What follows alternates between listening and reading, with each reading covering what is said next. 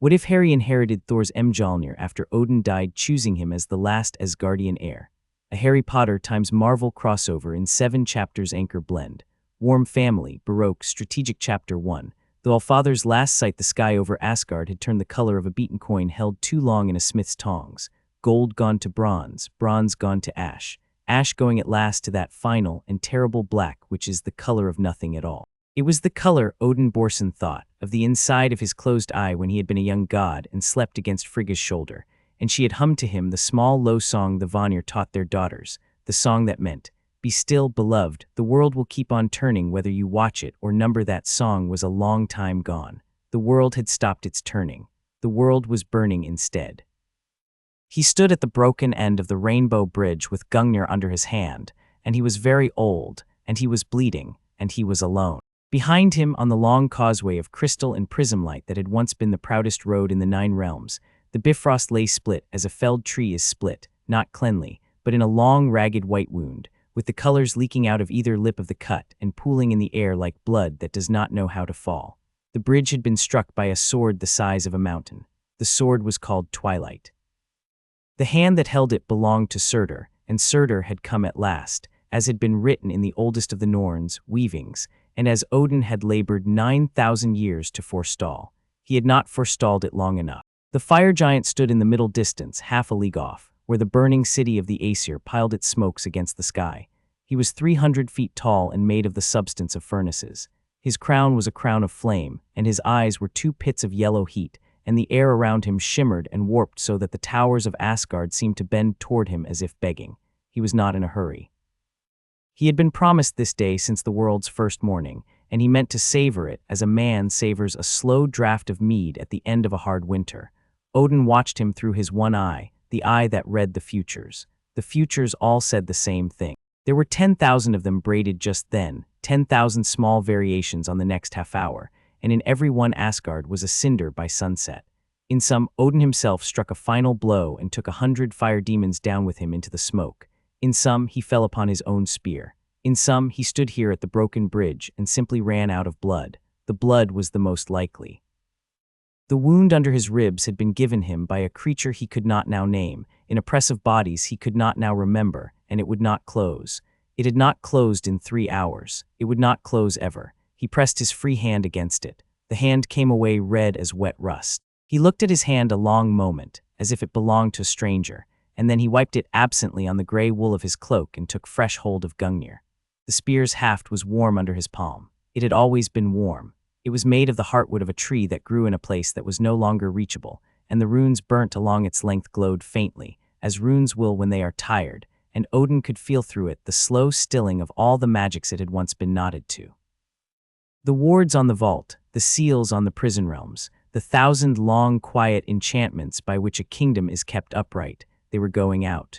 They were going out one by one, like candles in a drafty hall, and there was no servant in the world who could go round and light them again.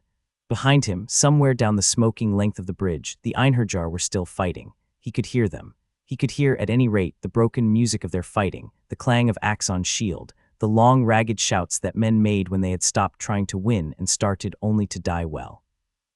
They had been the best warriors of the 9, hand-picked, hall-feasted, sworn to him by oaths older than half the kingdoms of men. They were dying in pockets now, in little knots of 3 and 5 on staircases and in colonnades and around the dry fountains. The song had gone out of them. There was no horn call left in any throat in Asgard. Forgive me, Odin thought in the direction of those distant clangs. Forgive me for outliving you. He turned his face to the sky. The sky was on fire. Not the honest red fire of a sunset, which is only the air doing its old trick with the light, but a true fire, a slow rolling fire that lived in the upper airs and had teeth in it. The clouds had caught and were burning back from their edges like parchment thrown into a brazier. The stars had not yet come out, but Odin could feel them up there behind the smoke, and he could feel that some of them were going out. Whole stars, whole patient ancient suns. He had not known until this hour that a man could feel a star die. He felt them now as a man feels a tooth pulled, that quick small wrong absence multiplied and multiplied. He breathed in. The breath hurt. It smelled of ozone and of old roses. The old roses he could not at first account for, then he could. Frigga had kept roses in the high garden, behind the south wall, where the warm winds off the inner sea would not strip them. They had been white roses, and a few of them pink, and one tall mad bush of a color so deep it was nearly black. And after she had died, he had let no one cut them, and they had run wild over the high garden and choked the paths, and now they were burning. He could smell them burning. It was the most particular smell in the world. It smelled like her hand on his sleeve. He closed his eye for 1/2 second. He opened it again. "Frigga," he said aloud, very quietly, as one says the name of a person one expects to meet in the next room. "Frigga, I am coming. But not yet, not yet, not until he had done the one last thing." He looked down at his hand on Gungnir. The hand was an old man's hand. The knuckles were swollen as old roots, and the skin over them was thin as the membrane in an eggshell, and there were liver spots there that he had never noticed before, or had perhaps noticed and refused to count.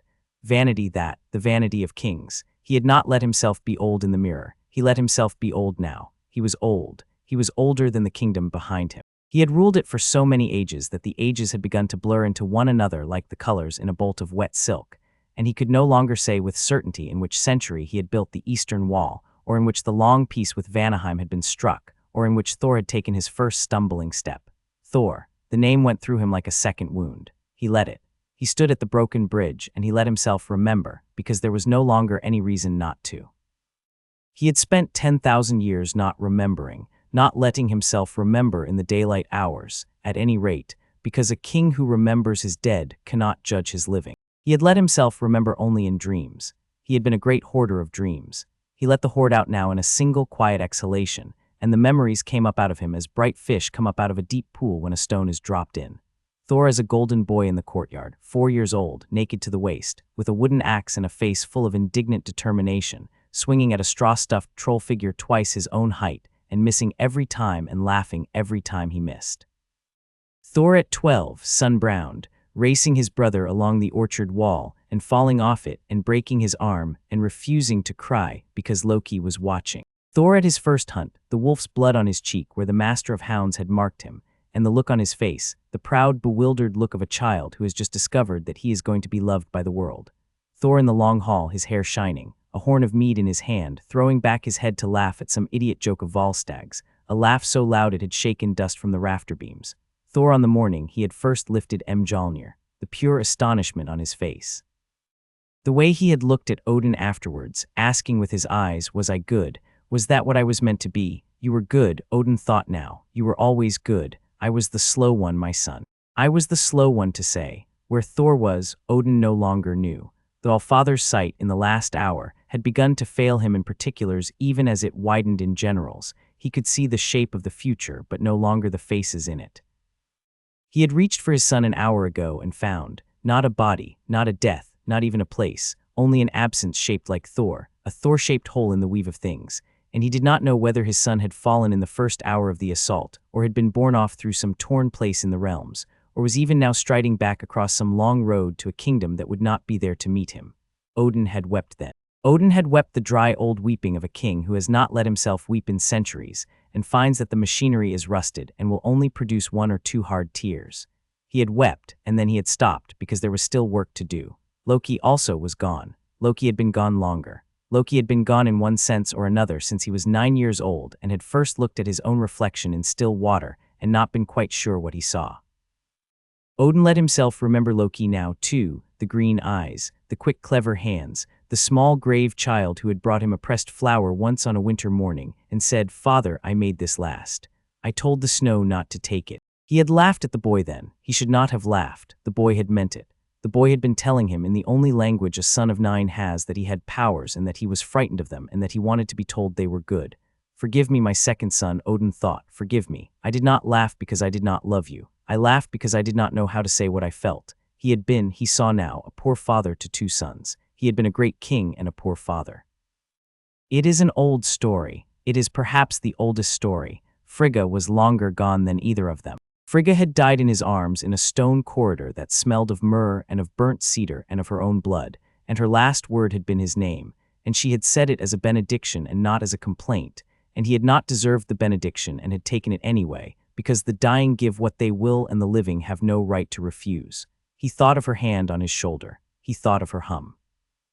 "Be still, beloved. The world will keep on turning whether you watch it or number." The world had turned. The world had turned and turned and turned, and now it had come round at last to this, to a one-eyed old man on a broken bridge, with a wound that would not close, and a giant of fire walking slowly toward him through the smokes of a dying city, and the music gone out of everything. And still, there was a thing to be done. He drew himself up. He drew himself up as he had not drawn himself up in 100 years. He put back his shoulders and lifted his chin, and felt the long old habit of kingship settle on him, like a cloak that has been hung on a peg by the door for a long time, and is taken down at last for the funeral.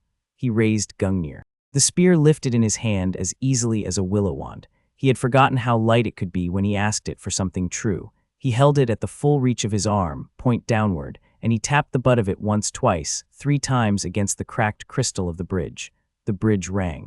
It rang with a long, low single note, the note Asgard had been tuned to in the world's first morning, and the note went out across the smoking city and into the burning sky. And for one breath every fire demon in Asgard paused in its butchery and lifted its yellow head, because the note was not a thing they had ever heard before, and creatures of fire are uneasy when they hear a thing they have not heard. Surtur, half a league off, also lifted his great burning head. Surtur listened. Surtur began to walk a little faster. Odin paid him no mind. Odin had perhaps 4 minutes. Heimdall, Odin said aloud, not because Heimdall could hear him. Heimdall's eyes lay closed in a courtyard a long way off, and Heimdall would not open them again, but because there are certain workings that require a watcher to be named even if the watcher is dead. Heimdall, bear witness. I, Odin, son of Bor, son of Beri, last keeper of the throne of Asgard, do open the Allfather's sight for the last and final time, and I lay upon it no limit but my own ending. Bear witness. The wound under his ribs flared. He paid it no mind. He closed his one eye. He opened the other. The other eye, the eye that was not an eye, the eye that lived in the socket where his eye had been, the eye he had bought from Mimir's well with the price of his own face, opened upon a world that was not the world. It opened upon the world tree, Yggdrasil, in all its long, slow burning. He saw the branches. He saw them as he had always seen them, but more so, because there was no longer any cost to looking. He had spent every reserve. He was paying the working in death. Death is the cheapest of currencies and the largest. He could afford anything now. He saw Asgard's branch first, of course, the great gold-leafed limb at the crown of the tree, and he saw it black to the heartwood and falling. He saw Vanaheim's branch already gone, already only a stub. He saw Ulfheim, where the light elves had drawn their long pale curtains. He saw Svartalfheim's broken cinder. He saw Nidavellir, where the dwarves had shut themselves into their forge halls and were singing a song that meant we will not come out for any voice that calls. He saw Jotunheim's frost half melted, and the giants out on the ice with their hands open, not in surrender, but in something like prayer. He saw Helheim. He did not look long at Helheim. He saw Niflheim's fog. He saw Muspelheim's burning, the long red boil from which Surtur had come, and he saw it cheering its champion onward across the realms. He saw Midgard. He looked at Midgard. He looked at Midgard with a slow attention. There were perhaps among the men of Midgard those who might be made worthy of what he had to give. There had always been here and there a man or a woman of Midgard whose soul rang true. He had loved Midgard quietly for a long time. He had loved its small, brave lives. He had loved that they died so quickly and did so much in the dying. But none of those he saw on Midgard, in the great cities of its present age, was quite the match. Some were great, some were good. None had the precise shape he needed, the shape of an heir to Thor. He needed a soul shaped like lightning, shaped like love. He needed a soul that had been hurt and not broken. He needed a soul young enough to be taught and old enough to know already in its quiet animal way what mattered. He reached further. He reached past Midgard, past Yggdrasil's known branches, into the thin places where the trees' roots tangled with the roots of other trees, in other gardens, gardens that he had only ever half believed in. There are more worlds than 9. The dwarves know this. The dwarves keep maps.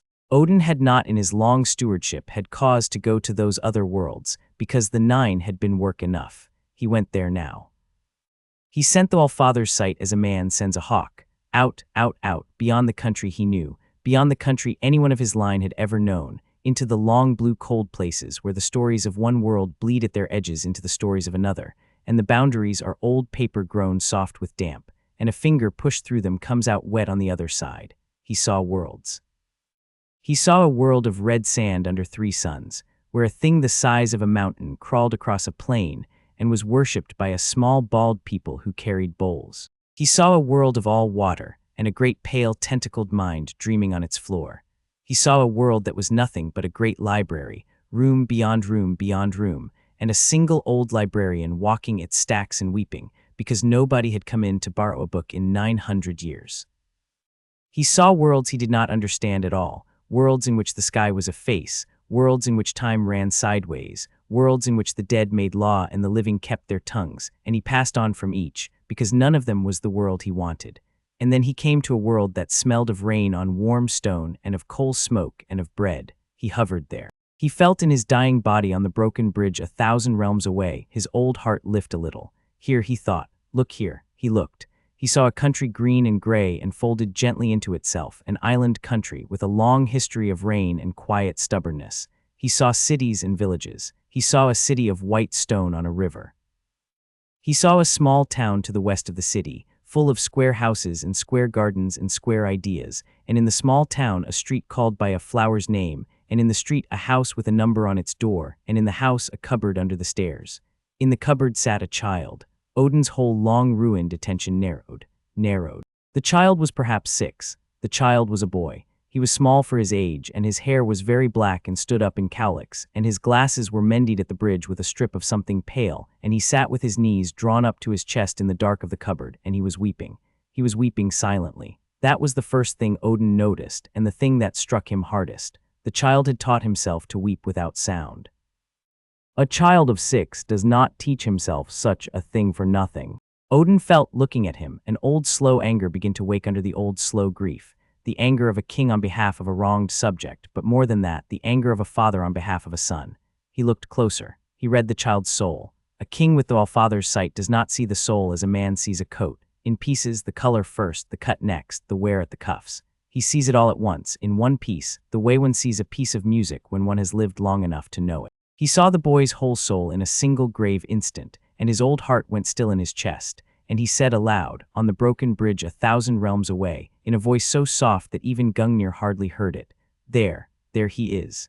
It was the voice of a man who has been looking for something for a very long time and has at last set it down upon the table. The boy's soul was lightning. That was the first and most unmistakable thing, a clean white core of magical force, of the precise quality and pitch that Odin had felt only once before in all his long stewardship, and that had been the day a yellow-haired boy of 3 had first reached for a wooden mallet on a high shelf and brought it down with a thunderclap that had shaken the cradle. The boy in the cupboard had that same core. It was banked low, it was cold and tight, it had been starved, but it was the same fire. And around the lightning, and this was what stopped Odin's breath altogether, was love, an unbroken, unwithered, perfectly unreasonable capacity for love. The boy had been given nothing and had been beaten besides, and yet his small soul went on producing love the way a spring produces water, without thought, without economy, without any care for who would or would not drink. He loved his cousin who tormented him. He loved his uncle who screamed at him. He loved his aunt who would not look at him. He loved the spider in the corner of the cupboard, and he had named it, and he talked to it at night. He loved a robin he had once seen on a fence post. He loved his mother whom he could not remember, and whose face he had only ever seen in dreams. He loved. My boy, said Odin on the broken bridge, with a tenderness in his voice that the Einherjar had never heard from him, that Frigga had only sometimes heard, that Thor and Loki had heard perhaps 2 or 3 times in their long childhoods. Oh, my boy. He looked 1 beat longer. He looked at the bruise on the child's cheekbone, which had been put there by an open hand 2 days ago. He looked at the calluses on the small palms, which were the calluses of a child who has been made to scrub stone floors. He looked at the half-empty stomach. He looked at the patient sorrow. He thought, this is my heir. This is the heir of Thor. This is my son. And then, because he had perhaps 3 minutes left, and because tenderness in a dying king must always become action or be wasted, he straightened, and he set his jaw, and he turned the Allfather's sight outward again, and he called for Mjolnir. The hammer came. It came up out of the smoke of the burning city like a fish jumping out of a dark pond, a single bright square shape with its leather thong trailing, and it flew the long broken length of the bridge and slapped into Odin's outstretched hand with that small particular thud that is the most satisfying noise in all the 9. The hand closed on the haft. The haft was warm. The hammer knew him. The hammer had always known him. Old friend, Odin said. The hammer thrummed once against his palm in the way it had, the way that meant I am here.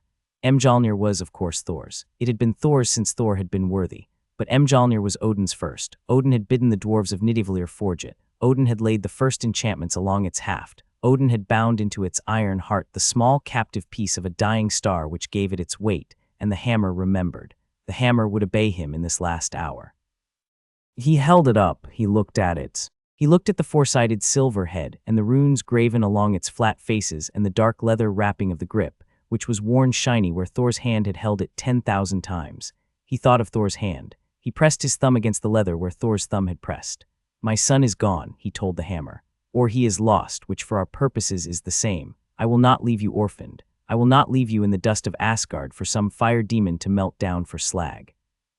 You were made for a better hand than that." The hammer thrummed again. It was listening.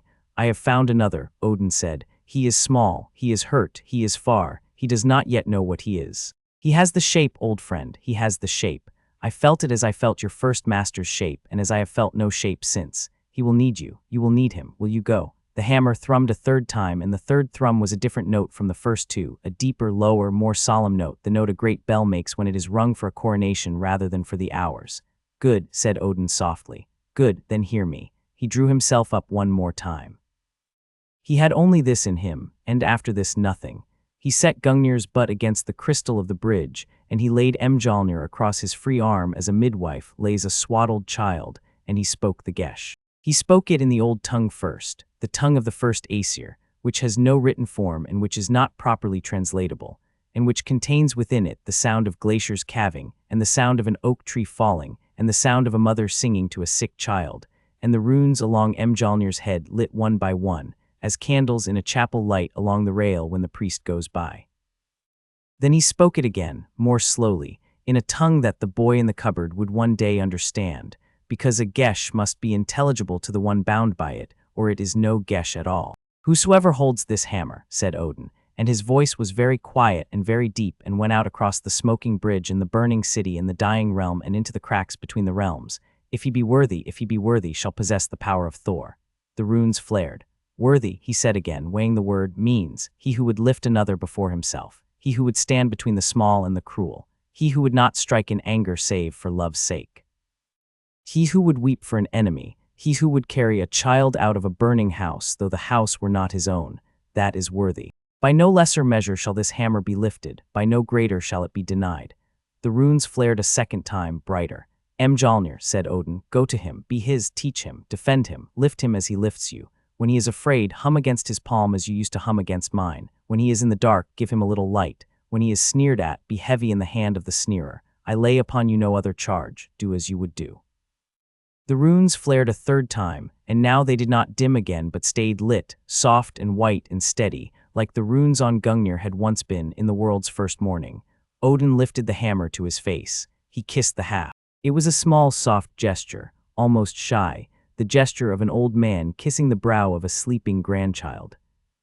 The lips moved against the dark leather for half a second, and there was in that half-second every tenderness that Odin had ever felt and had not in his long stern stewardship found a way to say to Thor, to Loki, to Frigga, to the Einherjar, to the green hills of Vanaheim, to the patient librarian in some world he had passed over, to every small good thing the nine had grown in their long turning. All of it went into the kiss. "Find him, old friend," he whispered against the leather. "Be his." Then he drew back his arm. The arm was an old man's arm and a god's arm both. He turned his face up to the burning sky. He cocked his wrist, and he hurled Mjolnir up, not outward, not along the bridge, but straight up into the heart of the fire. The hammer rose. It rose faster than any falcon, faster than any arrow, faster than any prayer. It rose with a clean white tail of light behind it, and the light was not the light of Asgard, which was gold, and not the light of Midgard, which was butter yellow, but a third and stranger light, the white light of a thing being sent on a journey it has never been sent on before. The hammer rose. The hammer rose until it was a single bright point in the sky. The hammer rose until even Odin's eye could not follow it. The hammer struck the dimensional veil. The veil did not break. The veil was not made to break. The veil opened, for one half breath, the way a curtain in a sick room opens when someone goes through it carrying soup, and through the opening the hammer slipped, neat as a needle, and was gone. The veil closed. The white tail of light hung in the burning sky for a moment longer. Then it dispersed. Then there was only the burning sky. Surtur, who had been a quarter of a league off and walking, stopped. Surtur, who had felt late, too late, some great working being done in the air above the broken bridge, lifted his crowned head, and his two yellow pit eyes narrowed at the place where the hammer had gone, and he understood. He understood all at once, with the slow, simple understanding of fire, that the Allfather had done a last and terrible thing, and that some inheritor somewhere was being made, and that Asgard's end would not after all be the end of Asgard. Surtur roared. The roar rolled across the burning city and shook loose stones from the towers and curdled the air and bent the smoke into shapes like fingers. And Surtur began to run, and Surtur lifted Twilight, the great sword the size of a mountain, and Surtur's stride covered 50 yards at a step. Odin watched him come. Odin smiled. It was a small smile, a private smile, the smile of a man who has finished a long letter and sealed it and put it in the bag and seen the writer ride out of the gate. He leaned on Gungnir. He felt the wound under his ribs open the rest of the way, with a small wet sigh, and he felt his blood let go of him at last and run down his side in a warm rush, and he felt his knees begin to soften. He did not fall. He would not fall. He stood on the broken bridge and faced the running giant of fire, and he said, quite calmly, as a man says good night at a door, "Frigga, I am coming." Then his one eye closed, and Gungnir slid a little in his hand, and the old king who had ruled the 9 realms for 10,000 years went out of the world. He went out smiling. A long way away, a very, very long way away, across more veils than a man has fingers. It was a summer afternoon on Privet Drive. The petunias were wilting. Petunia Dursley had been after Vernon for a week to fix the hose attachment so that she could water them properly, but the hose attachment leaked at the brass collar, and Vernon had said he would see to it on Saturday, and now it was Saturday, and Vernon was instead washing his Vauxhall. He was washing it in his shirt sleeves with the radio propped in the open kitchen window playing a cricket match. He was a large pink man with a mustache that fitted his face very poorly, like a stick-on mustache from a joke shop, and he had a sponge in one hand and a tin pail at his feet, and he was very happy. Saturday afternoon car washing was, for Vernon Dursley, what prayer is for other men. He polished the wing mirror. He hummed. Petunia stood at the line in the back garden with a basket of damp washing at her hip. She was hanging out tea towels. The tea towels were all printed with little blue cornflowers because she had bought them on offer at the British home stores and she liked a theme. She pegged them up with her thin, fast fingers, and she counted them as she pegged because she counted everything, the tea towels, the pegs, the daisies in the lawn that she meant to dig up. She was thinking vaguely about a chicken for Sunday. Dudley Dursley was on the back step. Dudley Dursley was screaming. He was screaming about an ice lolly. The ice lolly was an orange ice lolly, and it had been a perfectly serviceable ice lolly 5 minutes ago, but the sun was hot, and Dudley had taken his time with it the way he took his time with everything, and now it had melted down its stick and run over his fat little fist and dripped on his shorts, and the world was therefore ending. He was 6 years old and the size of an 8-year-old, and his face was very red, and his voice was very large, and he was screaming as if a knife had gone into him. "Mummy," he was screaming. "Mummy, mummy, mummy, mummy." "Yes, Popkin," said Petunia, pegging a tea towel. "Mummy, it's melted, mummy." "Yes, Popkin." "Mummy, get me another one." "In a minute, Popkin." "Now, mummy, in a minute." Inside the house, in the cupboard under the stairs, Harry Potter heard the screaming, and his shoulders went up a little around his ears in the way they always did when Dudley was screaming, because Dudley's screaming sometimes ended in someone opening the cupboard door and shouting at him, even though he was not the one screaming and had not done anything, and he did not want to be shouted at today, because he had been shouted at yesterday, and his cheek was still sore, and he was very tired. He was 6. He was small. He was sitting with his knees drawn up to his chest in the dark, and his cheek was pressed against the wood of the door, and he had been weeping, but he had stopped weeping now, because he had heard his aunt's basket creak in the garden, and he did not want to be heard. He had been put in the cupboard for melting Dudley's lolly. He had not melted Dudley's lolly. The sun had melted Dudley's lolly. But Petunia had needed someone for it to be the fault of, and Harry was always available for that, and so here he was. He listened to Dudley screaming. He listened to his aunt saying in a minute, "Popkin." He listened to a fly in the cupboard with him, a small patient fly, walking on the ceiling. He talked to the fly without sound. "Hello, fly," he thought. "Sorry it's dark." And then from a sky which had been, until this instant, the ordinary thin blue sky of an English afternoon, there came a thunderclap. It was not a thunderclap such as is heard before a storm. There had been no storm, there were no clouds, there was no warning. It was a single hard crack directly above the house, so loud that the windows of number 4 buzzed in their frames, and the radio in the kitchen lost the cricket commentary for a beat, and the tea towels on the line jerked once as if a hand had pulled them, and Vernon dropped the sponge. A streak of pure white light came down out of nothing. It came down so fast that even afterwards no one was quite sure whether they had seen it or only seen the place where it had been. It came down in a straight line, like a thread on a sewing machine, and it struck the flower bed. The flower bed was the flower bed by the back fence. It had petunias in it. It also had, in defiance of the petunias, a small clump of marigolds that Petunia had been meaning to weed out, and a single tall sad rosebush that had been there since the previous owners and had never bloomed properly. The streak of light went into the center of the flower bed, and there was a low whomp like a duvet dropped on a bed, and a small precise crater appeared in the earth, perhaps 2 feet across, and the petunias around it went black at the edges as if a match had been held to them, and a thin singing white smoke went up. In the smoke, half buried, lay a hammer. Vernon Dursley on the drive said, "What in the bleeding?" Petunia Dursley at the line dropped the basket.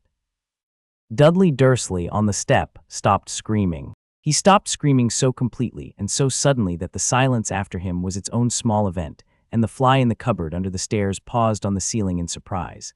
In the cupboard, Harry sat very still. He heard the thunderclap. He heard the whumph. He heard the screaming stop. He heard, through the floor and the wall and the close hot air of his little space, a strange high singing, a sound like a bell rung very far off in a clean cold place, very thin, very high, very steady. The singing was not in his ears exactly. It was in his bones. His teeth tingled with it. His fingertips tingled with it. And then he heard the voice. It was not a voice he had ever heard before. It was not a voice he had ever imagined. It was not, in fact, exactly a voice. It was something quieter than that, more interior, but it had the shape of a voice, and the shape of the voice was old and tired and very gentle, and it said 3 words inside his head as clearly as if a kind man had bent down to him in the dark and spoken them right against his ear. "Come, take what is yours." Harry's small heart gave one large soft thud. He did not move at first. He was a careful child. He had learned to be careful. He waited to see if the voice would say anything else. The voice did not. The singing went on. He raised his hand and pushed against the cupboard door. It was bolted on the outside. He knew it was bolted on the outside. It was always bolted on the outside when he was being punished.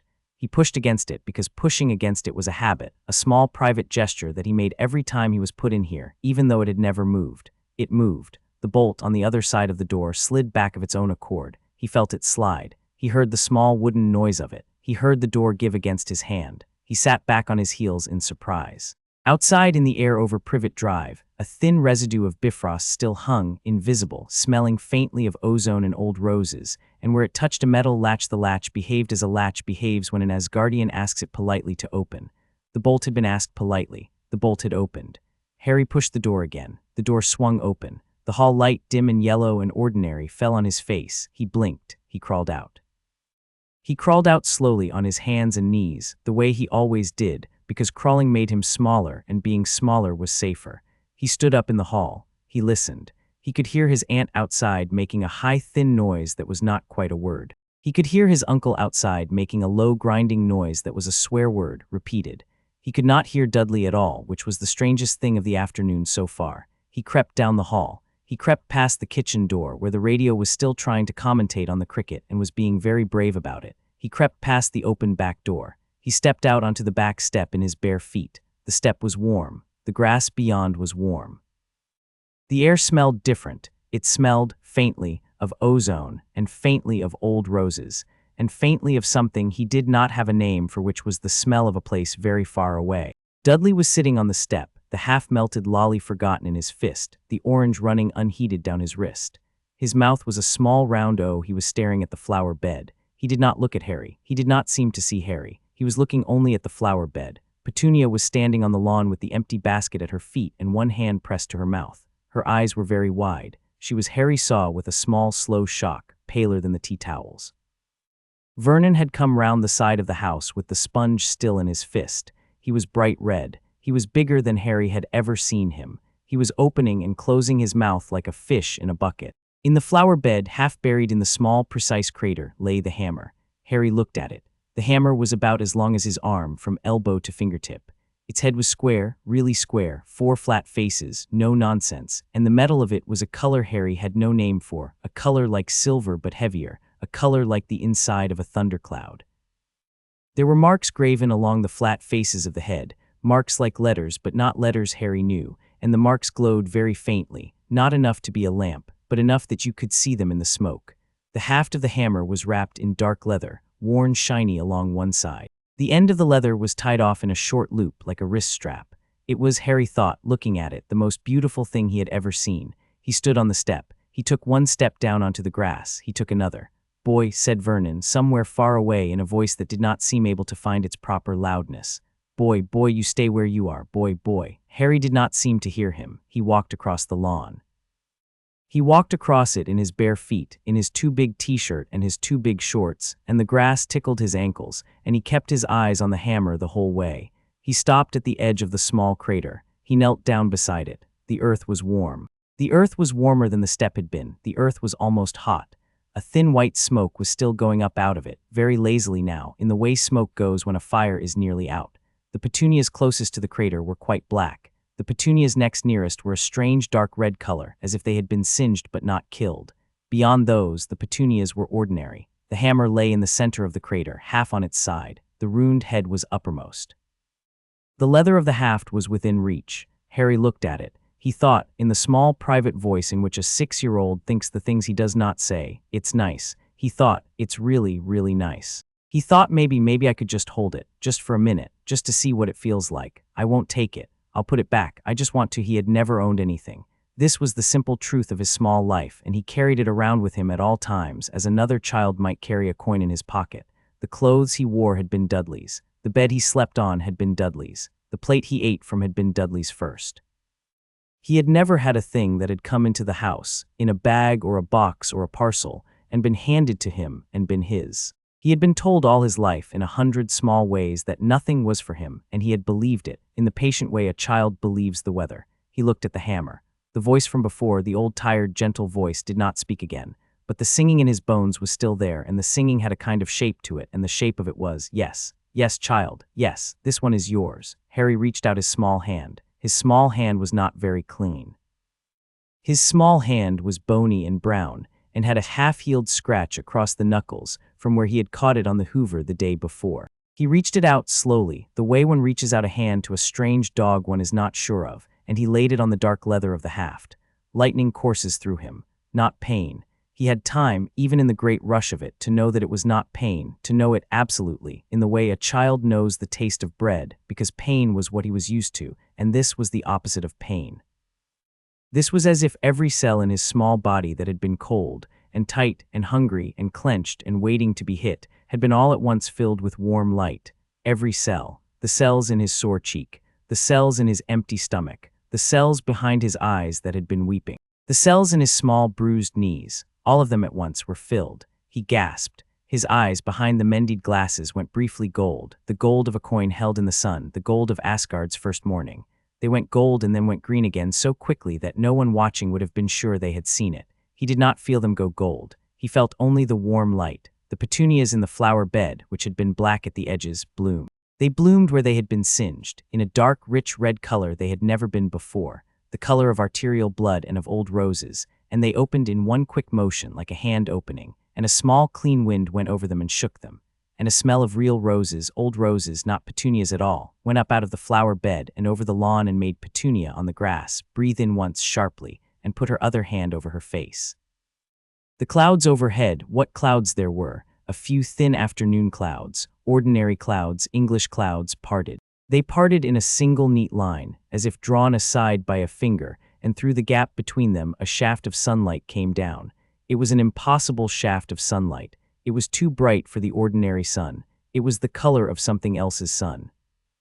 It fell narrowly and exactly on the boy and on the hammer in the boy's hand and on the small square of singed earth at his knees and on nothing else in the garden, and it lay there for the count of perhaps 3 heartbeats, and then it lifted, and the clouds closed again, and the afternoon was ordinary again. Harry did not see any of this. Harry was looking only at the hammer. A long way away on a broken bridge in a dying realm, the old king who lay slumped against his spear, who had been smiling as he went out of the world, smiled a little more. Then he was gone. "Boy," roared Vernon, finding his voice at last. The roar broke the spell. Harry flinched. The shaft of impossible sun was already gone, though he had not seen it. The singing in his bones was quieter now, not gone, only quieter, as if it had moved from the outside of him to the inside and settled down there to sleep. His eyes were green again. His small hand was still on the leather haft. "Boy," roared Vernon, "boy, you put that down. You put that down. You do not touch that, whatever that is. You put it down." Harry, who had been told to put things down all his life, put it down. He let go of the haft. The hammer settled softly, lightly, almost shyly, into the grass at the edge of the crater. It did not thud, it made no noise at all. It lay there as if it had always lain there, and the leather strap fell over to one side, and the runes on the silver head dimmed by 1 degree, like an animal closing its eyes to sleep. Harry stood up. His knees were marked with 2 small black smudges of singed earth. He put his hands behind his back, in the way he had been taught to put them when he was being shouted at, and he turned to face his uncle. Vernon came across the lawn at a heavy run. His face was the color of corned beef. The sponge was still in his fist. He went past Harry without looking at him and stopped at the edge of the crater and stood over the hammer and looked down at it. His chest was going up and down very fast. "What," said Vernon, "is this? What is this?" Harry did not answer. Harry had learned not to answer when his uncle asked questions in that voice. Vernon bent down. He set the sponge on the grass. He took hold of the leather haft of the hammer with his great pink hand. He braced his feet. He pulled. The hammer did not move. Vernon's face went from corned beef pink to a thinner, more interesting purple. He set both hands on the haft. He spread his stance. He pulled harder. The hammer did not move. Vernon made a small grunting noise. He pulled with what looked, to Harry, like everything he had, with the kind of pull a man pulls when a child is choking and he is trying to lift the kitchen table off her, with the kind of pull a man pulls only once in his life. The veins stood out on his neck. The veins stood out on his bald spot. His mustache trembled. The hammer did not move. It might as well have been buried under the world. Vernon let go. He stepped back. He breathed in. He breathed out. He looked at Harry. He looked at the hammer. He looked at Harry again. "It's a rock," said Vernon in the tight, small voice of a man explaining a thing to himself. "It's a rock. It's a piece of meteor or something. It's stuck. It's a rock." "Vernon," said Petunia from the grass faintly. "Don't," said Vernon to her without turning. "Don't. It's a rock. Get back in the house, woman. Take Dudley. Take Dudley inside. It's a rock and I'll ring the council. I'll ring someone. Get inside." Petunia came forward. She came forward in the stiff, sideways way of a person walking past a sleeping snake. She did not look at the hammer. She did not look at Harry. She took Dudley by the wrist, Dudley, who was still sitting on the step, still O-mouthed, the lolly stick now empty in his other hand, and she pulled him up and pulled him inside. Vernon stood over the hammer for a long moment longer. Then he turned very slowly and he looked at Harry. His look was not, for once, the look of a man about to shout. It was a stranger look. It was the look of a man who has seen a thing he does not understand, and who suspects very faintly at the very bottom of him that the boy in front of him has something to do with it, and who has decided instantly as a kind of self-protection that he will not think about that suspicion ever again, not ever, not even at 3 in the morning when he wakes up sweating from a dream he will not remember. "You," said Vernon. "You, get in the house, get in your cupboard. Now, boy." Harry went. He went past his uncle and across the grass and up the back step and through the kitchen where the radio was still going. He went down the hall. He climbed back into the cupboard under the stairs. He sat down. He drew up his knees. He heard the door close behind him. He heard the bolt slide. The bolt slid normally this time. The Bifrost residue was already gone out of the air. The latch was only a latch again. He sat in the dark. The singing in his bones had quieted almost to silence, but it was still there. It was a little under everything else. It was, he realized slowly, in time with his heart. Every time his small heart gave its small thud, the singing gave its small high note, and the two of them ran together like a child, holding the hand of an adult walking down a road. He listened to his heartbeat. He had heard his heartbeat before, of course. Children hear their heartbeats when they lie down at night with their ears against the pillow, but he had never heard it like this. He had never heard it like a large thing. His heart was suddenly, for the first time in his small life, a large thing. It went thud in his chest, and the thud was the thud of a thing much bigger than he was, of a thing the size of a horse, perhaps, or the size of a barn, or the size of a hill. He sat in the dark of the cupboard and he listened to his own heart beating as if it were the heartbeat of something larger. He did not understand. He did not need to understand. He sat. He breathed. The cheek that had been sore was no longer sore. The stomach that had been empty was no longer hungry. The knees that had been bruised were no longer bruised. He noticed each of these in turn, with the patient mild surprise of a child noticing that a wet sock has dried. He did not yet know what it meant. He only knew that he felt, and he had not had this word for it before, all right. He whispered very softly into the dark of the cupboard, "Hello." He did not know who he was saying hello to. He said it anyway. He had heard a voice before in the singing. He thought perhaps the voice might be still nearby, in the way of grown-ups who have come to tuck a child in and have not quite left the room. The voice answered. It was, again, the voice that was not exactly a voice. It was very tired now, much more tired than it had been the first time, as if speaking had cost it more than it had, and very, very far away, as if it were speaking down a long pipe from another country, or another world, or another life altogether. But it was still gentle. It was still gentle in the way that mattered. It said very softly in the back of his head, "Sleep, child, we will speak soon." Harry sat in the dark. He did not cry. He did not want to cry. He felt for the first time he could remember that nothing in particular needed crying about, just at the minute. He sat with his knees drawn up and his small hands folded loosely on top of them, and the singing under his heartbeat slowed, and the cupboard around him was warm, and he closed his eyes. He slept. He slept the way he had not slept in years, without dreams of cupboard doors opening, without dreams of large pink hands, without dreams of green light he did not understand. He slept the long, clean, dreamless sleep of a child who has been, at last, accounted for. And in the back garden of number 4, Privet Drive, in the singed flower bed under the ordinary English sky, the hammer lay where it had been set down, square and silver and ruined and beautiful, and the petunias around it were a color petunia Dursley would not in the morning be able to bear to look at, and a small steady wind out of nowhere moved the leather strap on its haft, very gently, like a sleeping hand. Far away, on a broken bridge in a realm that had ended, an old king lay against his spear, and did not move. The fire giant Surtur stood over him with the great sword Twilight raised, and roared, and brought the sword down, but the old king was already gone, and there was nothing in the body for the sword to take. The sword struck the broken bridge instead, and the bridge gave its last long ringing note, and Asgard properly ended. And the old king, going wherever old kings go, carried with him into that going one small private satisfaction, a satisfaction the size of a hammer kiss, the size of a single word said softly against dark leather, and the satisfaction was this: there he is, my boy. Chapter 2, A Cupboard Full of Thunder. The cupboard under the stairs at number 4, Privet Drive, was 4 feet wide, 3 feet deep, and 4.5 feet tall at its highest point, which was the point nearest the door, where the staircase began its climb to the first floor. At the back, where the stairs reached their dim, dusty apex, the ceiling sloped down to nothing, and a small boy of 6 could just about sit upright if he tucked his chin against his collarbone and remembered not to think about spiders. There were spiders. Harry had counted 7 of them once, in the long, thin afternoon of a Sunday when Aunt Petunia had locked him in for sneezing during her program. He had named 4 of them. The other 3 had looked at him in a way he did not like, and he had decided that some things deserved their privacy. The cupboard smelled, on most nights, of damp wool and shoe polish and the faint mineral breath of the cement floor under the lino. On this particular night, the night after the day on which a hammer had fallen out of the sky into Aunt Petunia's begonias, it smelled of something else as well, something Harry could not name. Something like the air just after a thunderstorm, when the road is black and shining, and the gutter is full of small brown leaves, and the world feels, for a moment, very clean and very far away. Harry lay on his back on the camp bed, hands folded carefully on his stomach the way they laid people out in the films Aunt Petunia liked, and he thought about the hammer. It had been a hammer, he was almost sure. It had been a hammer with a short stubby handle bound in dark leather, and a head of gray-black metal scored with strange marks like tree roots or scratches or letters in a language nobody knew. He had picked it up. He had picked it up easily, easier than picking up the kettle, which Aunt Petunia would not let him near, and easier than picking up Dudley's plastic dinosaur, which Dudley had thrown at his head last Tuesday for being in a room. Harry's right hand had closed around the leather, and the leather had been warm, and a feeling had gone up his arm like, he tried to find the word, like a yes. Like somebody he could not see had nodded at him and said yes.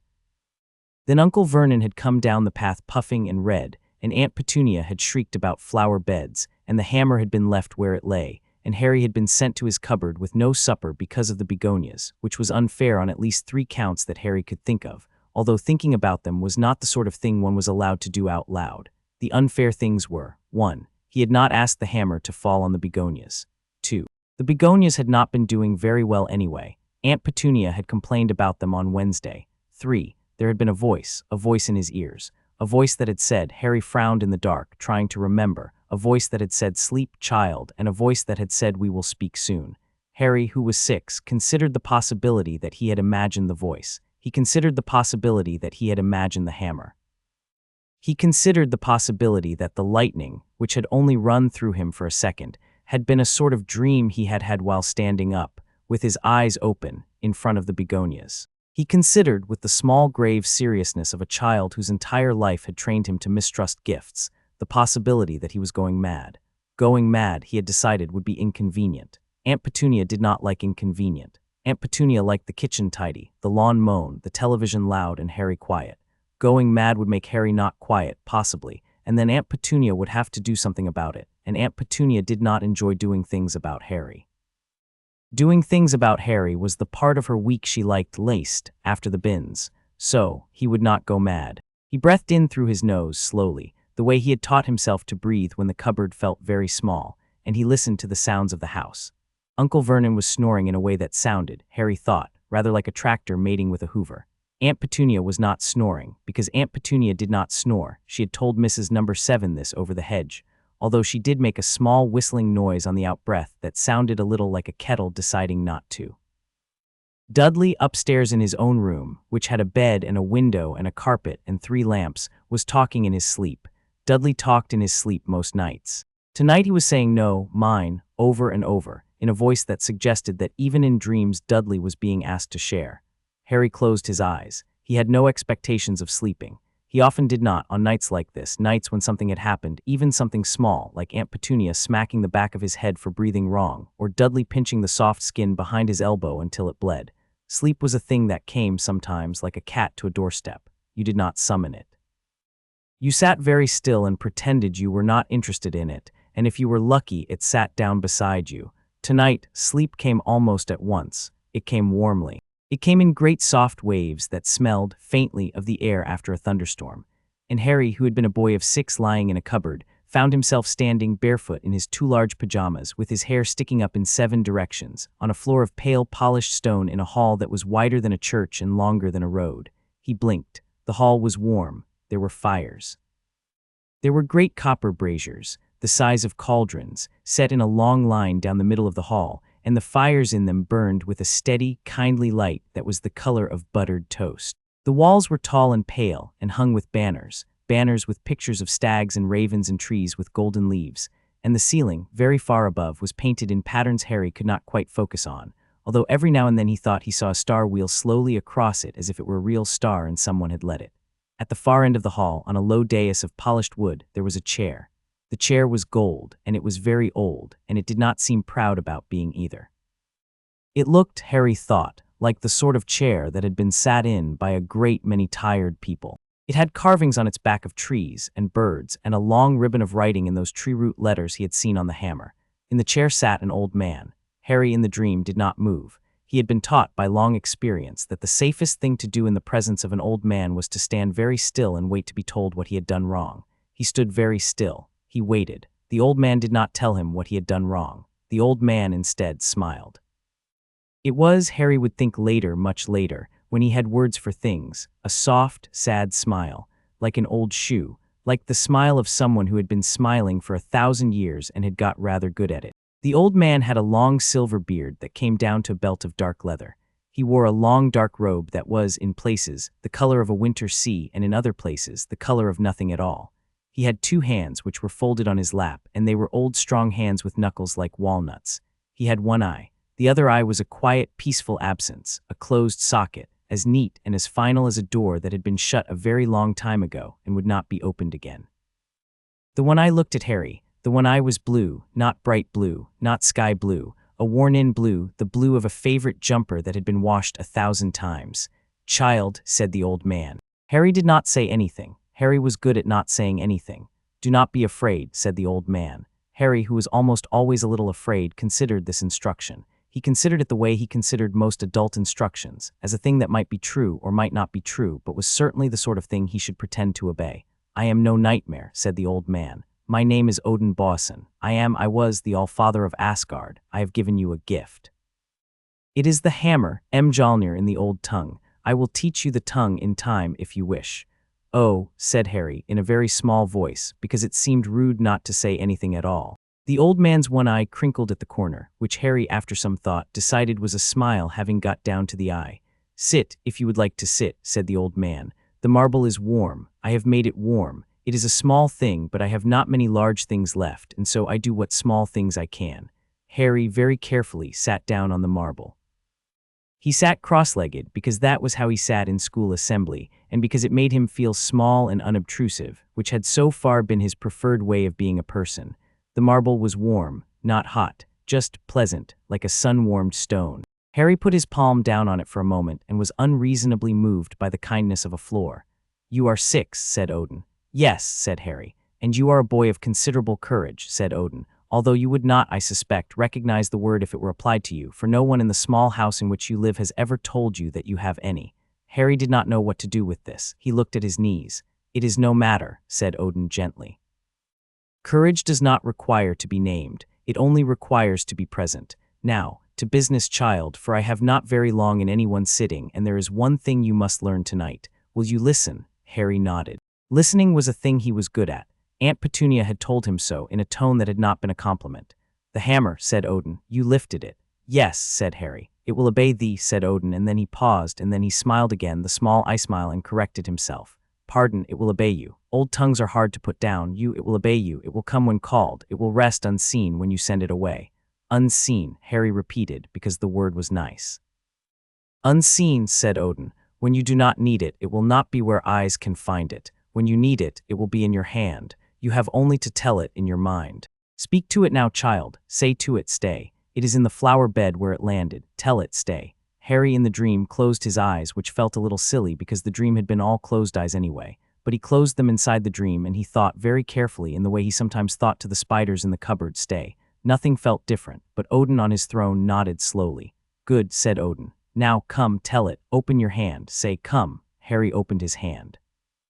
Come, he thought, and the hammer was there. It was there in the way that a thing has always been there, the way one's own thumb is there. The leather was warm. The metal of the head rested heavily against his small forearm, and yet it did not feel heavy in the way Aunt Petunia's frying pan felt heavy. It felt instead as if the weight had decided to be polite to him. Harry made a small noise that was not quite a gasp. "Yes," said Odin very softly, looking at him with the eye that was wet around the edges. "Yes, there you are." "It came," said Harry. "It came," said Odin. It's a real hammer. It is a very real hammer," Odin agreed.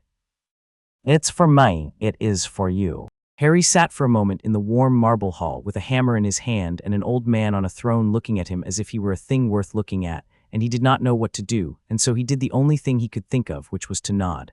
"Send it away again," said Odin gently. "Practice. Stay. Stay," thought Harry. The hammer went. "Come," said Odin. "Come," thought Harry. The hammer came.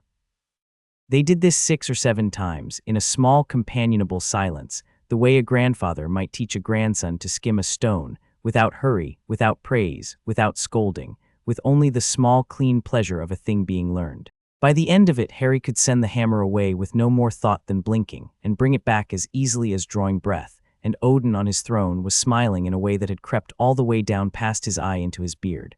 "Enough for tonight," said Odin. "You are tired. You have had a great day, child, although you do not yet know how great. Go now, sleep the rest of your sleep. We will speak again." "When?"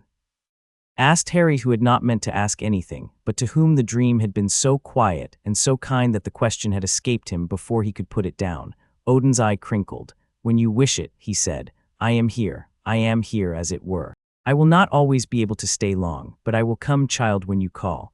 "Like the hammer," said Harry. "Like the hammer," said Odin, although less heavy. Harry in the dream smiled. It was not a thing he did often. He had to look it up almost in himself. "Sleep, my boy," said Odin softly. "Sleep." The hall faded, the braziers dimmed.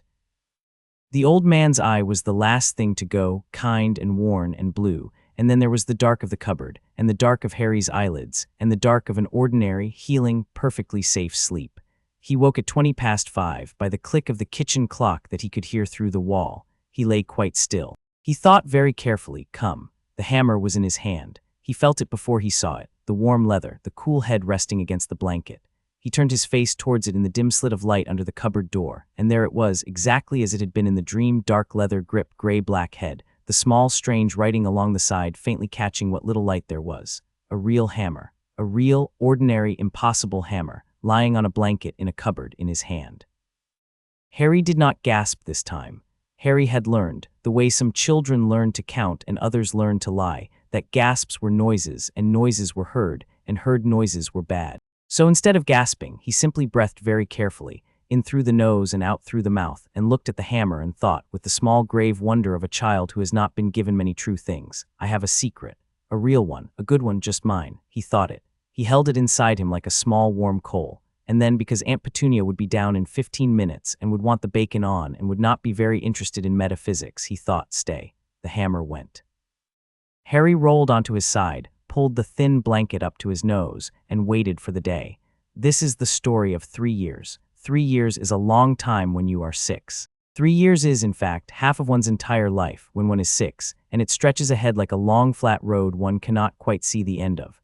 But 3 years from a great enough height looks short. It looks, perhaps, like the time it takes a small boy to grow 2 inches and lose 3 teeth and learn to read books that are slightly too old for him, and from that height we shall be telling it. In those 3 years, the following things happened on Privet Drive. Number 6 painted their front door yellow, and Mrs. Number 8 complained about it for nearly a fortnight, and then painted hers a slightly more aggressive yellow. Aunt Petunia bought a new vacuum cleaner. Uncle Vernon was promoted at Grunnings and bought himself a new tie, which was the color of a bruise. Dudley grew. Dudley grew in the manner of something a farmer might worry about. Dudley grew sideways and upwards at once, and his trousers, which had been at the right length in September, were at the wrong length by December, and the wrong width by February, and by the following September were not trousers at all, but a sort of sad memory of trousers, hanging in a cupboard.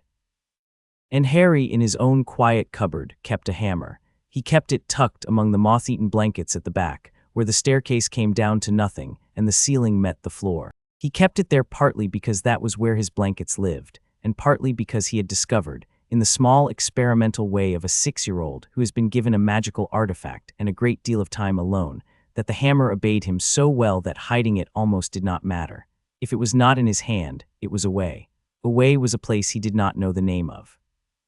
Away might have been the flower bed, or the cupboard, or the empty air over the rooftops of Little Winging, or some warm patient room in Asgard where it sat, like a dog at the door, waiting to be whistled. Harry did not know. Harry was 6, and then 7, and then nearly 8. The geography of Away was not his to worry about. He worried instead about the geography of Aunt Petunia's suspicions, which was a much more complicated map. The hammer incident, as Harry came to think of it privately, although he never said the words aloud, not even to himself in the cupboard, happened a fortnight after the dream. Uncle Vernon, who had decided that the rock in the flower bed had been there long enough, came outside one Saturday morning in his old gardening trousers and his second-best vest, and he stood over the hammer in the begonias and frowned at it the way he frowned at the news. "Petunia," he said loudly, "the boy's rock." "What about it?" said Aunt Petunia from the kitchen window. Aunt Petunia's "what about it" was a famously dangerous sentence. It was the what about it of a woman who suspected that whatever it was about it, it would shortly be her problem. "Out," said Uncle Vernon. "Bin lorries Tuesday. Out it goes." "Mind your back, Vernon," said Aunt Petunia without looking up from the carrots. Uncle Vernon, who did not enjoy being told to mind his back, especially by Aunt Petunia, especially when he was already minding it, bent down to lift the rock. He did not lift the rock. He gripped the rock. He braced his stout legs. He drew in a long breath through his mustache. He pulled. The rock did not move. Uncle Vernon went a color that Aunt Petunia had not seen on him since the time at Marge's with the trifle. He pulled again. He pulled with his back, which he had been told not to use. He pulled with what Harry, watching from the kitchen doorway with a tea towel in his hands, identified even at 6 as his pride. The rock remained where it was in the begonias, looking frankly smug. "Vernon," said Aunt Petunia. "Bit heavy," said Uncle Vernon, in the voice of a man whose lower spine had just sent him a strongly worded letter. He let go of the rock and straightened up by stages, the way one might unfold an old deck chair, and pressed both hands to the small of his back. He glared at the rock. The rock, Harry was almost certain, did not glare back, because the rock was a hammer, and a hammer did not have a face, but if it had had a face, Harry felt confident it would have been a polite face. It would have been, perhaps, the polite face of Odin. "It's fixed," said Uncle Vernon, with the dignified outrage of a man who has been told that physics is not on his side. "Fixed in the ground. Roots, probably. Damn thing's got roots." "Rocks don't have roots," said Aunt Petunia, who was, in fairness, technically correct. "This one's got roots," said Uncle Vernon. "I felt them. Roots, Petunia, will need a man." "We will not," said Aunt Petunia, "need a man, Vernon. We will leave it where it is and grow something taller in front of it." "Roots," said Uncle Vernon, who liked the word now that he had thought of it. He retreated indoors and made himself a cup of tea with a great deal of sugar, the way a man does after a brush with mortality, and he did not speak of the rock again that day, although for some weeks afterwards he gave the begonias a wide berth. And once, when Mrs. Number 7 mentioned the unusual stone in his garden, he changed the subject very loudly to bin collection. Aunt Petunia did look at the rock on occasion. She looked at it the way one might look at a damp patch on a ceiling, with the firm refusal to think about what was behind it. She decided, after some consideration, to plant a small azalea in front of it, which she did badly, in a way that suggested she was not really committing to the azalea, but was committing to not seeing the rock. This pleased Harry enormously, in the small, dry way he was beginning to develop a taste for. He was learning, he thought, how adults worked. Adults did not look at things they could not explain. Adults looked away and decided the thing was something else and got on with their lunch. It was, he thought, a very useful piece of information.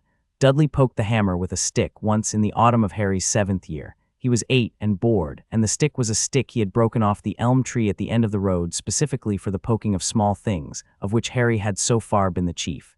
He poked the stick at the rock in the begonias. The stick splintered. It did not splinter in an interesting way. It splintered in the way a stick splinters when it meets something a great deal more serious than itself, which was the way a stick splintered against, for example, a brick wall or the side of Uncle Vernon's Vauxhall, or in this case, an enchanted Asgardian hammer pretending to be a piece of garden statuary. Dudley regarded the splintered stick. Dudley regarded the rock. Dudley, in his slow, plump way, considered the possibility that the rock was not a rock. He considered it for approximately 4 seconds, which was about 3 seconds longer than Dudley usually considered anything. Then he threw the splintered stick over the fence into Mrs. No. 6's garden and went indoors to demand a biscuit, and the consideration passed out of him the way water passes out of a sieve. Harry, who had been watching through the kitchen window, allowed himself, very briefly, a small private smile, which he was careful to wipe off his face before Aunt Petunia turned round. The dreams continued. They were not, at first, frequent. Odin had said he could not always stay long, and he could not. There were weeks sometimes when Harry slept without dreams and woke disappointed in a way he tried very hard not to be, because disappointment was a thing one ought not to let oneself feel in case it became a habit. But the dreams came back. They came back 2 or 3 times a month, then once a week, then more. Always the same hall, always the same warm marble, always the same one-eyed old man on the same patient throne. Odin never loomed. This, Harry thought, was the great fact of him. He never loomed. Adults loomed. Uncle Vernon loomed by accident, Aunt Petunia loomed by design, Mrs. Tiller at the corner shop loomed because she was tall and short-tempered and did not believe in children. Even Mrs. Fig, who was kind, loomed a little because she was old, and old people stood very straight when they were trying not to fall over. Odin did not loom. Odin sat. Odin on his throne was at the height of an ordinary man, and his voice was an ordinary voice, quiet and warm and a little hoarse, like a voice that had been used too much that day but did not mind being used a little more. He asked Harry questions. "What have you eaten today, child?" he asked, the third dream in. Harry, who had been taught to lie about this, Aunt Petunia did not like questions about Harry's eating, on the grounds that they implied she was not feeding him, which she was not, looked at the marble between his knees and considered lying. He did not lie. "Toast," he said. "In the morning, half a piece, and a bit of bread from Dudley's tea that he didn't want, and an apple off the tree at school. It was a bit green." Odin nodded slowly. "And drink, child, water," said Harry. "From the tap in the loo. Aunt Petunia doesn't like me using the kitchen." Odin was silent for a long moment. "We will speak of this," he said at last, very gently, "when you are older. For now, when next your aunt is at the shops, child, eat an apple from her fruit bowl. She has 6, she will count 5. She will blame your cousin who will deny it. She will not believe him. She will buy more apples. Do you understand?" "Yes," said Harry. "Good," said Odin. "She'll smack me if she catches me." "She will not catch you," said Odin. "I will tell you when." This, Harry thought, was an interesting kind of help. The next afternoon, in the cupboard in the dim, he heard Odin's voice, not in a dream, but in his ear, the way the voice had been on the day of the hammer.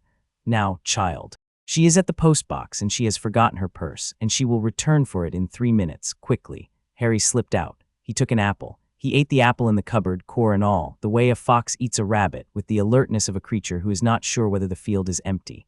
3 minutes later, Aunt Petunia let herself in, retrieved her purse from the hall table, complained loudly to no one about her own forgetfulness, and went out again.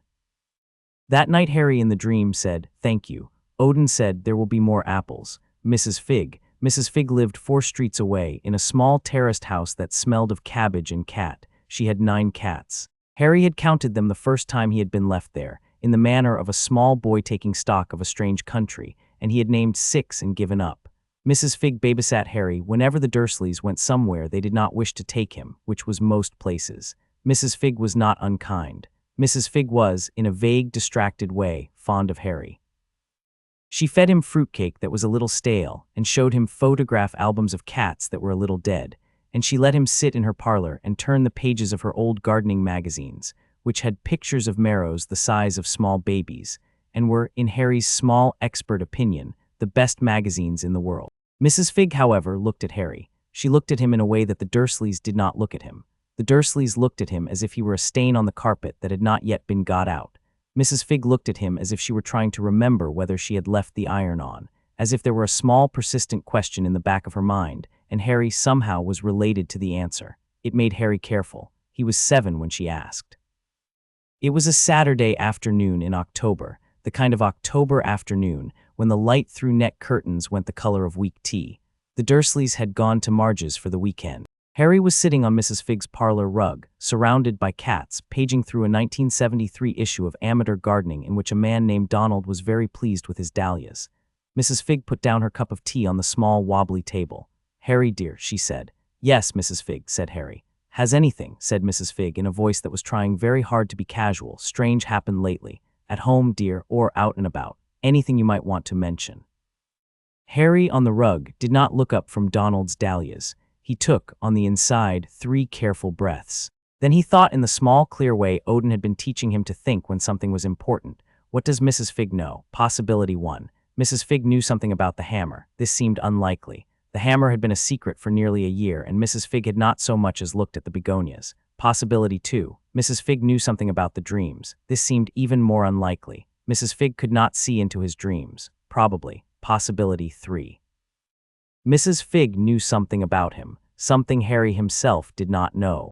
Something that had to do with the fact that Aunt Petunia, when she said the word normal, said it the way a Catholic says the name of a saint, in a small, tight voice, with the suggestion that if one were not careful one would fall off it. Possibility 3, Harry decided, was the most likely, in which case the answer was, tell her nothing. Odin, in his quiet, patient way, had taught Harry a great deal about telling people nothing. The truth, my boy, is a fine sword. But a sword in the hand of a child in a house of strangers is a danger to the child first and the strangers second. Hold the sword, do not draw it. We shall draw it together in time. Harry turned a page of the magazine. He looked up at Mrs. Fig with the wide, vague eyes of a child whose attention has been pulled away from dahlias against its will. "No, Mrs. Fig," he said. "Nothing has happened." Mrs. Fig looked at him a long moment. It was, Harry thought afterwards, a kind look. It was the look of a woman who was checking whether something she had thought might be true was still not true. It was the look of someone who would have been very glad of a different answer, but was not going to push for one. "All right, dear," she said at last. "All right." She picked up her tea. She did not ask again. That night in the dream, Harry told Odin. Odin nodded. "She is one of theirs," he said. "Of the wizard folk, a watcher perhaps, set to see that you are well." "She's nice," said Harry defensively, because somehow the idea that Mrs. Fig might be on a side filled him with an obscure dismay. "She is nice," Odin agreed. "Most watchers are. You answered her well, child. You did not lie. You did not boast. You did not invite further questions. You did what is called in the old tongue the small refusal. It is a good art. We will practice it." "What did she want me to say?" asked Harry. Odin's eye crinkled. "I do not know," he said, "but I suspect she wanted you to say a great deal, and was relieved when you said very little. It is so often with grown-ups, my boy. They wish to be useful. They do not always know how. A child who says he is well is a child they may go home and tell their masters about and have an evening's peace." "Their masters," said Harry, who had caught the plural. Odin paused. "There is a man," he said slowly, "called Albus Dumbledore. He is the head master of the school you will one day attend. He is a great wizard in his way and a good man in his way, and he watches over you in his way. He has placed Mrs. Fig there to keep an eye. I have no quarrel with him. He has done you a kindness in placing her. He has not yet, perhaps, done you all the kindnesses he might. We shall see." "He sounds important," said Harry. "He is important," said Odin. "But listen to me, my boy. There are 2 things one must remember about important men. The first is that they are men. The second is that they are important. Both are dangerous. Both can be loved. Be careful with him when he comes for you. Be a small boy in his presence. Be quiet. Be polite. Be grateful for what he has truly given. But do not show him the hammer, child. Not yet. Not for a long time." "All right," said Harry. He did not, at 7, fully understand. But he was learning that not fully understanding a thing now was not the same as not being able to act on it.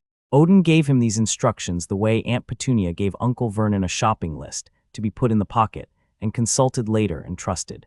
The car incident Harry would, in private, capitalize this in his head, happened on a Thursday in the spring of his 7th year, outside the corner shop on Magnolia Crescent.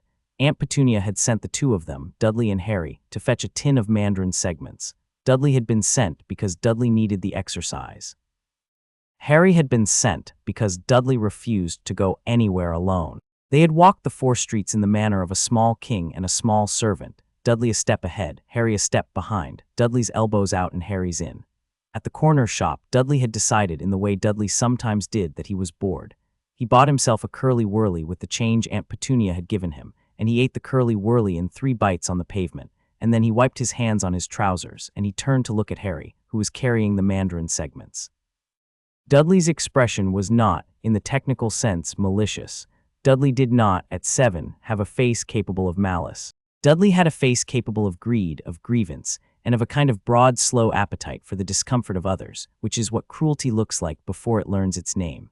The road was busy. The road, in fact, was busier than usual, because a lorry had broken down at the lights and the cars had backed up and were now coming through Magnolia Crescent in spurts, the way water comes out of a kinked hose. A red Cortina was coming up the road at perhaps 30 miles an hour. Dudley shoved Harry. He shoved him casually, with the broad flat of his hand, in the small of the back. He shoved him in the way one shoves a door one has decided is not going to open by itself. He shoved him into the road. What happened next happened in pieces. Piece 1, Harry off balance in the road, the mandarin segment somehow still in his hand, the asphalt under his feet very black and very hot, the Cortina very large and very close, the color of a post box, the headlights very round, the bumper coming towards him at the level of his hip. Piece 2, a whisper, not Odin's or perhaps Odin's, but very far away and very calm. Lift your hand, child. Piece 3. Harry lifted his hand, his right hand. He lifted it the way one lifts a hand to wave at a friend. Open, palm up. He did not think come. He did not have time to think come. He simply lifted his hand, and the hand was empty for the smallest possible portion of a second, and then it was not empty. Mjolnir was in it. The hammer had come from, Harry would never quite know where, from the cupboard, from away, from the patient, warm room in Asgard where it sat at the door. It had come the distance in less time than it took the Cortina to travel the last yard, and it had arrived in Harry's small upraised hand as if it had always been there. Piece 4. Time slowed. Harry would remember this for the rest of his life, the way the world, for a fraction of a second, became something he could read. The Cortina was no longer moving. The driver behind the wheel had a mouth that was just beginning to open. There was a sparrow on the wire above the road, with one wing half raised in mid-stroke. There was a piece of newspaper in the gutter, lifting in a wind that was not quite there yet, and the air around Harry was full of light, not lightning exactly. Harry did not yet know how to call lightning. Odin had not taught him that, but there was light. It was the color of a thunderstorm's underside. It crackled at the edges of his vision, small and white, and it smelled of metal, and it was, Harry understood with a strange child certainty, the breath of the hammer noticing something it did not approve of. The Cortina was not going to hit him. He did not in that moment decide this. He felt it. The hammer felt it. The hammer, polite as ever, simply made it so. There was a sound. It was not a bang. It was more like the sound a heavy book makes when it is set down firmly on a table. The Cortina, going 30 miles an hour, was nudged, not struck, nudged, the way an older brother nudges a younger one out of a doorway, sideways off its line, across 2 feet of empty road, and into the lamp post in the post box at the corner. The lamp post bent a little. The post box did not. The Cortina's front bumper dented in the gentle inverted curve of a kicked tin can. The driver inside slumped forward against his seatbelt, and then sat back up and looked, with the dazed face of a man who has just done sums that disagreed with him, at his own steering wheel. Time started again. Mrs. Tiller, behind the counter of the corner shop, looked up from her till. A woman with a pram halfway across the zebra crossing screamed. A man in a brown coat began to run towards the car. The sparrow finished its wing stroke and flew off. Harry in the road, in the new sudden ordinary light, lowered his hand. Stay, he thought. The hammer was gone. He stepped, on legs that did not entirely belong to him, back onto the pavement. He stood next to Dudley, who had not moved. Dudley's mouth was open. Dudley's face was the color of milk.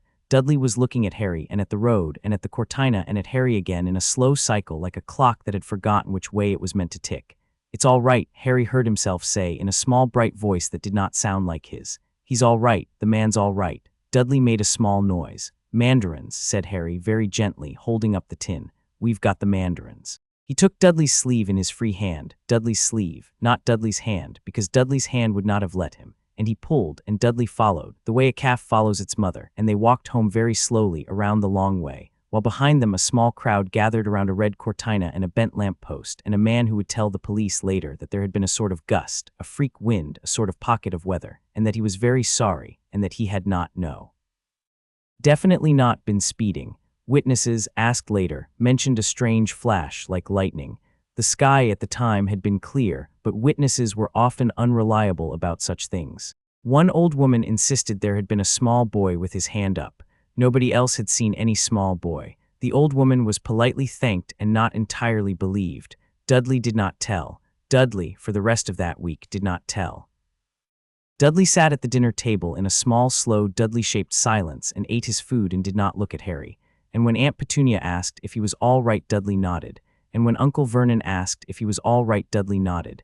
And when Harry, on the third evening in the hallway, said quietly, "Dudley," Dudley flinched as if Harry had spoken a word in a language Dudley had hoped he had forgotten. Then Dudley decided, in the slow, plodding way Dudley decided things, that the whole business had not happened. By the following Monday he was pinching Harry again. Harry was, in a strange way, almost relieved. That night in the dream, Odin was waiting for him in the Hall of Fire. "You were brave," Odin said. "I didn't do anything," said Harry. "You lifted your hand," said Odin. "When you might have curled into a ball, when you might have closed your eyes, you lifted your hand, child. That is what bravery is." "The rest the hammer did." "The hammer's clever," said Harry. "The hammer," said Odin with great gravity, "is, yes, the hammer is clever. We will not tell it I said so. It will become unbearable." Harry laughed. He had not laughed in a dream before. He had not, perhaps, laughed in waking life very much either. The sound surprised him. It was a small, dry, hiccuping laugh, the laugh of a child who has not had much practice. Odin, on his throne, watched it the way one watches the first crocus of spring. The bruises. There were always bruises on Harry. This was a fact of his life, like the cupboard and the spiders and Aunt Petunia's frying pan. He was bruised on the upper arms, where Dudley pinched. He was bruised on the small of the back, where Uncle Vernon, who did not, strictly speaking, hit Harry, did sometimes shove him by way of moving him out of doorways. He was bruised on the shins, from the corner of the cupboard, which he had not yet entirely learned to navigate in the dark. He was bruised on the lip, on Mondays, after weekends. In the year after the hammer, the bruises began to do a strange thing. They went away, not instantly. Not magically, or well magically, but slowly, in a quiet, shy, magical way. A bruise that should have lasted a week lasted 3 days. A burst lip that should have scabbed for a fortnight was a faint pink line by Wednesday. A scrape on the elbow from the brick wall behind the bins was gone overnight. Aunt Petunia, who noticed everything that was a nuisance to her, did not notice. Why would she? The bruises healing faster was a thing that made her life slightly easier. Nuisances were what she counted. Mrs. Fig noticed. Mrs. Fig, the next time she babysat after the cortina, watched Harry the way she watched her oldest cat, with the small, concentrated attention of someone trying to see if a creature were in pain. Harry, who had been split on the lip that morning by a swing of Aunt Petunia's hand for spilling tea, ate his fruitcake on the rug and felt the lip with the tip of his tongue. It was tender. It was, by Mrs. Fig's standards, a small cut. By Aunt Petunia's standards, it was a normal Wednesday. Mrs. Fig said nothing.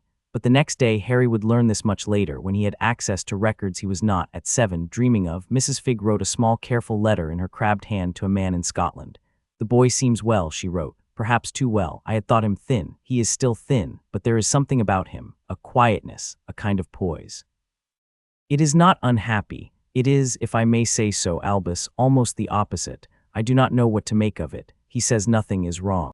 In Scotland, in a high tower full of curious small whirring instruments, a man with a long silver beard and very blue eyes read the letter twice, and then he frowned very faintly, and then he set the letter down on his desk and tapped it with one long finger and said, to no one in particular, "Curious, curious, curious."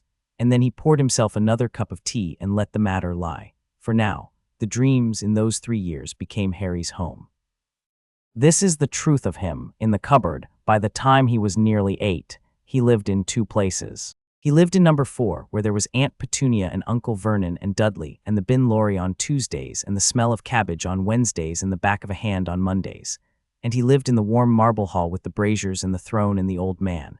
He did not confuse the two. He was very clear about which was which. The marble hall was the dream. The cupboard was the day. He knew this the way a child knows which hand is left and which is right.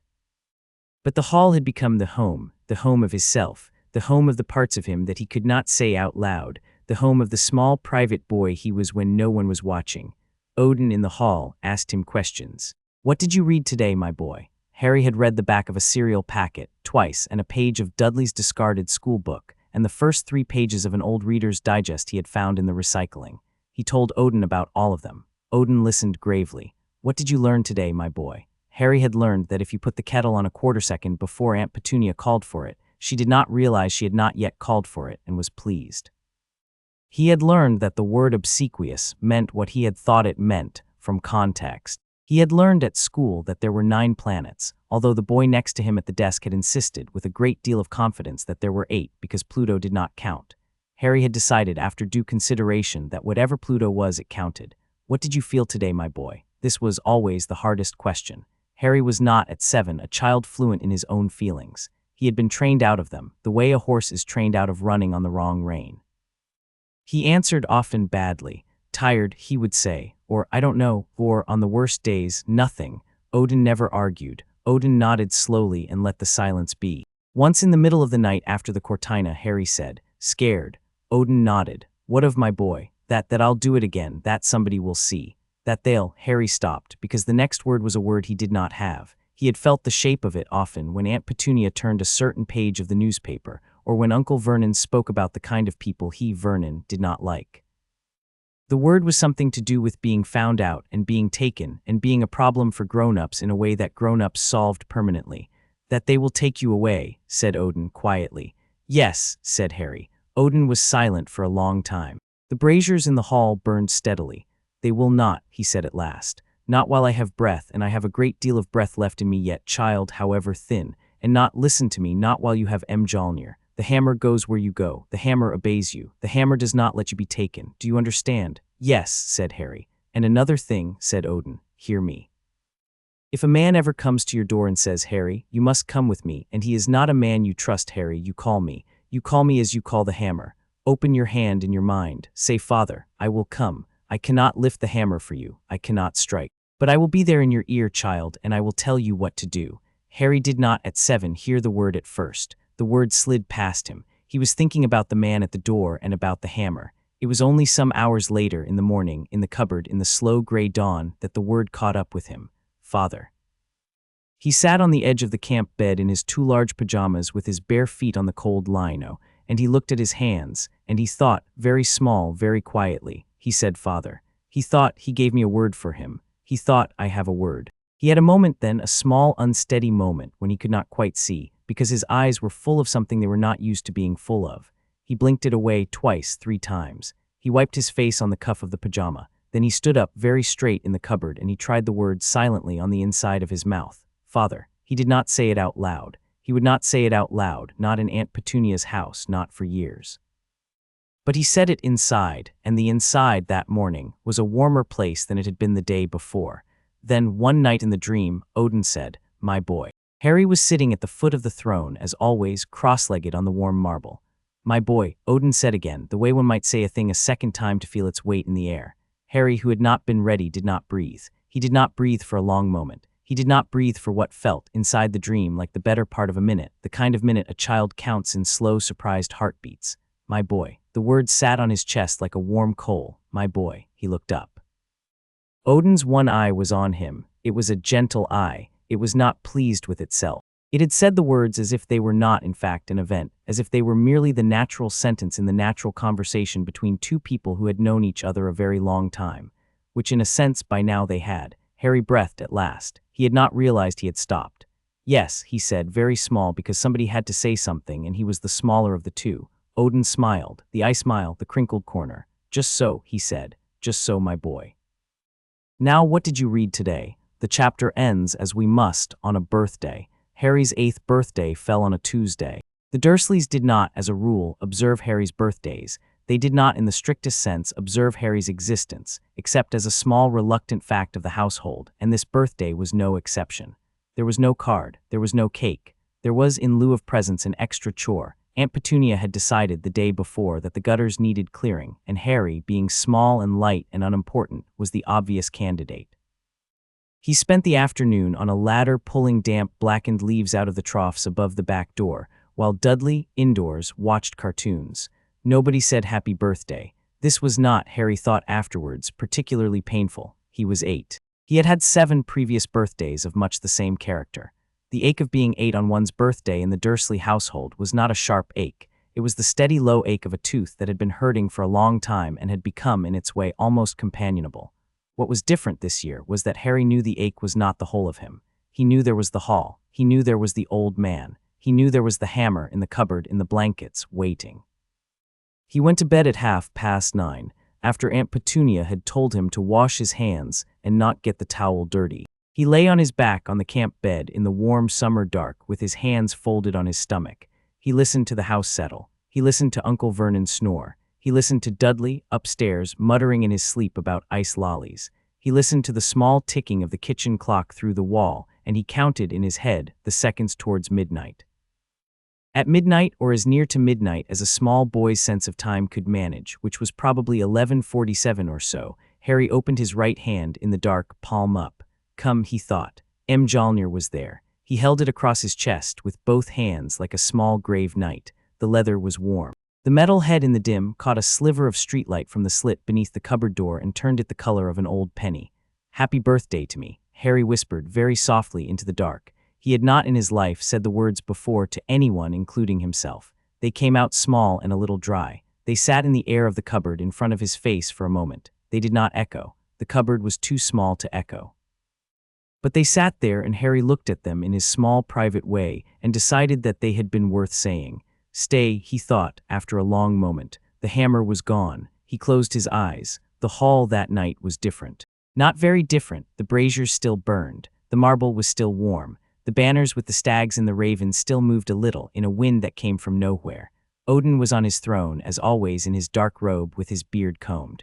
But on the marble, between the throne and the place where Harry sat, there was a small, low table. The table was gold. It was about the height of a footstool. It was simple, 4 legs, a flat top, no carving, and it was set very precisely with 2 small things. On the left, a small gold plate. On the right, a small fork. On the plate, a cake. The cake was the size of Harry's fist. It was round, and it was the color of honey, and it was glazed on top with something that caught the firelight the way wet glass catches a candle. There was a single small candle in the center of it, lit. The flame of the candle did not flicker. It stood straight up, the way the flames in the braziers stood, as if the air of the hall did not believe in drafts. Harry stopped. Odin on his throne watched him. 8 winters, my son, Odin said. Harry did not move. The word son had gone through him the way the lightning had gone through him on the day of the hammer. Not painful, not exactly painful, but felt all the way down. Come, child, said Odin. Sit, the cake is for you. Harry sat. He sat in his usual place, cross-legged on the warm marble, except this time there was the small gold table just in front of him, the cake just at the height of his eyes if he leaned a little forward. Eat, said Odin gently. There is more to come, my boy, but for tonight eat. Harry picked up the fork. The fork was light. His hand was shaking a little. He did not know why his hand was shaking. He was not afraid. He was something. He did not have a word. He cut a small piece of the cake. He lifted it to his mouth. It tasted of honey. It tasted of honey and of ash and of ozone. The smell of the air after lightning has gone through it. Tasted of warm bread and of old wood and of a kind of sweetness Harry had never met before, a sweetness that was not the sweetness of sugar but the sweetness of being thought of. He ate it. He ate the next piece and the next. He did not gobble. He had been taught not by Aunt Petunia, who had taught him only to be quick at the table because his time at it was small, but by Odin in his patient way that food was a thing one sat with. He sat with it. The candle on the cake did not go down. He looked up once at Odin. Odin was watching him. Odin's one eye was wet. Odin did not say anything. He did not need to. The eye said it. Harry, who was 8, who was alone in a cupboard in Little Winging, who had been beaten on Monday for spilling tea, who had been forgotten on Tuesday for being 8, found that he was at last, after a long, careful day of not crying. It was a quiet kind of crying. There was no sob in it. There was no noise. The tears went down his cheeks one after another in slow, patient lines, the way rain goes down a window pane, and they fell, 2 of them, onto the small gold plate, and the plate did not mind. Odin watched. Odin said nothing. Odin's one eye was wet in the steady way of an old man's eye, and Harry, eating his honey and ash cake at his small gold table on the warm marble floor at the foot of the throne, felt for the first true time in his small life, the thing he had not known there was a word for, the thing he had been chasing in dreams and in voices and in warm leather grips for 2 years, the thing that had been, for him, the great absent shape against which all other shapes had been measured. He felt held. He ate the cake to the last crumb. The candle, when the cake was gone, went out, gently, by itself, the way a candle goes out when someone has thought a kind thought at it. Odin said very quietly, 8 winters, my son, you have done well. Harry on the marble, with the fork in his hand and his face wet, looked up. Father, he said. He had not until that moment said the word aloud, not even in the dream. He said it now very small, very carefully, the way one says a word one has been carrying in one's pocket for a long time and has finally taken out to test in the light. Odin closed his one eye. He did not weep. The Allfather did not, in front of his son, weep, but he closed his eye for the smallest possible portion of a moment, and when he opened it again it was bright. Yes, my boy, he said. Yes, the hall was warm, the braziers burned. Somewhere very far above, a small painted star wheeled slowly across the ceiling, as if it were a real star and someone had lit it. There is more to come, said Odin softly. Sleep, my boy, we will speak soon. Harry on the warm marble, in the warm light, with the taste of honey and ash and ozone still in his mouth, lay down on the marble at the foot of the throne the way a small dog lies down at the foot of a chair. He closed his eyes. He slept, and in his sleep he slept again, more deeply, and in the cupboard at number 4, Privet Drive, an 8-year-old boy on a camp bed turned, once in his blankets, and breathed out, and smiled, very small in his sleep. The hammer in the dark beside him, beneath the moth-eaten wool, glowed once, softly, the way a coal glows when a kind hand passes over it, and then settled and was still. Outside, over Little Winging, the sky was clear. There was no thunder. There would in time be thunder, but not yet, not tonight. Tonight there was only a cupboard and a boy and a hammer and a father across the dimensional veil watching. Sleep, child, we will speak soon. Chapter 3. The Wickham Hill Apprentice. The summer he turned 8.5. Harry Potter learned the difference between a secret and a discipline. A secret was a small thing that lived in the cupboard with him, a thing of pleasure, like the chocolate frog card he had once found in the pocket of a hand-me-down anorak, or the half-pencil he hoarded behind the loose skirting board. A secret was something you held close because the world would take it from you if it knew. A discipline was different. A discipline was a secret that asked something of you. A discipline was a secret that did not let you sleep. He was lying on his thin mattress one night in late July, the cupboard close and hot, the spider in the corner above the door doing its patient nightly mending, and he had Mjolnir balanced on his chest. She fitted there exactly. She was the size and weight of a small, friendly cat for him alone, and she had begun in the last few months to be warm. Not metal warm, not sun warm, warm in the way a hand is warm. She breathed against his ribs with the same slow, certain rhythm with which Harry himself breathed, and he had stopped, weeks ago, finding this strange. He had been thinking before he drifted that he must not keep doing this, keeping her hidden, holding her at night and putting her away in the morning, and only calling her to his hand in the desperate small emergencies of an 8-year-old's life. The moment Dudley had cornered him by the sheds, and Harry had felt her fly silently to his palm under his jumper, ready, until Dudley had been called away by Piers, and the moment had passed. The moment Vernon had raised his open hand, and Harry had felt her shift in the cupboard in her wrappings, willing, and Harry had thought, with all of his small, careful soul, no, not yet, not for this, and she had stilled. He could not keep doing only that. He knew it the way he knew the cupboard ceiling. He could not keep a sword in a sheath forever and call himself a swordsman. He slept. The hall opened around him. It was the hall he knew now better than any room of number 4, better than his own cupboard, better, certainly, than the cold blue spaces of his school. A long hall of black stone, with rafters lost in smoke, and a fire, a great hearth fire that ran along the center of the room in a channel, fed by some logic the dream had no need to explain. The walls were hung with shields. The shields were old, some were splintered. One, near the throne, was painted with a serpent eating its own tail, and the serpent's eye in the firelight sometimes blinked. And at the end of the hall, on the golden throne, sat Odin. He was older every time Harry saw him, and yet not weaker, more like a tree growing knottier and harder in its core. The one eye was the color of a wet pebble. The patch over the other was plain black leather, no ornament. His beard was white. His hands on the arms of the throne were enormous and freckled with age and quiet. "My son," he said. "Father," said Harry, and walked the length of the hall and did not hurry. He had learnt in the last 6 months of dreams not to run to the throne. Odin had not asked this of him. Harry had simply observed, the first time he had run, that Odin's face had softened in a way that suggested grief for something Harry could not yet name, and Harry had decided, with the cold private decisiveness of a child who had been unwanted, that he would walk. A king should be approached at a king's pace. even by his son, especially by his son. At the foot of the throne he stopped and inclined his head and laid his right hand over his heart. He had learnt this. He had learnt it 3 months ago, when Odin had spent a whole dream simply teaching him how to greet people. Asgardians do not grovel, my son. We do not kneel before any save the dead. Heil sail, Father. Heil sail, Heir. For Odin had given him a name in the tongue, a kenning rather than a translation. Heir, the high ruler, a play and a promise, and Harry, who had been called boy and freak and worse for the whole of his living memory, kept this name folded in a place in his chest that he did not show even to Mjolnir. You are troubled, said Odin. I am thinking, said Harry carefully, that I cannot keep her only for emergencies. Odin's one eye looked at him a long time. The fire in the channel hissed. Somewhere a raven unseen made a single dry sound in the rafters. No, said Odin, you cannot. He shifted on the throne. He set down the great horn he had been holding. Harry had never seen him drink from it. It appeared to be a prop in the dream's mind, or perhaps in Odin's, and he leaned forward and the firelight slid down his beard. Listen to me, my son, you must train, not because there is a battle, not because an enemy comes. There is no enemy on your horizon. There will be in the fullness of years, but not now, not yet. You must train because the gift must be honed, lest it harm you or those you love. A blade unsharpened cuts the hand that holds it. A hammer unmastered breaks the wall its wielder meant to mend. Begin small, begin in the dark, begin where none can see. Harry stood very still.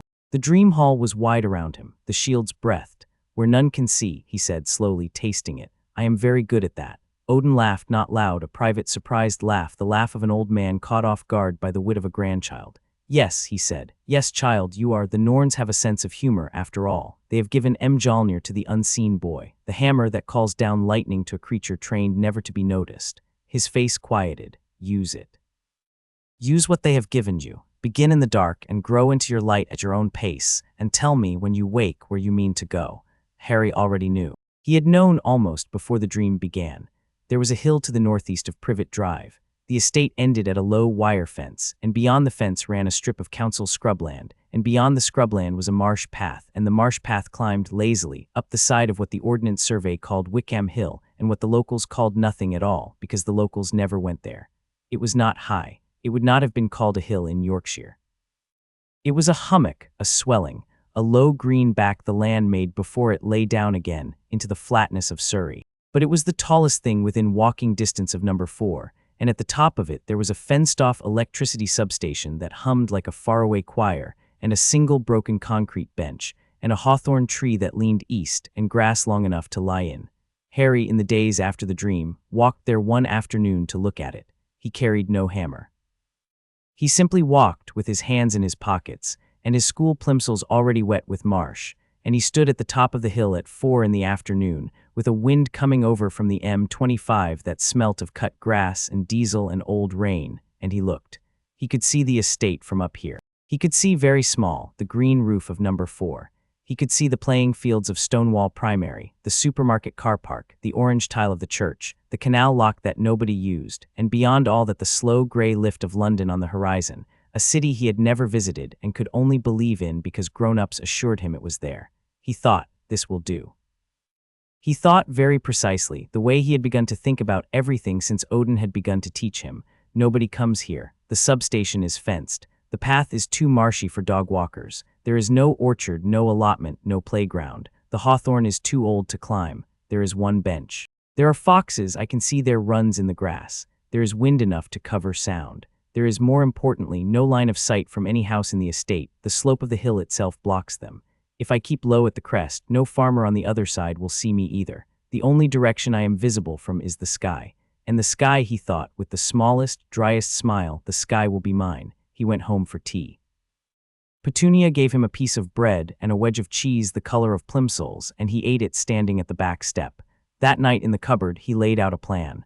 The Dursleys mercifully slept like the dead. Vernon snored. Vernon snored the way a railway snores, a long climbing inhalation that built up steam, a brief pause at the apex like a train cresting a gradient, and then a long downhill exhalation with whistles in it. The whistles were the worst, and the best. They were so loud that Harry was sure they could be heard from the kitchen, and they meant Vernon was deep down, far down, beyond waking. Petunia slept silently and tightly like a folded letter. Dudley slept like a heap of laundry. Harry, by the second week of August, had timed them. He waited until 1:10 in the morning. Vernon's snore was at its richest then. He slipped out of the cupboard, the latch he had oiled secretly with a smear of margarine. It opened now in absolute silence, and padded in his socks across the hall into the kitchen and to the window over the sink.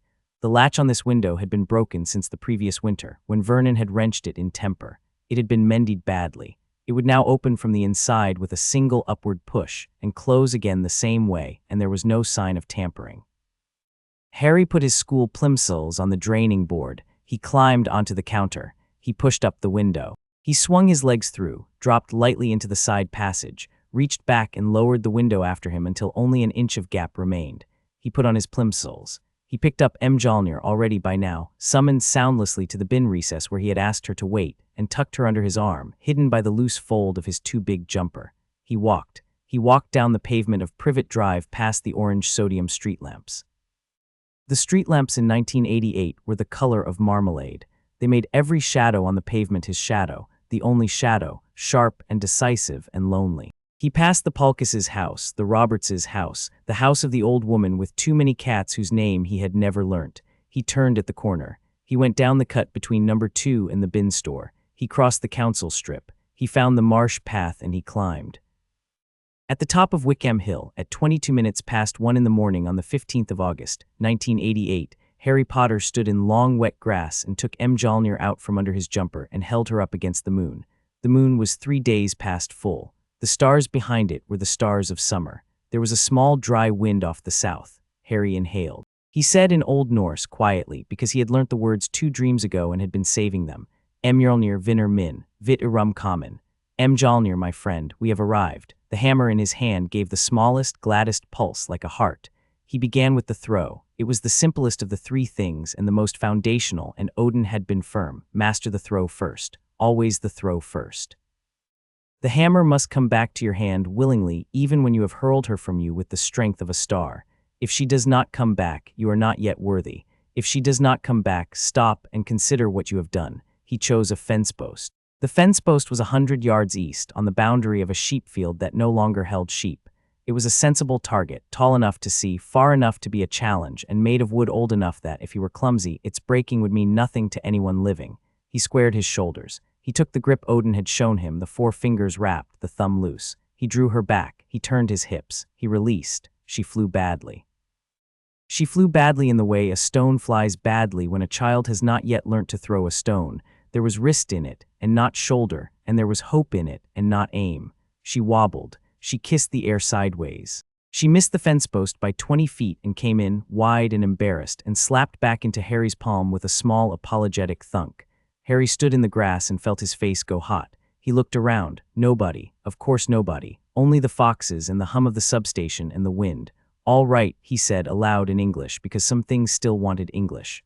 All right, again. He threw again. He threw badly again. He threw 20 times that first night and broke nothing and hit nothing. And at the end of it his shoulder ached and his fingers were stiff and his hair was wet with hildew, and he walked home crying, the kind of crying that has no sound, the kind of crying that an 8-year-old in a cupboard learns early to do without anyone seeing. The cupboard, when he climbed back into it at 3:10, was almost welcoming. He lay down. He held Mjolnir against his chest and apologized to her in a whisper. I am sorry, I will be better, I will be better tomorrow. She did not answer in words, she never did. But she pulsed once, a small steady warmth. I am here, child, I will be here. And Harry, in his ridiculous oversized t-shirt and his ridiculous oversized despair, fell asleep on the smell of his own sweat and the smell of her. That night in the dream, Odin did not scold. Odin said, smiling, a good warrior asks pardon of the ground he plows. You have plowed badly. Apologize to the field tomorrow, then plow again. He was a clever child. He had always been a clever child. The Dursleys did not know this because they had never asked, but Harry knew it about himself the way a careful person knows the location of every exit in a room. He had been the youngest in his year to read. He had read every book on the small shelf in his classroom by the end of his first month at school, including the boring ones about long division, and he had taught himself the names of the prime ministers in order by reading the bottoms of the pages of an old encyclopedia in the library. He understood, in a small, fierce way, the idea of practice. The idea that a thing done badly 1,000 times became a thing done well. He brought this idea up Wickham Hill. By the end of August, he could hit the fence post. By the end of September, he could hit the fence post from 150 yards, with the hammer coming in over his shoulder rather than from his hip, a longer arc, more elegant, the throw Odin called the swallow's path. In October, a storm broke a tree on the south side of the hill. An old ash, and Harry, who came up the next night to find half its crown sprawled across the marsh path, used the upturned root disc as a new target. The disc was the size of a dinner table. It made a satisfying low thump when struck, and an even more satisfying whoosh when struck and Mjolnir came back. The air, displaced, made the wet leaves shiver. In November, in fog, he learnt that he could throw blind, with the hill mist hiding everything, if he had stood near the target first, if he could hold its position in his mind. He stood at the substation fence and threw, and the hammer flew into the fog and was gone for 1 second, 2 seconds, 3, and came back damp and cold, with a single sodden leaf stuck to her flat side, and he laughed and brushed the leaf off and threw again. By the new year, he could hit moving targets. There was a tin can he had found in the marsh that he would set rolling down the hill at speed, and he would let it run for a count of 3, and then throw, and the hammer would streak out under the sodium-tinged dark, and meet the can mid-roll, and the can would crumple flat in the wet grass with the small, decisive sound of a closing book. He apologized to the field. He always apologized to the field. He had begun, in fact, to apologize to other things. To the spider in the cupboard when his elbow knocked the corner, to the loose floorboard in the hall when he trod on it badly, to his own left hand when he closed his fingers on it by accident reaching for Mjolnir in the dark. He did not know yet that he was learning a thing about the relation between power and courtesy. Odin knew. By age 9, by the cold, dry June of his 9th birthday, on which the Dursleys gave him a pair of Vernon's old socks and a tutting, he could throw Mjolnir at 3 targets in succession in a single flight. He had practiced this. He had set 3 tin cans at 3 different distances and 3 different bearings, and he had learned the trick. It was not enough to aim Mjolnir. He had to aim the throw. He had to give her, in the half-second of release, an intention that ran through all 3 points like a thread through 3 beads. The hammer flew and the hammer turned in midair, sharp like a swallow indeed, sharper than a swallow, and clipped can 1, banked, struck can 2, banked again, struck can 3, and curved up into the dark and arced home over his shoulder into his outstretched left hand. The first time he managed it cleanly, Harry sat down in the wet grass and laughed for a full minute and a half. The foxes, used to him by now, did not even raise their heads. Then in midsummer of the year he was 9.5, he began to fly. This was harder. This was so much harder than the throw that he laughed bitterly, the first night, at the thought that he had imagined the throw difficult. Odin had warned him, Mjolnir is willing. It is you who must learn balance. You grip the haft and you throw, but you do not release. She pulls, you go with her. You become, for a moment, an arrow with a hand on the shaft. The first time Harry tried it was a windy night in late June. He was on the south slope of Wickham Hill. He gripped the haft. He thought, I will not let go. He swung her up and forward into the sky in the throwing motion he had now made 10,000 times, and at the moment when his palm would have opened, he closed his fingers harder.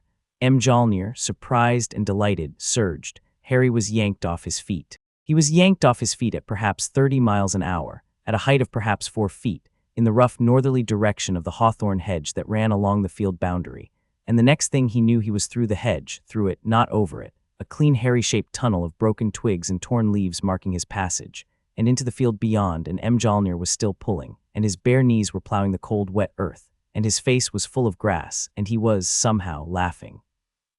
Half laughing, half shouting, stop, stop, stop, and Mjolnir, who was a good friend, gentled, slowed, dropped, and Harry came to rest in a furrow on his side, with mud in his ear and a long scratch down one cheek and his glasses bent on the bridge. He lay there, he looked up at the stars. He laughed properly eventually, a long thin laugh that turned into a kind of small dry weeping that turned back into a laugh. He sat up, he looked at the hedge. He could see in the moonlight the perfect outline of his own passage through it. A clean negative of an 8-year-old, 9-year-old, he corrected himself. I am nearly 10, punched through the hawthorn like a paper doll cut out. All right, he said to Mjolnir on the ground in the furrow. All right. We are going to have to talk about this. The flight learning took 6 months. He fell from 12 feet, 15 feet, 20 feet. He learned that the trick was not to think of holding on. The trick was to align yourself with the hammer's pull, to become a thing she was not dragging but carrying. He learned that his shoulders were the rudder. He learned that his free hand, the one not on the haft, was a counterweight, and that if he held it stiffly behind him like a tail he could steer. He cracked his left wrist once on a stone wall on a low pass on a stupid windy night when he had not been paying attention. He heard the crack. He went down hard.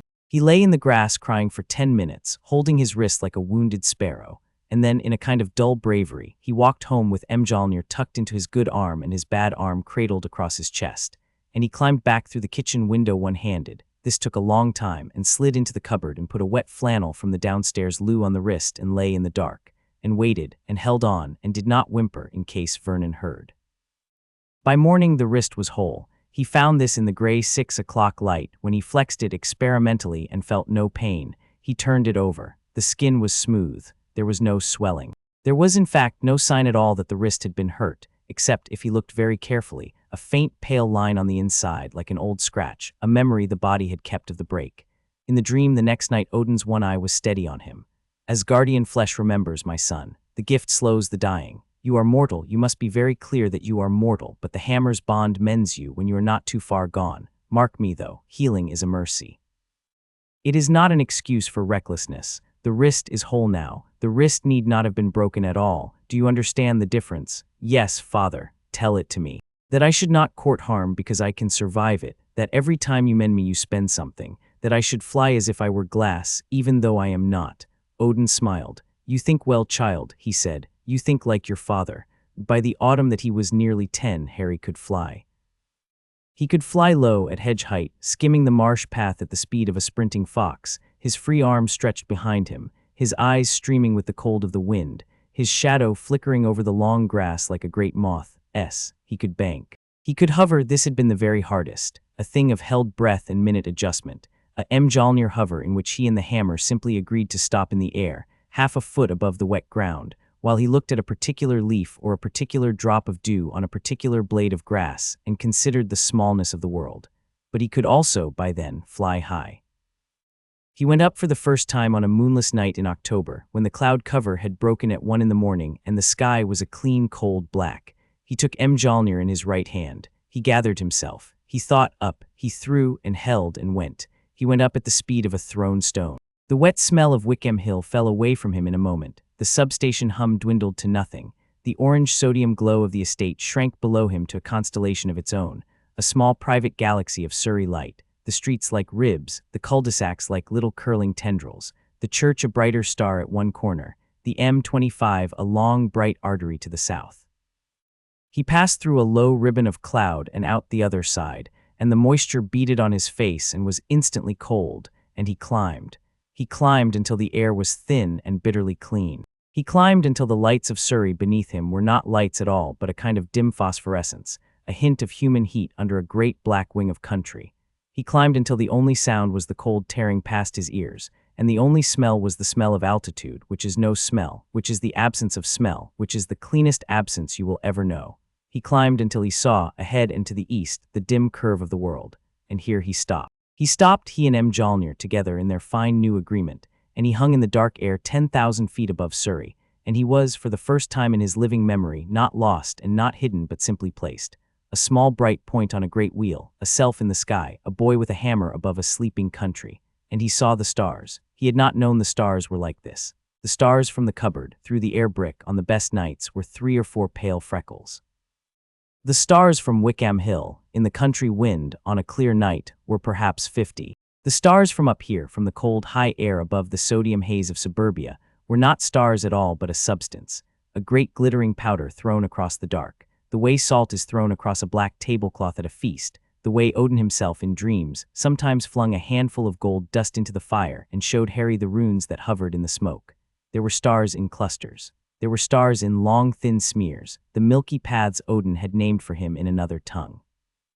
There was, low on the eastern horizon, a planet, Jupiter, he thought, with a thrill of certainty, burning a steady white above the sleeping turn of the world. Harry hung in the air with his hand on Mjolnir's haft and his face wet, and he realized after some seconds that the wet was not from the wind, it was tears. He wept. He wept for a long time in the cold dark high above Surrey, with the constellations of streets beneath him and the constellations of stars above. He did not weep from pain. He did not weep from fear. He wept, and the thought came to him in a clean ringing single sentence, as if a bell had been struck somewhere deep inside his small chest. No one in the world knows where I am. No one in the world. And I am safe. He laughed then into the cold black air, and the laugh was small but it was full, and Mjolnir in his hand pulsed warm against his palm, and somewhere, in a place he could not have pointed to on any map of any realm, a one-eyed king on a golden throne lifted his head from his thinking and smiled, and went back to the long, patient business of being a father. The dreams of that autumn and winter were the dreams of Asgard.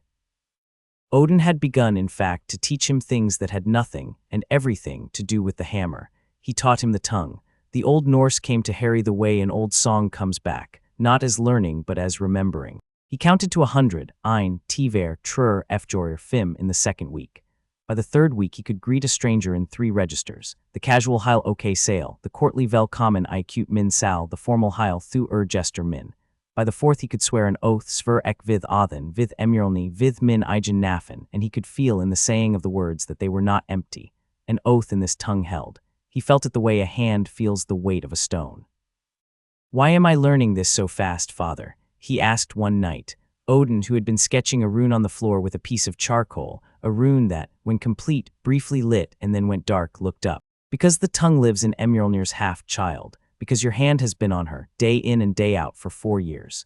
The runes have been speaking through your palm without your knowing it. You have been steeping. Now we are pouring the tea. Drink." Harry in the dream smiled at the image because he was an English child and the idea of being a tea brewed by the gods amused him. He learnt to bow correctly to a king, not too low, child. Asgardians do not grovel. We are not Vanir. We are not the kneelers of Ulfheim, the head inclined, the right hand on the heart. The eyes do not drop, the eyes do not drop. A king who is not seen is not a king, and a courtier who does not see his king has no courtier's craft. The head inclined, the hand on the heart. Yes, yes, that is well. He learnt the names of the courts of Asgard, the court of the sword, the court of the word, the court of the loom, the court of the hearth, the court of the high seat. He learnt the Einherjar's companies, the bare shirts, the iron hands, the long spears, the quiet ones. He learnt the songs of Valhalla. He could sing, after a fashion, 3 of them. He sang them only inside his head, in the cupboard, in the dark, because he had a small, flat, unmusical voice, and he loved the songs and would not insult them. He learnt the etiquette of the feast tables. The seating by hand, the king's right for honor, the king's left for counsel, the long benches for the warriors, the cross bench for the storyteller, the small bench at the foot for the chastened. The order of cups, first the host, then the eldest guest, then the bravest deed of the year.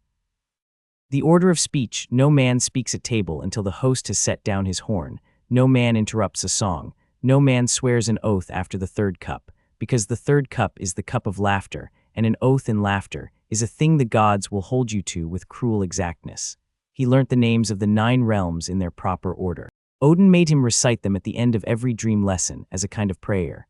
Asgarder, Asgard the height, the gold, Vanaheimr, Vanaheim the wet country, the old gods, Ulfheimr, Ulfheim the light elves, the singing trees, Midgarder, Midgard, earth, home, Jotunheimr, Jotunheim the white country, the giants, Niflheimr, Niflheim the fog, the cold below the cold, Muspelheimr, Muspelheim the fire, Surtur's country, the country that swallowed Asgard, Svartalfheimr. Svartalfheim the dark elves, the country of poisons, Helheimr, Helheim, the country of those who did not die well. He learnt the politics. He learnt, with a kind of cold delight, that the realms were not simply places but relationships. He learnt which jarls had stood with Odin and which had murmured against him in the long secret meetings before the war. He learnt the names of the murmurers. Jarl Sigvald, who had wanted a different king, Lady Astrid, who had wanted no king at all, old Hrothgar of the Iron Hands, whose loyalty had been a knife edge for a century before Odin had finally, quietly, given him a province to govern and bound him by gift. He learnt the long quarrel with the Vanir, 2,000 years of trade and grievance, the marriage truces, the broken marriage truces, the gold owed and the gold paid and the gold still in dispute. He learnt the truce with the light elves, brittle, beautiful, full of words. He learnt the hatred of the dark elves, which had no words at all, only the smell of old poisons and the long memory of a slaughter Odin had ordered when he was younger and harder. He learnt the brittle peace with Jotunheim, the casket, the broken king, the foundling, and here Odin's voice grew careful, and Harry, listening, learnt also a thing about how a father tells the harder parts of his own history to a son. He learnt the eternal antagonism with Muspelheim, which had ended, finally, in Asgard's fall, in Surtur's victory, in the gold reign of a kingdom into the void. "And so we are here," said Odin at the end of that lesson with the firelight on his white beard. "And so the realm is gone. And so I am a king of a hall of fire only, and the hammer that I made for my son's son is in the cupboard of a boy in Surrey, and the boy is, by every right of inheritance and every law of the realms, my last heir." Harry, who was 9, swallowed hard. "Father," he said, Yes, my son, what am I supposed to do with it, with all of this, with being your heir? Odin smiled. The smile was very tired and very kind. Live, child, live first, be 10 and then 11 and then 12. Train, learn, read, be small in the eyes of those who would crush a small thing and grow in secret. There is time, there is a great deal of time, when the moment comes, and it will come, though not soon you will know it. And if you do not know it, I will tell you. I am not going anywhere. I am dead, but I have made an arrangement. Harry in the dream laughed despite himself. I have made an arrangement. The phrase was so dry, so Odinic, so like the man. You think well, child, Odin said again mildly as the dream began to fade. You think like your father. I do not mean Thor. I mean me, and Harry in the dream glowed. Of all the lessons, the one Harry kept folded most carefully in his mind, folded in the place where he kept his name, Heir, was the lesson of the light elves. It came one night in deep winter. Odin had said that night, I will tell you a story, my son, not a song, a story. Listen carefully. I will tell you how once I outmaneuvered the king of the light elves with 3 nested favors, and the work took 100 years. Harry sat down at the foot of the throne, cross-legged, like a child at a hearth, because some stories ask for it, and listened. The light elves, said Odin, are not stupid. This is the first thing to know. Many in the realms believe they are stupid because they are beautiful, and because they sing, and because their court is full of flowers. But beauty is not stupidity. Singing is not stupidity. Their king, Freya's cousin's cousin, the line is long and tangled and need not concern you yet, was called Lord Elin. He was patient. He was very patient. He had been king for 600 years when I first sat across a table from him. He did not gamble. He did not lie. He did not refuse. He simply, very gently, delayed. Every question I asked him, he answered, but the answer required another conversation, and that conversation required another, and the conversation stretched like elf cloth into years. He had reduced 3 previous kings of Asgard to fury by this method. My father, Bor, had once thrown a goblet at his face. Elin had caught the goblet and apologized for being in its way. Harry in the dream laughed. Yes, said Odin. It is funny. It was less funny across the table. Now listen. I wanted 3 things from Lord Elin. I wanted a road through Ulfheim, a Bifrost anchor in his country, which the elves had refused for 10,000 years. I wanted the right of marriage between Asgardian houses and elven houses, which the elves had refused since the breaking of the Second Age. And I wanted Elin's signature on a treaty against the Dark Elves, which the elves had refused because, though they hated the Dark Elves more than we did, they hated being seen to be led by Asgard even more. 3 things, each refused for an age. Each requested directly by 3 of my predecessors and refused each time. If I had asked for them, I would have been refused again, and the asking would have closed a door I could not have prized open in my lifetime. So I did not ask. Listen to the structure, child. This is the lesson.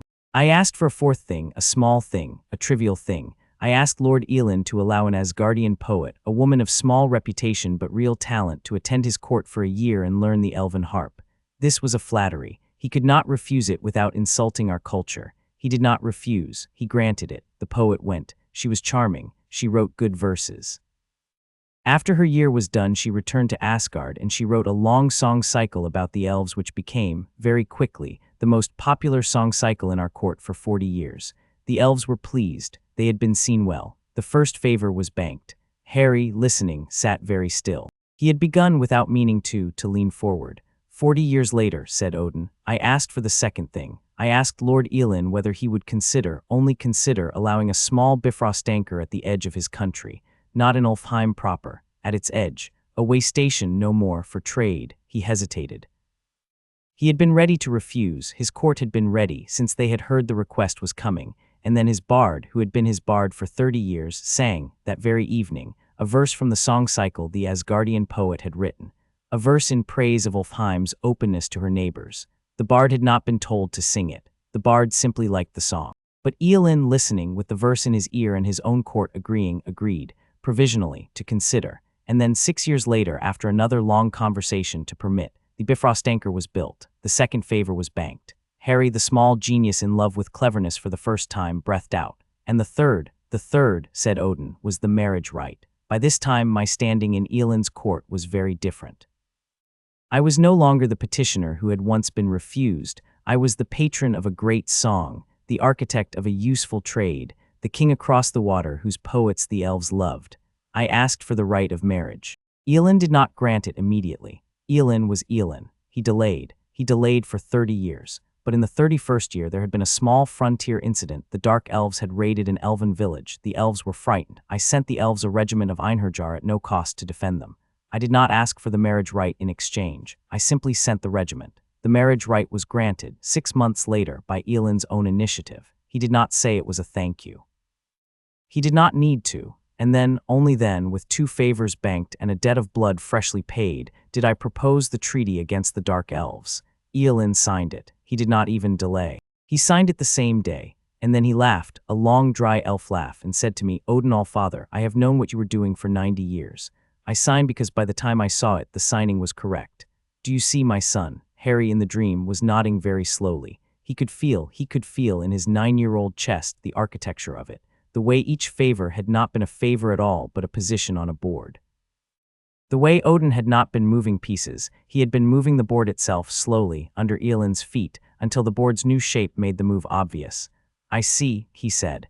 "Each favor wasn't a payment. Each favor was a context. You changed the context, so that by the time you asked, the asking had a different meaning." Even Elin agreed, because by then refusing would have been the strange thing. "Yes," said Odin, and the poet didn't know. The poet did not know. The poet was a poet. She wrote because she had something to write, that she also moved the realms. That was mine. Was that fair to her? Odin on the throne was silent a long moment. The fire crackled. "No," he said eventually. "It was not unfair, but it was not perfectly fair. I used her.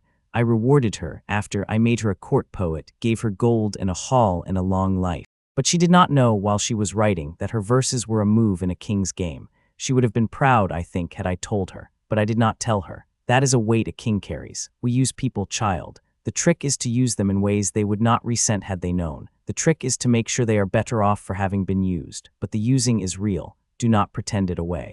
"Father," said Harry very carefully, and he had questions, careful, precise questions, the questions of a small genius who is learning that cleverness is not enough, that cleverness must be married to honor or it becomes only cruelty. "Father, what if what if the bard had not sung the verse?"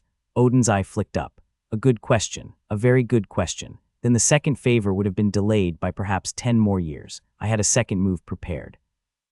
There was a wedding in his court, distant kin of his, for which I would have sent a gift, an elven harp of Asgardian make, with the score of that very song cycle written inside its frame in silver. The bard would have seen it. The bard would have sung the verse at the wedding. The result would have been the same. And what if the Dark Elves had not raided the village? Then I would have arranged a different shape to the third favor. There is always another shape. The lesson, child, is not that you must have one plan. The lesson is that you must have a direction, and that you must build your direction out of small movements that look, to those who watch them, like things you would have done anyway. The watcher should always be able to say of every move you make, of course he did that, and only at the end, should the watcher look up and say, oh.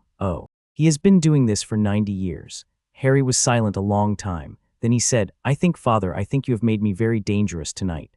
Odin laughed, and it was the laugh again of an old man caught off guard by a child, a surprised, delighted laugh, a laugh of the proudest kind. "My son," he said, "yes, I have made you dangerous. That was the lesson. Now I will teach you the other half of the lesson, which is when not to use it.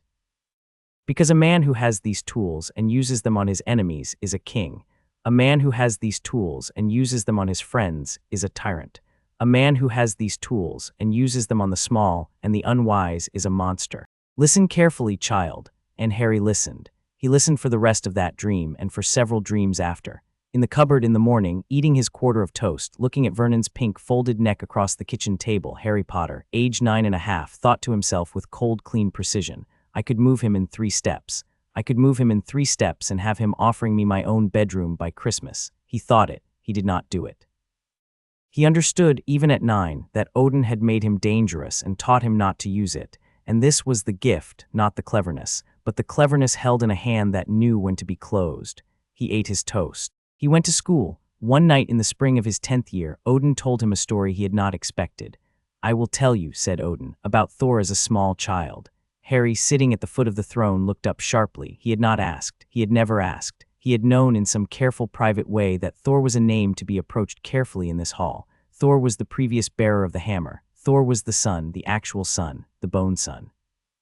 Harry knew himself to be the inheritor son, the chosen son, the son after the son. He had not wanted ever to ask Odin about Thor. He had been afraid. He had not phrased it to himself, but he had felt it, that he would hear pain in the answer. But Odin had brought it. Odin had brought it of his own will, and Harry sat very still and listened. Thor, said Odin, was a boy of enormous appetites. He ate more than 3 of his playmates put together. He laughed more loudly than any child in the hall.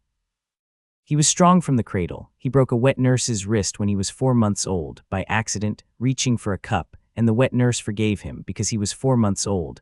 But I had to put down a small mark in a private book that read, "The boy is mighty, watch him." He was very loud. Frigga had to teach him manners 3 times a year. 3 times a year, every year, for the whole of his childhood. My wife sat that boy down at a table and retaught him not to interrupt his elders and not to take the largest piece and not to laugh at the dignified.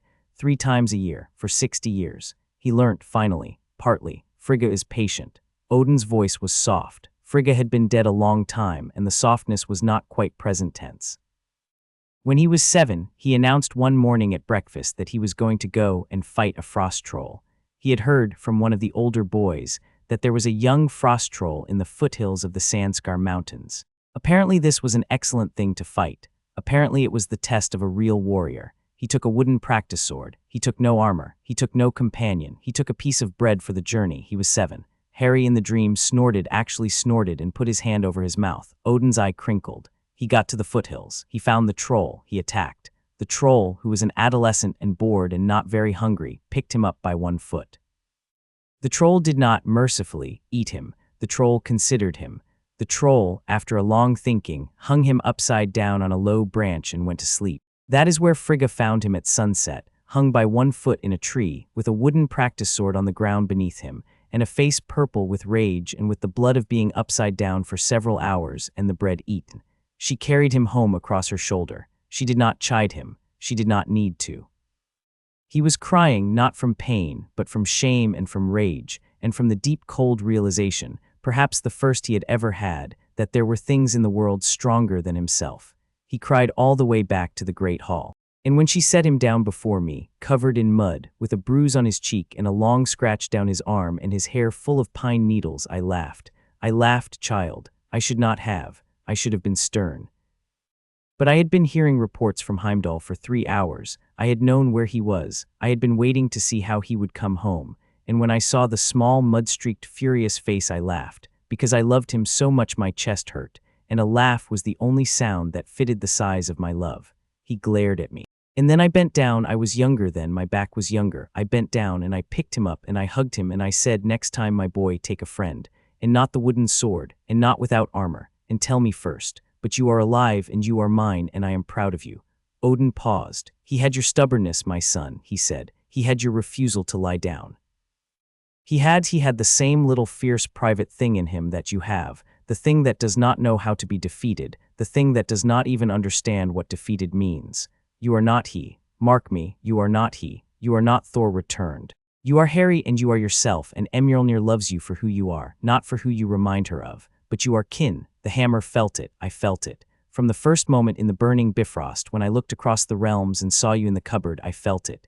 Kin. Harry in the dream found that he was weeping. He did not know when it had started. It had started in the middle of the bread-in tree image, perhaps. It had become full, crying somewhere around. I loved him so much my chest hurt. It was wet on his face now in long, even tracks, and his nose was running, and he did not move to wipe it, because he had a small superstition that if he moved, he would break the dream. Odin stood up. This had never happened. In 4 years of dreams, in 200 dream meetings, Odin had never once risen from the throne. He came down the 3 shallow steps. His robe whispered on the black stone. He came to where Harry sat at the foot of the throne, and he knelt. The king of nothing, the Allfather of an ash knelt, and he put his great freckled hand on Harry's small shoulder. The hand was warm. The hand was weighty and certain and real. It did not feel like a dream hand. It felt like the hand of a man. "My son," Odin said. "My son." Harry leaned into him. He pressed his wet face into Odin's robe, which smelt of wood smoke and old wool and a thing he had no word for, and he wept properly, and Odin held him. "My son," said Odin again into Harry's hair. "There is no end to it, you know, loving you. There is no end to it. Sleep well, my son." A month later, Aunt Marge came. Aunt Marge came with Ripper, her bulldog, on a chain. She came on a Friday for a fortnight's visit, and on the 2nd day Ripper got off his chain in the back garden and chased Harry up the apple tree. And on the 4th day, when Harry came down to the kitchen for breakfast, Aunt Marge, who was vast and red and entirely in her own opinion of herself, looked at Harry over her bacon and said, "And there's the little freak." Harry, who had Mjolnir in the cupboard 6 feet away through one wall, smiled politely and asked if he could have a piece of toast. On the 7th day in the back garden, Aunt Marge, who had been talking expansively about breeding lines, about runts, about the way bad breeding shows in the eye, about how she always drowned the runts of her own litters because it was kinder, about Harry's parents, about Harry's mother, about Lily, kicked Ripper. She kicked Ripper because she was making a point. The point was that a dog must know its place. She kicked Ripper, who was a stupid, loyal animal who did not deserve the kick, and Ripper, confused and stung, turned and ran at Harry, who was the only other living thing in the garden, and bit him on the calf. It was a real bite. The teeth went in. Harry, who had spent 18 months training on Wickham Hill, who had 3 times broken bones and had them mend, who at that moment could have called Mjolnir to his palm in the half-second between Ripper's lunge and Ripper's teeth, who could, with a single thought, have discorporated the dog, or thrown him gently over the fence, or simply stopped him in midair, did nothing. He stood. He let the dog bite. He let himself bleed, hot and bright, into his sock and his plimsoll. Aunt Marge laughed. "Marvelous," she said, "marvelous dog. Knows his man. Knows a runt when he sees one." Vernon, hearing, came out with a face like a beetroot and a glass of brandy. Petunia, hearing, came out and made a small mouth and said, "Oh dear, Marge, oh dear," and Dudley, who had been watching from the upstairs window, was laughing the laugh of a boy who has seen his cousin hurt and finds it the funniest thing of the morning. Harry walked very calmly into the house. He walked very calmly past Aunt Marge. He walked very calmly into the bathroom, and he ran cold water on the bite for 10 minutes, and he wrapped a piece of loo roll around it, and he came out, and he ate his lunch, and he did not look at any of them, and he said nothing. That night on Wickham Hill, he called a small bolt of lightning down into the broken fence post on the east boundary, a clean white-blue bolt no longer than his own arm, and he screamed. He screamed into the dark. He screamed at the sheep field, at the substation, at the moon. He screamed in Old Norse and in English and in a language that was neither. That was the language of an 8-year-old in a cupboard. That was the language of bruises. He screamed until his throat was raw, and then he sat down in the wet grass, and he put his face in his hands, and he cried, and Mjolnir, beside him in the grass, hummed warm and very gentle and said nothing. He fell asleep there eventually on the hill with his cheek against her flat side. The dream came. Odin was on the throne. Odin's eye was kind and very tired. "You did right, Harry. I did nothing, father. You stayed your hand. That is not nothing. That is the hardest thing the gift will ever ask of you, the first hardest. Many will follow. Mark me, my son." Harry, in the dream, was shaking. "She said things about my mother. I know. She said my mother was a," she said. "I know, Harry, I know, I heard." Harry stopped. "You heard. I am where I am," said Odin. "But I hear when it matters. Yes, I heard." Harry sat down on the steps. "It is not weakness," Odin said after a while, "to feel rage. Do not be ashamed of feeling it. Rage is a part of the gift in some ways. Mjolnir herself has been rage in her time. Thor was rage often. The trick is not to be without it. The trick is to master it. Worthiness is not the absence of anger, my son. Worthiness is the choice not to harm with it. Do you hear me? Yes, father. Say it back to me. Worthiness is not the absence of anger. Worthiness is the choice not to harm with it. Good, mark that. Mark it deep. There will be days when you need it more than you need any other thing I have given you, more than the lightning, more than the flight, more than the long view of the realms. That, repeat it for me one more time." Harry repeated it. Odin nodded. "Now sleep, child. Your aunt will be gone in a week. You did not strike her. The hammer is still yours. You are still worthy. You are perhaps, and I will say this rarely, my son, so hear me, you are perhaps more worthy than you were a fortnight ago. The bite will heal. The shame is hers, not yours. The mother she insulted was a hero, and she does not know it, and you do, and that is a small private power you will carry for the rest of your days. Sleep, child, sleep." Harry slept. In the morning the bite on his calf had closed. By that afternoon there was only a pale faint mark, like an old scratch, the memory the body had kept. By the next morning even that was gone. Aunt Marge left at the end of the fortnight. She did not know that for 8 nights of her stay on a low hill outside Little Winging, a small boy had stood with a hammer in his hand and not, by an act of will more disciplined than any she would ever perform, called down a thunderbolt on her sister-in-law's roof. She would never know. That was part of the point. He was 10 3/4 by the summer of 1990, and Wickham Hill was, by then, his, not legally. He did not own the substation. He did not own the broken bench. He did not own the hawthorn. But he owned the hill in the way that the lonely own a place, by being the only one who came, by knowing every rabbit hole and every fox run, by having walked in the dark every yard of the long crest until the soles of his plimsolls knew it without him. He went up there on the night of his 11th birthday eve, the night before the 11th birthday, the night, though he did not yet know it, on which the world was about to change in another way entirely, on which a letter was about to begin its long, slow journey toward Privet Drive on the wings of one owl, and then another, and then 100. He did not know about the letter. He knew only that the moon was 3 days past full, again, the way it had been on his first night up the hill, 2.5 years before, and that Mjolnir in his hand was warm, and that the wind smelt of cut grass and diesel. He sat at the very top on the broken bench with Mjolnir in his lap. The substation hummed its low choir behind him. The lights of Surrey spread away to the south like a slow river of small fires. The stars were as good as they ever were here, better than ever, because he knew their names now. He knew the names Odin had given them, which were not the names Petunia would have known, and which were better names. Frigga's distaff there, low in the east. The long wolf trailing across the north. Mimir's eye, the bright single star that did not blink, which Earth astronomers called Vega. He looked up. He looked down. He looked at his own small hands on the haft of the hammer in his lap. He said aloud in Old Norse in a voice that did not shake, that was the voice of a boy who had become, without his ever quite noticing the day of it, someone, Father Ekem Heir. Father, I am here. The dream did not need to wait for sleep. It came on the inside of his thinking. Odin, very faint, very fond, Odin, who must have been waiting for this, answered in the same tongue, kind and tired and proud. Herker sonar min, ek veit, ekem med Thayer. Herker, my son, I know I am with you. Harry sat a long time. The wind moved over the hill. A fox barked very far away. The substation sang. Eventually he lay down on the bench with Mjolnir under his head as a pillow that fitted him exactly, that fitted no one else in any of the 9 realms, and he slept on the hill under the constellations of Asgard, under the slow turning of Midgard, with the Allfather in his dreaming and the hammer warm beneath his ear. He woke at 4:30 in the gray first light. He stood, he stretched, he picked up Mjolnir. He walked down the hill in the pale dawn with the marsh path soft and silver under his feet. He crossed the council strip. He went up the side passage of number 4.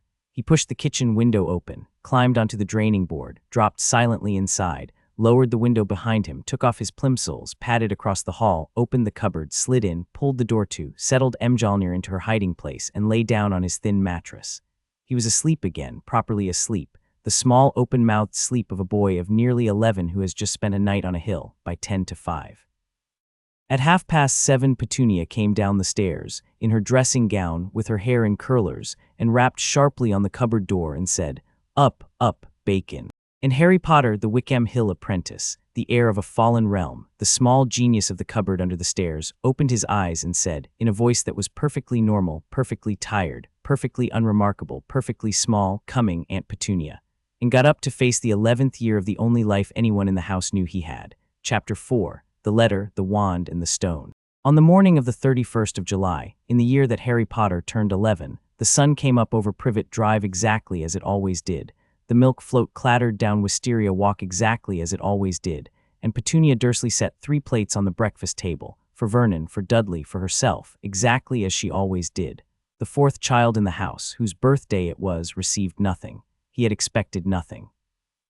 He had been expecting nothing on this particular morning for as long as he could remember, and the small private ceremony of expecting nothing had, over the years, become a kind of habit, almost a comfort, the way some children might light a candle. Harry, lying on his back in the smallest bedroom, for he had, 3 weeks earlier, in a maneuver he did not yet understand the meaning of, been moved out of the cupboard under the stairs and into Dudley's spare room, opened his eyes at 6:05, listened to the house breathing, and said softly to the ceiling, in a tongue that no other boy in Surrey could have spoken, "Gothan dag, Father."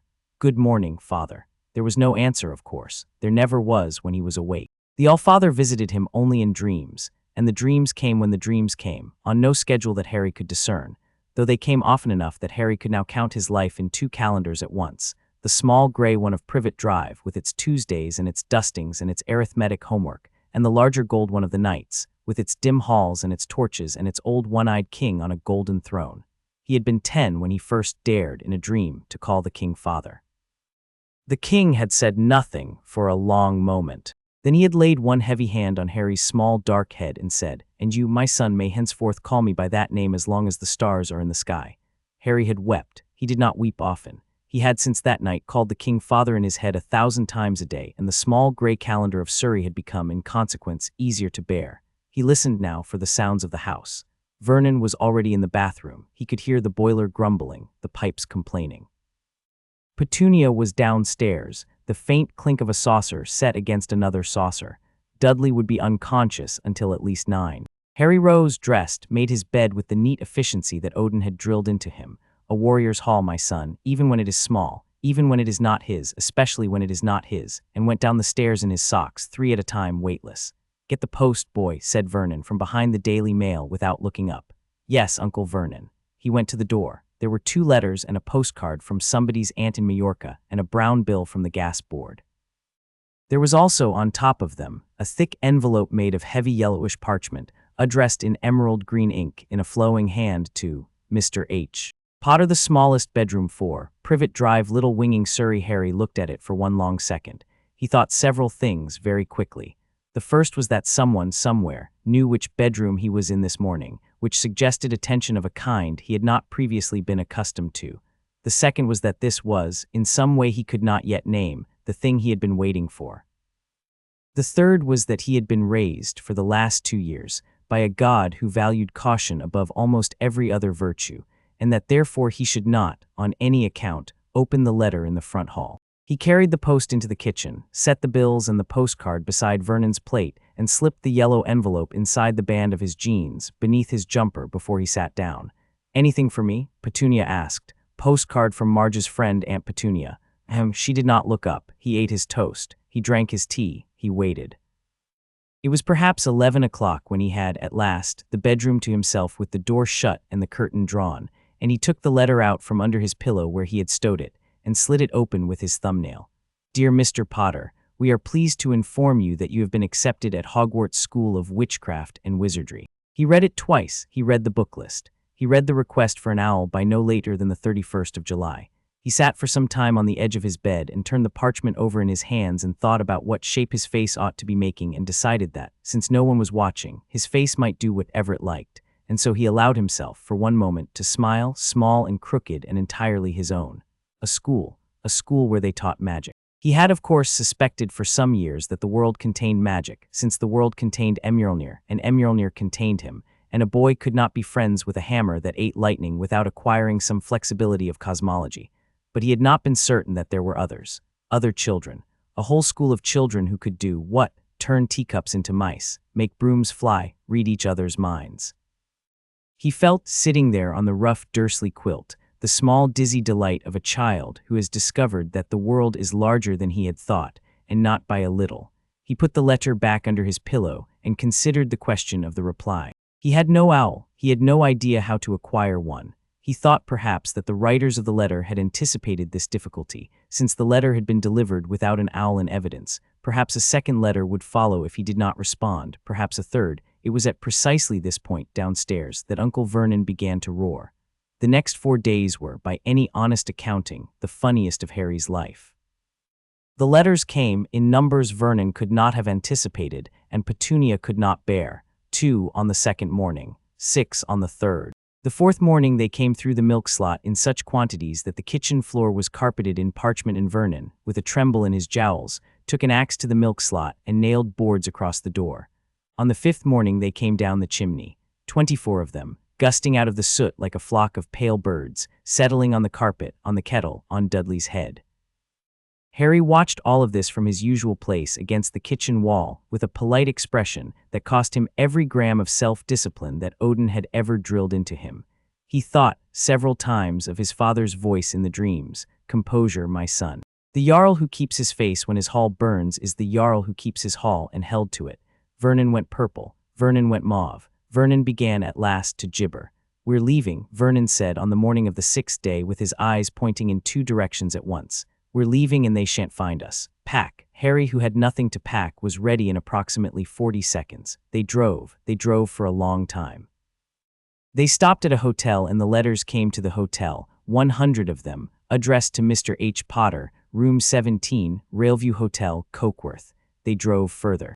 They stopped in a town whose name Harry did not catch, and a town whose name Harry did not bother to catch, and at last, in the small hours of his 11th birthday's eve, Vernon drove them down a sea road to a rented boat to a rock to a hut, where there was no electricity and no warmth and no soft place to lie. And Vernon, smiling at last with the relief of a man who has outwitted the postal service, locked the door and went to sleep on the only bed. Harry lay on the floor by the dying fire and looked at Dudley's enormous watch, which he had nicked off the sofa just before they left. 11:57, 11:58, 11:59. The storm outside, and there was a storm, a serious one, the kind of storm that Harry, after 2 years on Wickham Hill, regarded with the eye of a colleague, picked up by one increment. The rain on the tin roof became hail. The hail on the tin roof became a kind of drumming. Midnight. "Happy birthday, Harry," he said softly to himself in Old Norse, and traced a small private rune on the dusty floorboards with his finger, the rune for thanks, which Odin had taught him at the age of 9, on a hillside in a dream in lieu of cake. And the door, at that exact moment, came off its hinges. The man who stooped through the doorway had a head that brushed the rafters and a beard that arrived a second before the rest of him. He was carrying, slung over one shoulder, a pink umbrella and what appeared to be a chocolate cake. He stepped over the door he had just removed from the wall, set the umbrella against the chimney, looked around the hut with the satisfied air of a man arriving home, and said, in a voice that filled the small room as though it were a barrel, "Couldn't make us a cup o' tea, could ye?" It's not been an easy journey. Vernon, on the bed, made a noise like a small animal being trodden on. The man ignored him. He crossed to Harry, who had risen by now and stood with his back to the dead fire, and squinted down at him with a sudden softness that crumpled the great beard from beneath. "Last time I saw you, you was only a baby," said the man, and his enormous eyes shone wetly in the lamplight. "Ye look a lot like your dad, but ye have got your mum's eyes."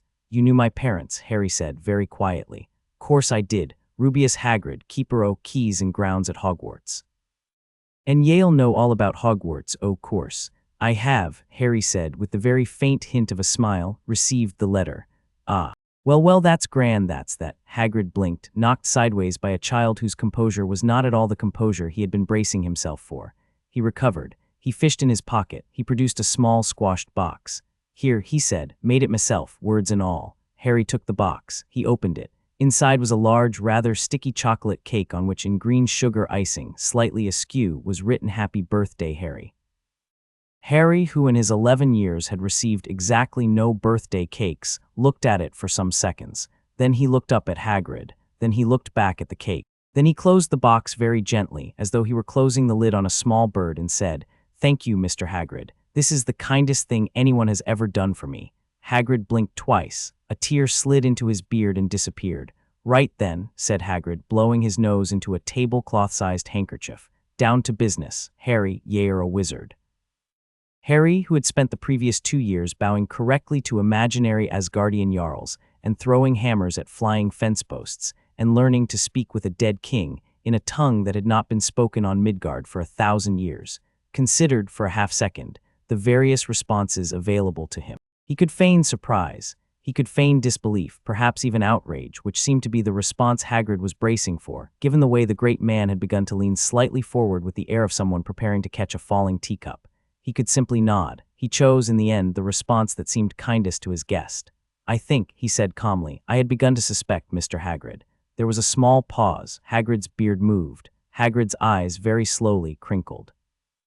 "Did ye now?" said Hagrid. "Did ye now? Well, that's good, Harry. That's very good. Saves us a bit o' bother. Sit down, sit down. Eat your cake, I'll do the tea." He did the tea. Harry ate the cake. That night when at last Harry slept, with Hagrid snoring like a small earthquake against the far wall and the storm fading in Vernon and Petunia, and Dudley huddled in a terrified pile on the bed, the dream came. The hall, the torches, the throne. Odin smiled at him. The smile reached the one good eye and warmed it. "You did well not to laugh, my son," said the Allfather. "He is a kind soul. Treat him as a kinsman. There are, I think, not many of his kind left in your world." "Yes, father, and the cake. It was, father, the kindest thing anyone has ever done for me." "Then remember it," said Odin, "until the end of your days. Kindness is the rarest coin in the 9 realms, and the worth of it does not change with the size of the giver. Sleep, my son. Tomorrow you walk in the streets of your people." Diagon Alley, when at last Harry stepped through the brick arch behind the leaky cauldron and into it, did not disappoint him.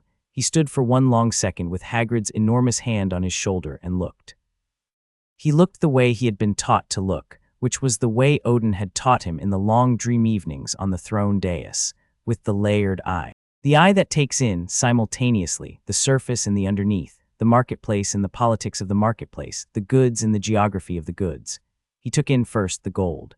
There was a great deal of it, gilt on signboards, gilt on cauldrons, brass on doorknobs, copper in the pots that hung from the apothecary's lintel, and behind it all at the top of the street, the white marble columns of Gringotts, with their burnish of a paler, more serious gold. Asgardian gold, Harry thought, with a small private fondness, is brighter. That gold is the gold of a hoard. The gold there in Gringotts is the gold of a vault. There is a difference. He filed the thought and moved on. He took in second the music. Diagon Alley was loud in the way a market should be loud. 100 voices in 24 registers, a witch crying eel's eyes, 2 nuts the dozen. Beside a wizard arguing about the price of a cauldron, a boy laughing somewhere, a clatter of brooms. Not unlike, Harry thought, the courts of Vanaheim, though without the singing. Odin had described the courts of Vanaheim to him at length one winter dream, with the patience of a man describing his wife's family to a child who was being introduced for the first time. Harry had loved the descriptions. He had memorized, almost without trying, the names of the 7 great market squares. He filed this also. He took in third the air. There was a smell of brass and ink and dragon dung and warm bread and old sweat and lavender and burning wood, and beneath all of it, faint and steady, a smell that he recognized at once and had not expected to find here, the smell of power, the same dry, sweet smell that came off Mjolnir when he held her after a thunderclap. He breathed it in carefully. He found that it pleased him. He found that he liked these people on instinct, the way one likes a room before one has heard a word said in it. They are, he thought, and the thought arrived already complete, the way the best thoughts do, somewhat like the light elves, in their love of finery, in their good humor, in the way they walk as though the world ought to know who they are. He considered the comparison. He refined it, but less smug, less certain of their place. Their bones are mortal bones, they will do. Hagrid steered him towards Gringotts. The goblins of Gringotts gave Harry, on first inspection, exactly the courtesy he gave them, which is to say a stiff small bow of the head and no smile and a steady look in the eye. He had been taught how to bow to a guild master. The goblin behind the desk, who had been about to dismiss him as just another wizard child, paused for a fraction of a second, narrowed his eyes, gave a small returning incline that was almost invisible, and said, "Mr. Potter, you will follow Griffook." The cart ride to Vault 687 was wild, and Harry enjoyed it more than was, perhaps, decorous. The corridor was cold. The door opened. Harry, who had slept in a cupboard, who had eaten for 11 years exactly what was left after Dudley had finished, who had owned in all his life 3 things: a pair of broken spectacles, a wooden rune Odin had taught him to carve, and a hammer that ate lightning, stood in the entrance of his vault and looked at the mountain of his parents' gold. He did not gasp. He did not stagger. He did not, as Hagrid had half expected, take a tottering step backwards. He looked at it with the very flat, very long, very unsurprised look of a small boy who has been raised by a king. "This is mine," he thought, neutrally. "This is the money of my parents, James and Lily, given to me in their dying. It is a tool. It is no more and no less than a tool." He stepped inside. He ran one hand over the nearest pile. The galleons were cool and heavier than he had expected, the sickles lighter, the nuts almost weightless.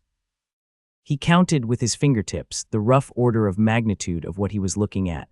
3,000 galleons, perhaps 4, enough to buy a small house in Cokeworth, enough to feed a family of 5 for 7 years. Enough, and he felt here a small flick of something like the calculation Odin had once made him do, on a hillside with 3 apples and a knife, to fund a wizarding education with several hundred galleons of margin, and to leave untouched the great bulk of it for the day he was older and the day he had a use for it that he could not yet name. Some of this, he thought very clearly, will help me. Most of it I shall give back when I have a way of giving back. The money is not the point. The money is the means. He took, that day, 40 galleons, 20 sickles, and a small drawstring purse of nuts. Hagrid behind him blinked. "Yes, sure, that's enough, Harry. You could take a lot more." "I have," Harry said, "exactly what I need, Mr. Hagrid. Thank you." Hagrid, who had been about to argue, looked down at the boy and changed his mind, in a small private way that he could not have explained, and shut his mouth. Ollivander's shop was narrow and dim and smelt of old wood and older magic. The bell tinkled, the dust hung. From the back, with a soft, slow tread that was somehow louder than a stride, came a thin, pale man with eyes the color of mist on a winter morning. "I wondered," said Mr. Ollivander, "when I should be seeing you, Mr. Potter." Harry inclined his head. "Mr. Ollivander, it seems only yesterday that your mother and father were in here, buying their first wands." Lily, 10 1/4 inches, swishy willow, nice wand for charm work. Your father, mahogany, 11 inches, pliable, a little more power and excellent for transfiguration. Well, I say your father favored it. It's really the wand that chooses the wizard, of course. He had drawn near. He had a measuring tape that moved by itself. Harry watched it with curiosity. The wand maker began to take down boxes from the high shelves and to set them with infinite care on the counter. Try this, beechwood and dragon heartstring, 9 inches, nice and flexible. Just take it and give it a wave. Harry took it, he waved it. Mr. Ollivander snatched it back almost before the wave was complete. Maple and phoenix feather, 7 inches, quite whippy. Try, Harry tried. The wand was snatched. The pile of tried and rejected wands grew. Mr. Ollivander grew, by small increments, happier. Tricky customer, eh? Not to worry, we'll find the perfect match somewhere. I wonder now, yes, why not? Unusual combination, holly and phoenix feather, 11 inches, nice and supple. Harry took the wand. He felt at once a sudden warmth in his fingers, not unlike, though much smaller than, the first heat of Mjolnir in his palm. He raised the wand above his head, brought it swishing down through the dusty air, and a stream of red and gold sparks shot from the end like fireworks, throwing dancing spots of light onto the walls. "Oh, bravo!" cried Mr. Ollivander. "Yes, indeed, oh, very good. Well, well, well, how curious, how very curious." He took the wand back, put it gently into its box, wrapped the box in brown paper, and then, just before he handed the package to Harry, he paused and looked very thoughtfully into the boy's face. "Curious," he murmured. "Curious that you should be destined for this wand. Its brother, why, its brother gave you that scar." Harry's hand by his side twitched a fraction. "Yes, 13 1/2 inches. Curious indeed how these things happen. The wand chooses the wizard, remember. I think we must expect great things from you, Mr. Potter. After all, he who must not be named did great things. Terrible, yes, but great." Harry, who had been listening to this with the perfectly composed face of a boy who had been taught, by a god, how to receive bad news, said nothing. He simply held out his hands for the package.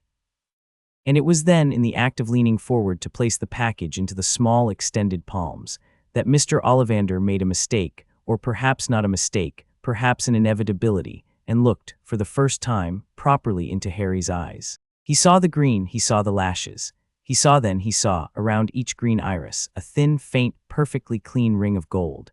It was not the gold of the shop's brass fittings, not the warm gold of candlelight on a young face. It was a colder, finer gold. It was a gold the wandmaker had read about, once in a very old book in a very locked case at the back of the shop, in a language he had been told never to learn. He had not believed the book. He had stopped believing it before he was 30. He had, in fact, until this morning, forgotten the book existed. He remembered it now.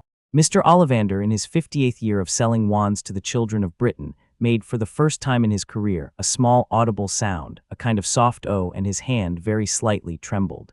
He set the package with the greatest of care into Harry's open palms. 7 galleons, he said. His voice, by some heroic effort, was almost steady. Harry counted them out. He laid them gently on the counter. "Thank you, Mr. Ollivander. Mr. Potter." Harry inclined his head, that same small, precise inclination he had given the goblin, and turned and walked out of the shop. The bell tinkled. The door shut. Mr. Ollivander stood for a very long time in the dim of his shop without moving. After a while he sat down. After a longer while he went slowly, with the gait of a much older man, to the back of the shop, and unlocked the locked case and took out the book.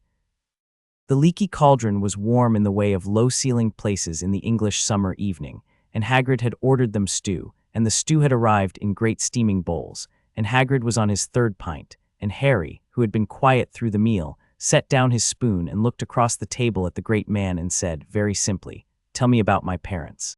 Hagrid, who had been on the verge of asking Harry an entirely different question, about the Dursleys, about whether they had been good to him, about the look in the boy's eyes when he had first seen the cake, set his pint down without drinking and looked at Harry for a long beat.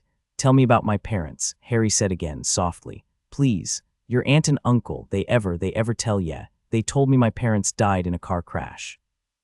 They told me my father was a drunk and my mother was, he paused with a small and very controlled distaste.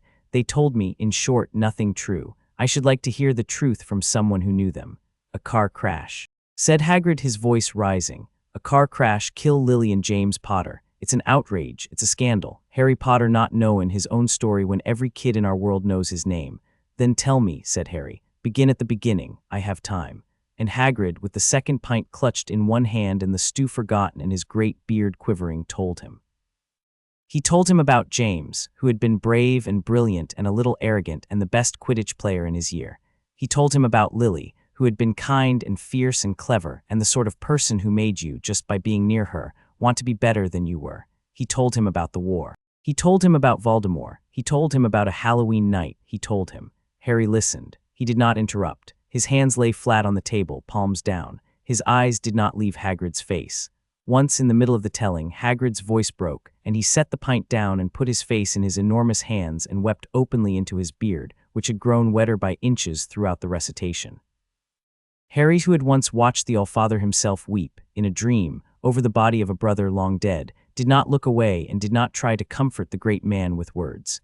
He waited. When Hagrid lifted his face, Harry slid a clean napkin across the table without comment. Hagrid took it. "They loved ye, Harry. They loved ye more'n anythin'." "I know," said Harry softly. "I know they did." He was thinking, and he could not have said this to Hagrid, not yet, perhaps not ever, that he had now at the age of 11 3 parents, a mother who had died for him, a father who had died for him, and a king who had chosen him out of all the children of all the realms to inherit a hammer. He had been alone for so long. He understood, sitting in the leaky cauldron with his hands flat on the table and his eyes steady on Hagrid's wet face, that he had perhaps never been alone at all. He grieved James and Lily that evening with a quiet that surprised Hagrid, who had been bracing himself for tears. There were tears later, but they were private. That night in a small, clean room above the leaky cauldron, Harry slept and the dream came. "Father," he said, "my son, Father, I had others before you." There was a long pause. Odin's good eye in the dreamlight was steady on him. "Yes, my son, you did. Are you?" Harry searched for the word. "Are you angry that I had them?" Odin laughed then, a low, rich laugh that filled the dream hall the way warm soup fills a bowl. He set his great hand on Harry's head. "My son, I did not replace them. I joined them. They came first, they loved you first. They died for you first. I came after and I came late, and I came because they had made you the kind of child whom a king might be glad to claim. Honor them. Speak their names in your heart on the days that are theirs. They are part of who you are. Without them, you would not be the boy whom I chose. Without them, there would have been nothing for me to choose." Harry, in the dream, leaned his small head against the Allfather's knee. The great hand stayed where it was. "Thank you, Father." "Sleep, my son. Tomorrow you go home. 2 months from tomorrow, you go to your school. And then your life begins." The 1st of September came, as it always does, with the suddenness particular to dates that one has been counting down to for 2 months. Harry, who had spent the last weeks with his trunk packed beneath his bed, and his wand wrapped in a sock at the bottom, and his cake tin now empty, but kept at the top, was up at 5. He sat by the window. He watched the sun come up over Privet Drive for the last time as a boy who lived there. Vernon, in a black mood, drove him to King's Cross. He did so because Petunia had said, in a voice no one in the house argued with, "He shall get to his train." Vernon had grunted. Vernon had also, on the drive-in, laughed openly at the existence of Platform 9 3/4 and dropped Harry off at the barrier between Platforms 9 and 10 and driven away. Harry stood for some seconds with his trolley and considered the situation. He considered the bricks. He considered the gleam of the rails to either side. He considered whether to ask a porter and decided against it. He was about to consider the matter further when he heard, behind him, a loud, cheerful woman's voice with the unmistakable hard RS of the West Country saying, "Packed with muggles, of course." He turned. He saw a plump red-haired witch with 4 red-haired children in tow, 3 boys and a small girl, with a 5th child trailing behind, a boy roughly Harry's age, with red hair, a long nose, and a smudge of ink on the side of his nose that suggested he had touched his face after writing. "Now, what's the platform number?" the witch was saying. 9 3/4, piped the little girl who was holding her mother's hand. "Mum, can't I go? You're not old enough, Ginny, now be quiet." "All right, Percy, you go first." Harry watched. The tallest boy marched at the barrier and disappeared into it. "Fred, you next." "I'm not Fred, I'm George." "Honestly, woman, you call yourself our mother." The witch swatted at him. He grinned and went through. The next twin went through. The mother turned then and saw Harry, saw him watching, saw the trolley, saw the owl in its cage, saw the look on his face, and her eyes softened in a way Harry had never seen a woman's eyes soften in his direction. "First time at Hogwarts, dear." Ron's knew too. She nodded at the freckled boy, who nodded back at Harry with the friendly shyness of a boy who had not had a brand new friend in some years. "All you have to do is walk straight at the barrier. Best do it at a bit of a run if you're nervous. Go on now before Ron." "Thank you," Harry said, truly. He ran at the barrier the way Odin had taught him to run at things that frightened him, which was to say with his face up.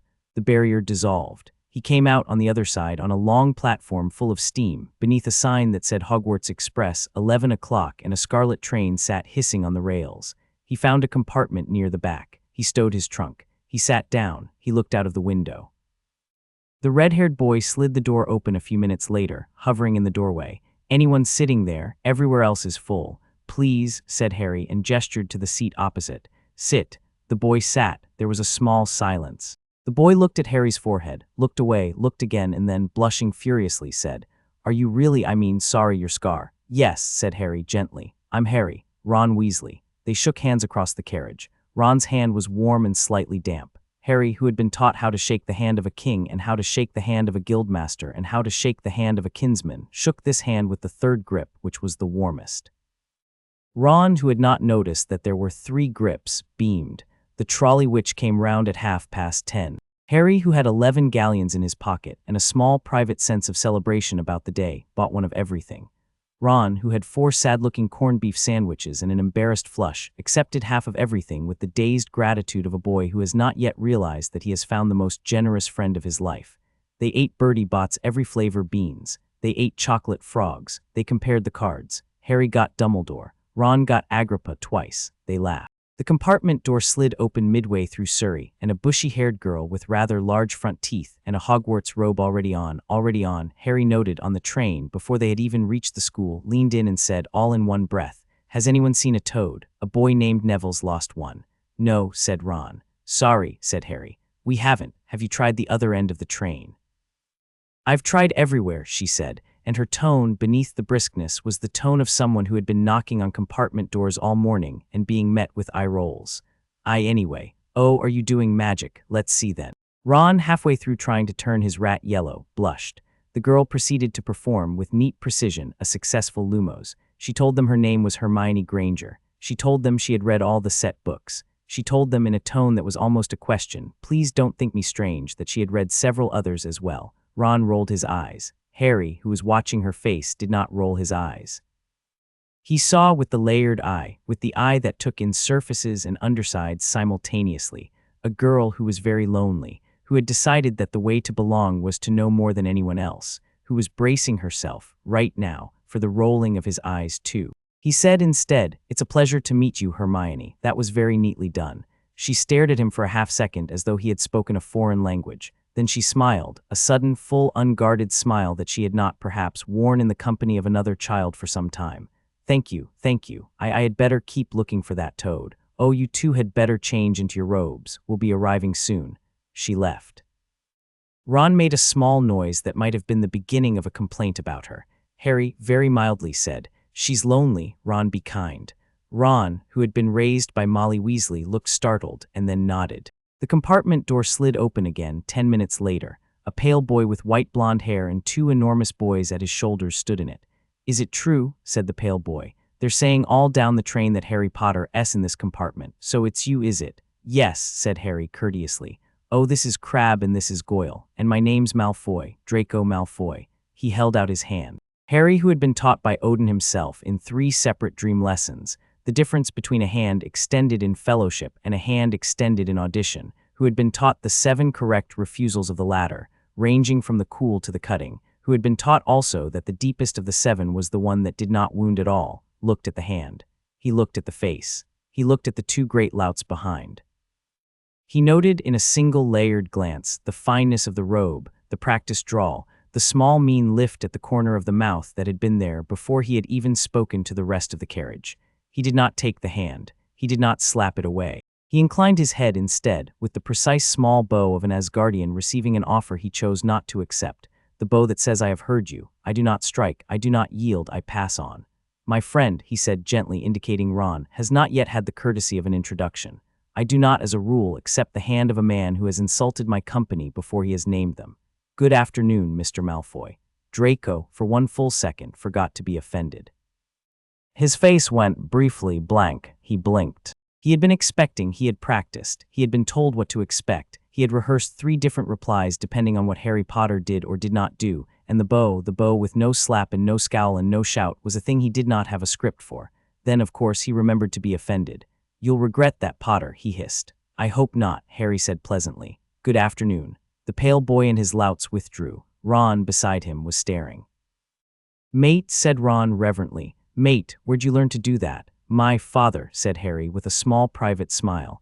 "It is, as he is fond of saying, a very old art." The sorting hat on Harry's head sat for a long time in silence. The other sortings had been brisk. The hat had shouted Ravenclaw, for Hermione after a few seconds of murmuring. Slytherin, for Malfoy almost before the brim had touched his hair. The Great Hall stood watching now in the soft pause that followed each placement, and the pause for Harry stretched into something longer. Inside Harry's head, a small, dry voice said, "Hello." "Hello," Harry thought back with courteous attention. "What a curious thing you are." The voice paused. There was a small, almost startled inflection in it now. "There is, yes, the wizard, of course. A very fine one in the making. The lightning scar on your brow, there is something lodged there, a dark fragment. Interesting that is being unmade, you do know, slowly, but it is being unmade, by something old, very, very old. I have not seen its like in 1,000 years. Older, perhaps, than the founders themselves. What have you been carrying, child?" "A hammer," Harry thought. The hat made internally a sound that was very nearly a chuckle. "A hammer, yes, and the wielder of the hammer is in your head as well. Permitted to visit, I see. Almost installed." "He calls himself your father, does he?" Yes, Harry thought, with the small flame of pride he had carried in his chest since the night he had first dared the word. "He calls himself my father." "He is right to," said the hat with a quiet that was somehow grave. "You have been well raised, child. Better raised than any I have sat upon in many, many years. You are made of older metals than this hall has seen." There was a small pause. "Now then, where shall I send you? You have a sly mind. Slytherin would polish it to a gleam, and you would do well there. The snakes would not eat you. You have been taught how to dine with worse. Ravenclaw. You have the patience of a scholar. You would read every book they own and ask for more. Hufflepuff. You have the loyalty of an oath-keeper, which is perhaps the rarest of the 4 virtues. The Badgers would love you and be loved in return. But you want, and you have asked him, haven't you? Gryffindor. Yes, Harry thought, I asked him. He said where your mother went, where your father went, where the brave go. Then said the hat with the air of a man giving a blessing rather than a verdict, Gryffindor. The hall erupted. The Gryffindor table erupted loudest. Ron, halfway down the table, was on his feet hammering his hands together. The twins, beside him, were chanting.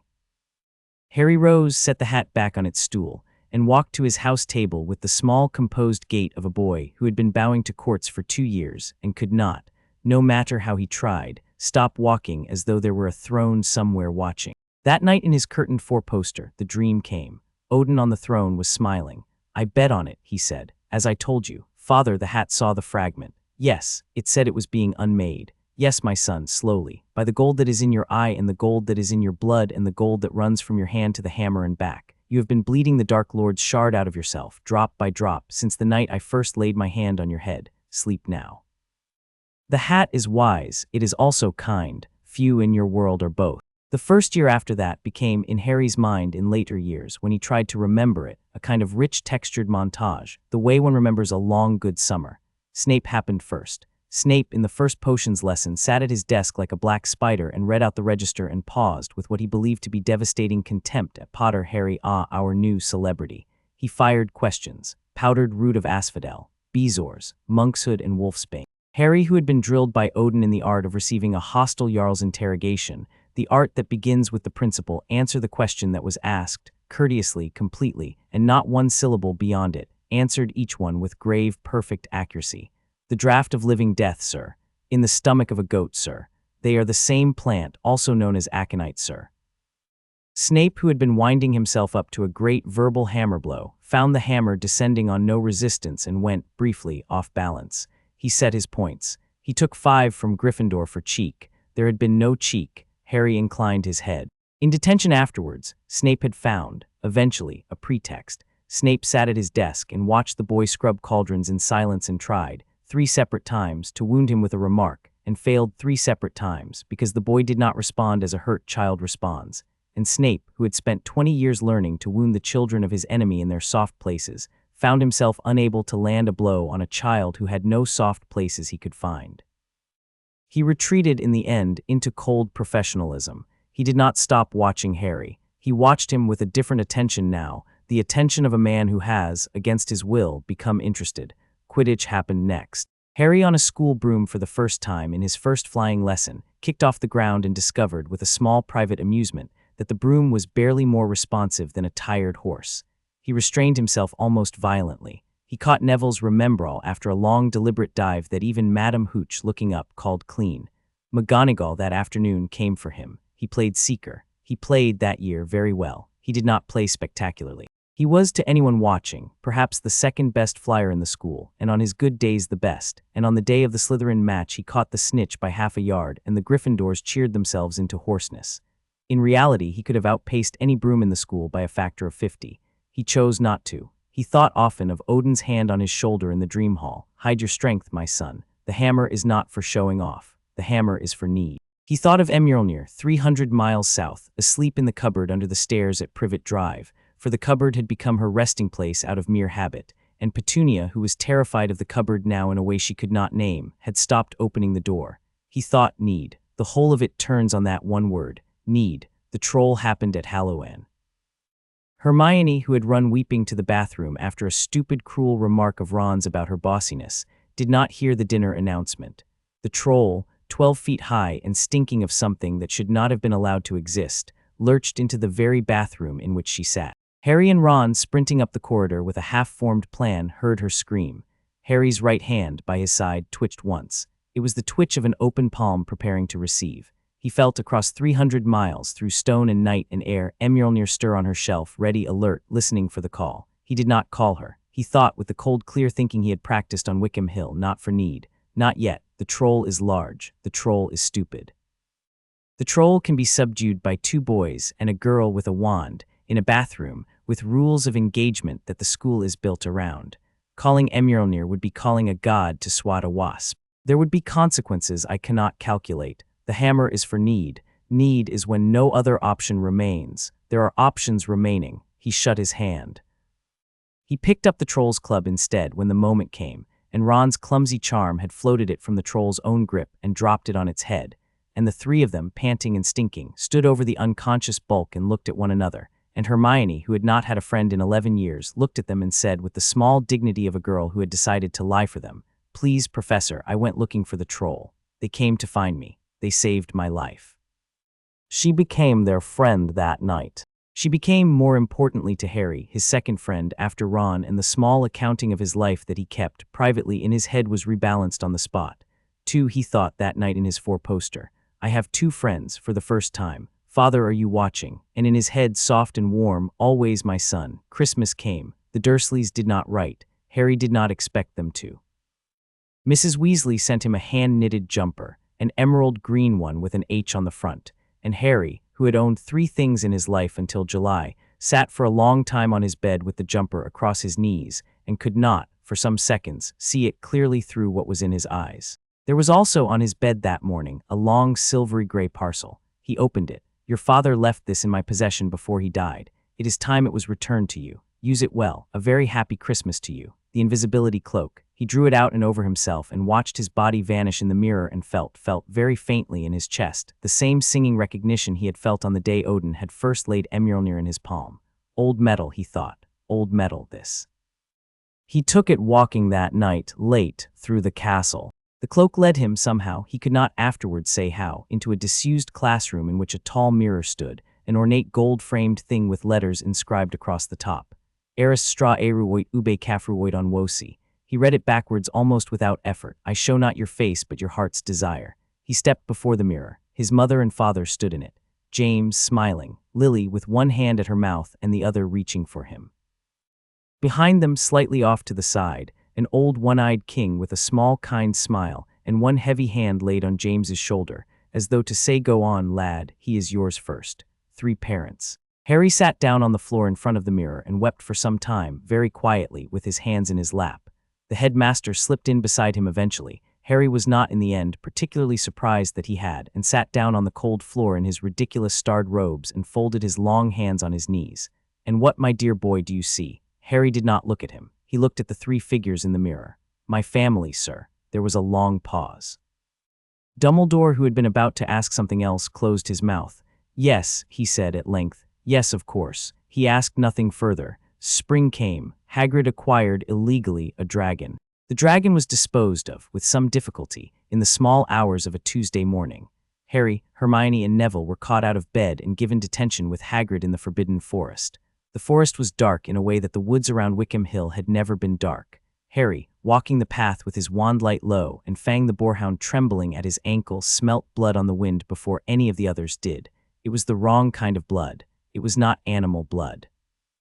It was not even quite blood in the way Harry, who had skinned a deer with Hagrid the previous month, understood blood to be. It was bright and silver-tinged and full of something like grief. He smelt it. His right hand by his side twitched once. Mjolnir. She was not at Privet Drive anymore. That spring she had migrated in some small way of her own accord to a place under Harry's bed in the boys' dormitory, where she lay invisible and patient and warm. He felt her now 3 corridors and 4 staircases and 700 yards of forest away, ready in his palm. He did not call her. He felt her readiness and was, momentarily, comforted. They came round a stand of trees and saw, in a clearing, a unicorn lying dead with its silver blood pooling out around it, and over it, drinking, a hooded figure. The figure raised its head. For one moment, hood to brow, eye to eye, Harry looked at the thing in the cloak and the thing looked back at him. Voldemort, for Harry understood, even before the figure spoke, that this was Voldemort somehow in some thin reduced form, saw in the boy's green eyes in that one moment a thin gold ring. He did not know what he was looking at. He had read, in 70 years of dark study, many things, and the gold ring around the iris was not among them. He recoiled. He filed it with the cold curiosity that was the only emotion left whole in him, as something to investigate. Firenze, the centaur, thundered through the trees. The hooded thing fled. Harry was lifted onto the centaur's back and carried home and told things that he would, in later years, set down in his memory carefully, but for now he merely listened and inclined his head and said, "Thank you, Firenze. I shall not forget." That night the dream hall was silent for a long time. Then Odin said, "He saw the gold." "Yes, father." "Then he knows he does not know everything. That is the beginning of his end." The end of the year in Harry's later memory came as quickly as a thunderclap.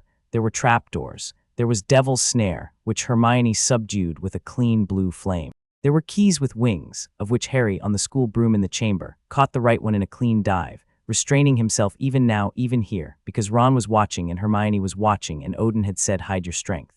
There was a chessboard on which Ron, with the grim brilliance of a boy who had played his brothers since the age of 4, won them passage at the cost of himself.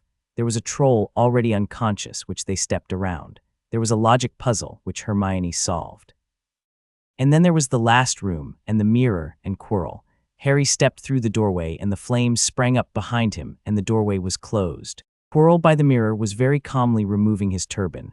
He turned. The face on the back of his skull, white, lipless, with red eyes that had seen, by their own count, nearly a century of horrors, found Harry's face and held it.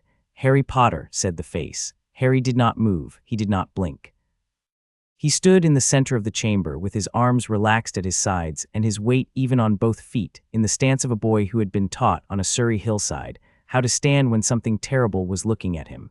His right hand hung empty. "Kill him," said Voldemort softly. Quirrell turned. Quirrell lunged. There was a moment, one moment, no more, in which Harry stood in the silence of inevitability.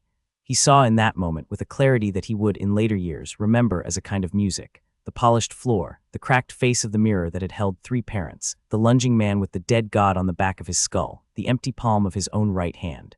He saw also the long, careful map of his 11 years, and the place at which the map ended, and the place at which the new map began. He looked the thing in the eye. He spoke, in a voice colder and older than an 11-year-old's voice ought to be, very quietly. "I would have spared you, Tom Riddle. You should know that. Even now, but you have chosen." Quirrell's hands closed on Harry's forearm. The hands smoked. Quirrell screamed. The flesh of his palms blistered and split where it touched Harry's skin, Asgardian-blessed flesh, the love of a mother on Halloween night braided with something older and colder and brighter. Lily's protection wound through with the protection of an Allfather, and Voldemort on the back of Quirrell's skull made a noise that no throat in any of the 9 realms had ever before made. Harry stepped back free. He raised his right hand. He raised it high. He held the palm open, fingers slightly curled, the way Odin had shown him in the dream meadow on the hillside 10,000 times. He said in Old Norse 3 syllables that no boy in Britain had ever before said aloud and meant. Mjolnir, come, 300 miles to the south, in the cupboard under the stairs at number 4 Privet Drive, for she had come home in the holidays to her old resting place, out of habit and out of fondness. Mjolnir stirred. She heard. She heard across 300 miles of England, across hills and motorways and sleeping suburbs, the voice of the boy who had been chosen. She rose. She rose first an inch, then a foot, then a full yard from the dusty floor. She rose through the floorboards above the cupboard, the wood parting before her with the slow, soft inevitability of water parting before a hand. And she rose through the carpet of the hall, and through the plaster of the upstairs ceiling, and through the joists, and through the slates of the roof of number 4, and the slates were not broken. The slates merely parted and closed again behind her, the way a pond surface closes over a stone. She rose into the night air over Surrey. She accelerated. She crossed Greater London in a heartbeat, silent, low, an arrow of grey iron lit faintly at the head by the gold of her runes. She crossed the Chilterns. She crossed the Midlands. She crossed the North Sea wind that had blown down out of Norway and bent the tops of every wood from Lincoln to York. The clouds parted before her. The lightning, which had been quiet that night over half a county, began to wake. She crossed the Pennines. She crossed the border. 9 seconds. 9 seconds from the cupboard at Privet Drive to the lock under the Highland Hills.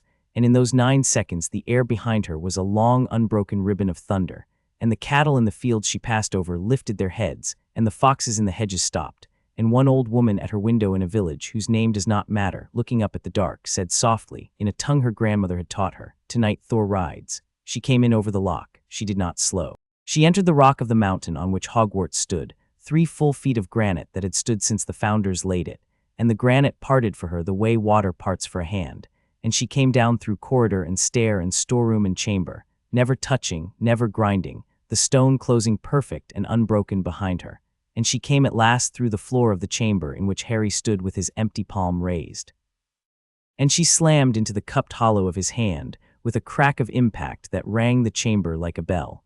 The collision threw Voldemort Quirrell 10 yards backwards. Quirrell's body, where Mjolnir had merely brushed it in passing. She came in hot, she came in fast, she had crossed a country in 9 seconds, and not all her speed could be shed in the moment of catch, shattered like a clay pot dropped from a height. He fell. He did not rise. The white face on the back of his skull tore free of its dying host with a long, thin wail and rose into the chamber air, a wraith now, formless and clutching. Harry, with Mjolnir warm and certain in his grip, leveled her at the wraith. Lightning filled the chamber. It came not from outside. There was no outside. The chamber was buried, but from the hammer herself, from the runes along her side, and from the place at the center of her head where the song was kept. And it filled the room from floor to ceiling and crackled along the stones and through the boy's shadow huge across the wall and across the cracked mirror of Arist. And the mirror cracked further under the strike, the gold frame bending, the surface webbing with 1,000 small fractures, 3 parents flickering and gone. The wraith screamed. It fled. It fled up the chamber and through the stone. The stone did not part for it. The stone resisted it, but it tore through anyway, leaving a thin shrieking trail like steam, and it fled up through the dungeons of Hogwarts and through the floors above and through the roof of the astronomy tower and out into the night, away, eastward, gone. Silence fell. The lightning subsided. The runes along Mjolnir's side dimmed slowly to a banked glow. Harry sat down, abruptly, on the chamber floor. He sat with his legs folded under him and Mjolnir laid across his lap and his breath coming hard, and he looked at his own right palm in the dim, where there was a faint red mark from the catch but no real damage, and he laughed once very softly out of pure animal relief. The Philosopher's Stone, which had fallen from Quirrell's robes when his body had broken, lay a yard from Harry's knee. It was small and red and warm. He picked it up. "Father," he thought, with the simple, direct address of a child to a parent. "Father, what do I do with this?" In his head, gentle and tired and full of the warmth of a man who has watched his son do something hard and done it well. "Give it back to your headmaster, my son. It is not for you. It is for him to destroy, and he will. You have done well, better than well. Sleep now, sleep where you can." Dumbledore arrived perhaps a minute later. How Harry did not ask. Some questions are not asked in the hour after a battle. He came through the door that should not have opened and walked across the cracked floor and knelt, with the slowness of a very old man, beside the boy on the ground. Harry, dazed, held out the stone. Dumbledore took it. He folded it into a pocket of his robe without looking at it. "Sir," said Harry. His voice was steady. He found that, with some small surprise, his voice was always steady. Quirrell was Voldemort. Voldemort is gone, for now. Dumbledore looked at him. Dumbledore's eyes, which Harry had previously known only as twinkling and kind, had gone old in a new way. They had gone the kind of old that recognizes, across a chamber floor, something that the holder of the eyes had been beginning to suspect for a year, but had not yet been brave enough to name. He looked at the hammer across Harry's lap. He looked at the slight gold ring around the green of Harry's iris, faint but there, unmistakable to a man who had read every book that Ollivander had read and several Ollivander had not. He looked at the boy. He said very softly, Mr. Potter, when you are ready, we will speak. Harry inclined his head, the small, precise inclination of an Asgardian to a king who is not, yet, his king. Yes, headmaster. The hospital wing was clean and high-ceilinged and smelt of antiseptic and Madame Pomfrey's tea. Harry lay in the second bed from the door with the curtains drawn and Mjolnir, invisible, resting at the foot of the bed against his ankles, warm as a sleeping cat. It was late. Candles were guttering. The other beds were empty. Ron and Hermione had been in and out 3 times each over the course of the day. The chocolate frog cards on the bedside table were stacked 4 deep. The curtain stirred. Dumbledore slipped through it in a soft purple dressing gown over his robes and sat down on the wooden chair beside the bed. Harry, who had not in fact been sleeping, opened his eyes and looked at him. There was a long pause. Harry said very quietly, "Not yet, sir, please, not yet."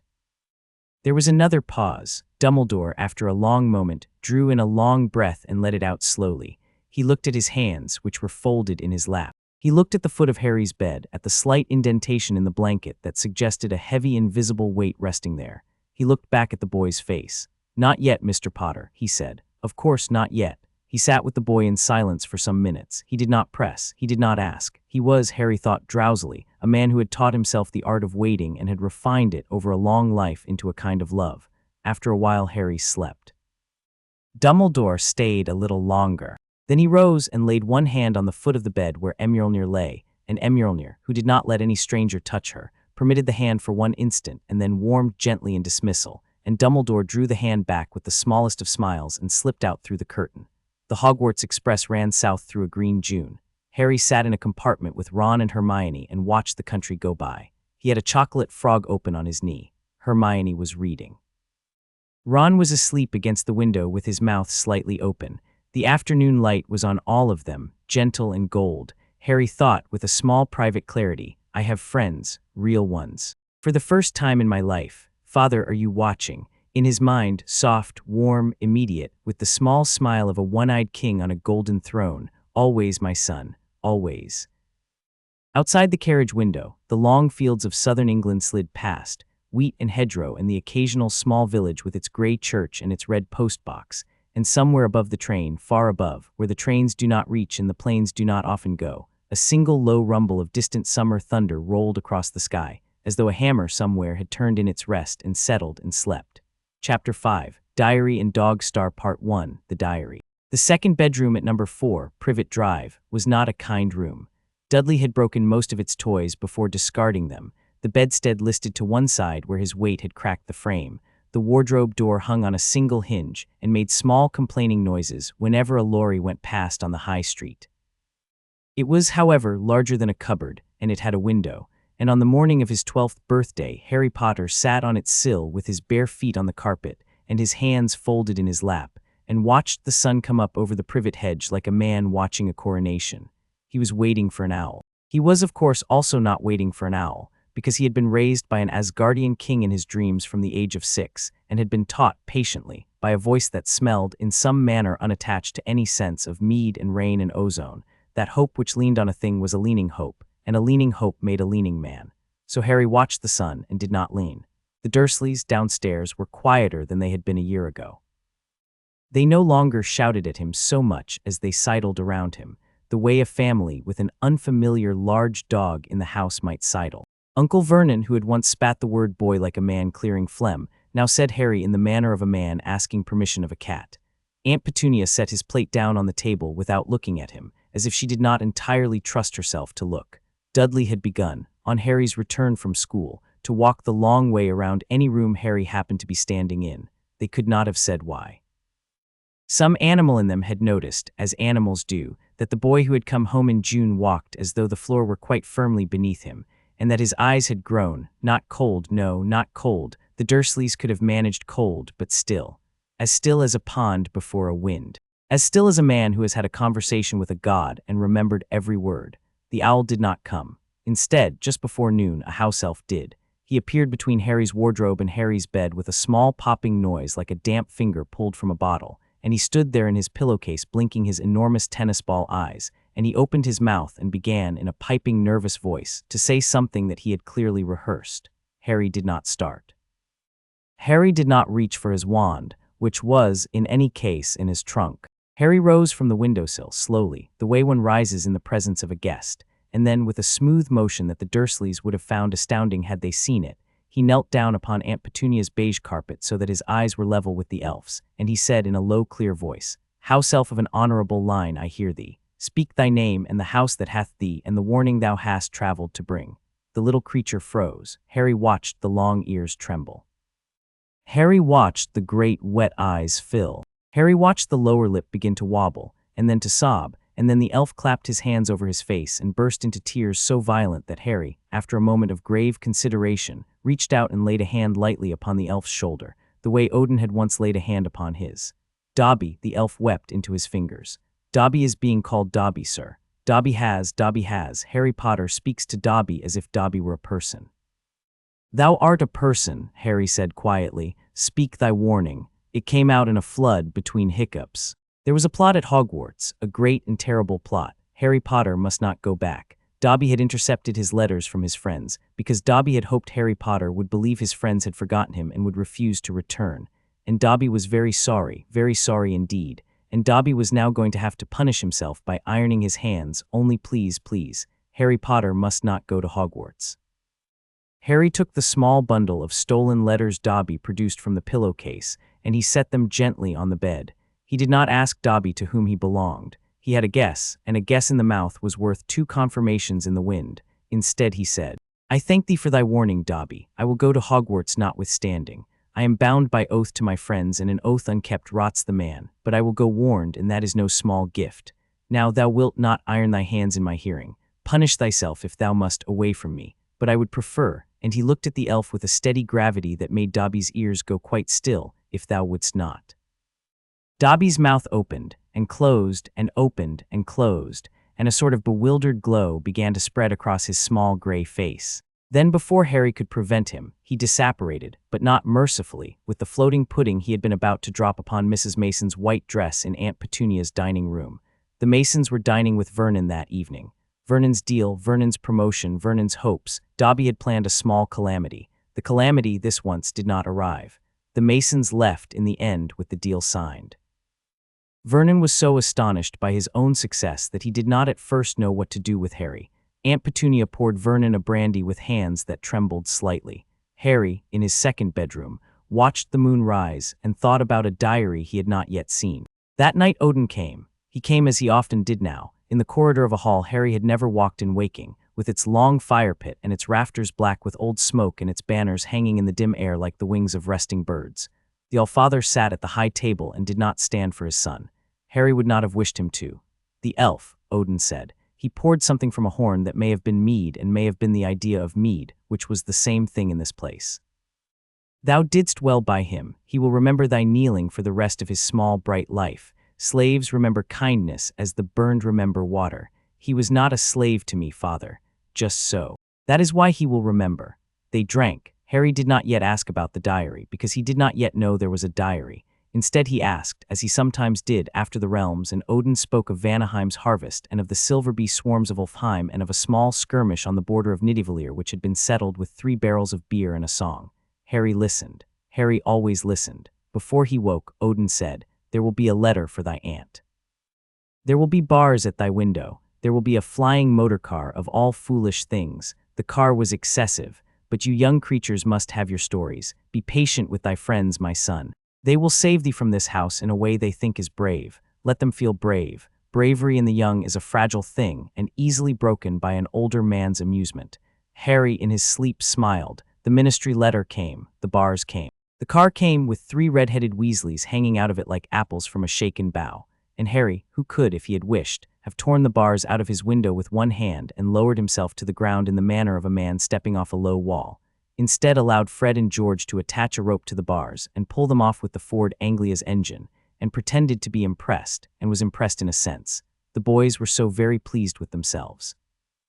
And pleasure in the young is a sweet thing to a man who has begun, however softly, to grow old in the way that some boys grow old, between the dreams of one summer and the dreams of the next. The Burrow was a kind house. Harry had not known a house could be kind. The walls laned, the staircase corkscrewed, the kitchen smelled of yeast and onions and warm wool. Mrs. Weasley, on the morning of his arrival, put down before him a plate of bacon and eggs the size of a small shield, and stood over him with her hands on her hips until he had eaten it, every scrap, the way a queen stands over a knight returning from a long quest.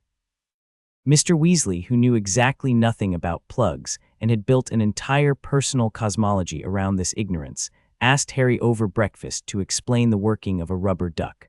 Ron rolled his eyes. Ginny, small, red-headed, very pale around the eyes, could not speak in Harry's presence and went pink whenever he looked at her. And Harry, who had been taught by an Asgardian king to read the small flinches of the small people of the world, treated her with the quiet courtesy due to a sister he had not yet earned the right to call sister. At night in the dream hall, Odin lifted his horn to Harry and said, "Eat well, my son, be welcomed. Thou mayst love many homes. A man with one hearth is a man with one wound. A man with many is a man with many strengths. The Weasleys are a hearth. Warm thyself at it. Bring thy cold hands close. The world will be cold enough later." Harry in his sleep ate a second helping. Diagon Alley was Diagon Alley. Lockhart was Lockhart, a man, Harry decided within 30 seconds of looking at him, who had eaten the courage of others and called the meal his own. Harry took his free books and his forced photograph with the polite blank face of a prince at a tedious banquet. Mrs. Weasley fussed. Ginny went red. Hermione, having met them in the bookshop, hugged Harry hard enough to crack a smaller boy's ribs, and Harry, who did not crack, hugged her back with exactly the calibrated force of an ordinary 12-year-old, because 2 years of training in the dream fields of Wickham Hill had taught him, above all else, the discipline of a hand which has been told it must not break the thing it holds. It was as they were leaving the bookshop that Harry saw Lucius Malfoy. He saw, more importantly, what Lucius Malfoy did. It happened in less than 3 seconds. Mr. Malfoy and Mr. Weasley had finished their hissed exchange of mutual contempt, Lucius with his slow drawl, Arthur with his bristling red ears, and Mr. Weasley had turned away. Lucius, behind him, glanced down at Ginny's cauldron, which was on the floor at her feet and was so full of cheap second-hand books that the books had spilled around it on the dusty boards. Lucius's eyes moved across the books. His mouth tightened in something that was not quite a smile.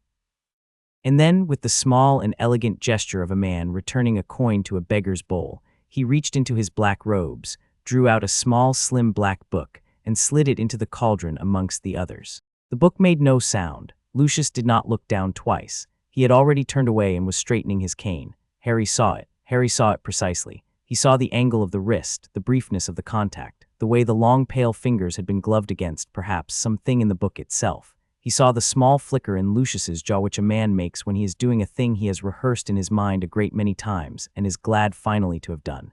Harry did not move. He did not move because, as he stood there with his hand still on the bookshop door, he had already run through the conversation that would follow if he were to move.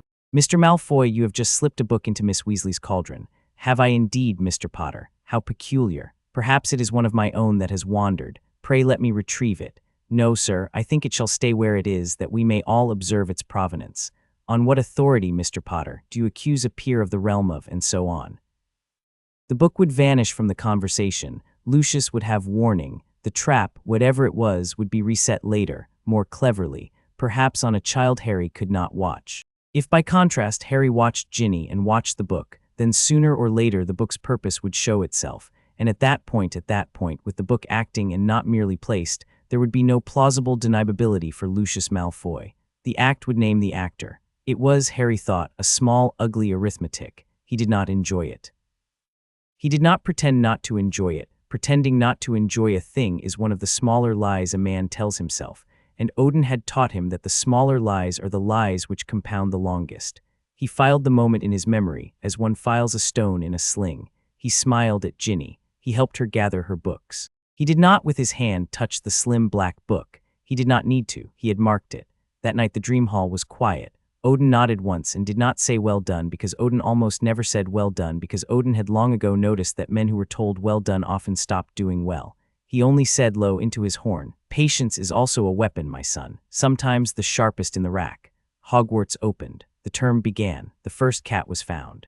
Mrs. Norris hung by her tail from the torch bracket on the second-floor corridor like a damp ginger flag, and the message on the wall was a hand-painted slogan that smelled, Harry thought, very strongly of theater, of someone wishing to be feared rather than to fear. He noted the smell and said nothing about it. He took up Hermione's hand, which was cold, and squeezed it once and walked away from the corridor with Ron and Hermione on either side of him, and saw, from the corner of his eye, Ginny Weasley turned slowly to look at the wall, and slowly walked past it with a face that was perfectly empty. He marked her too. The weeks ground on. Colin Creevey was found. Justin Finch Fletchley was found, and nearly headless Nick beside him, smoked through like a piece of bad bacon.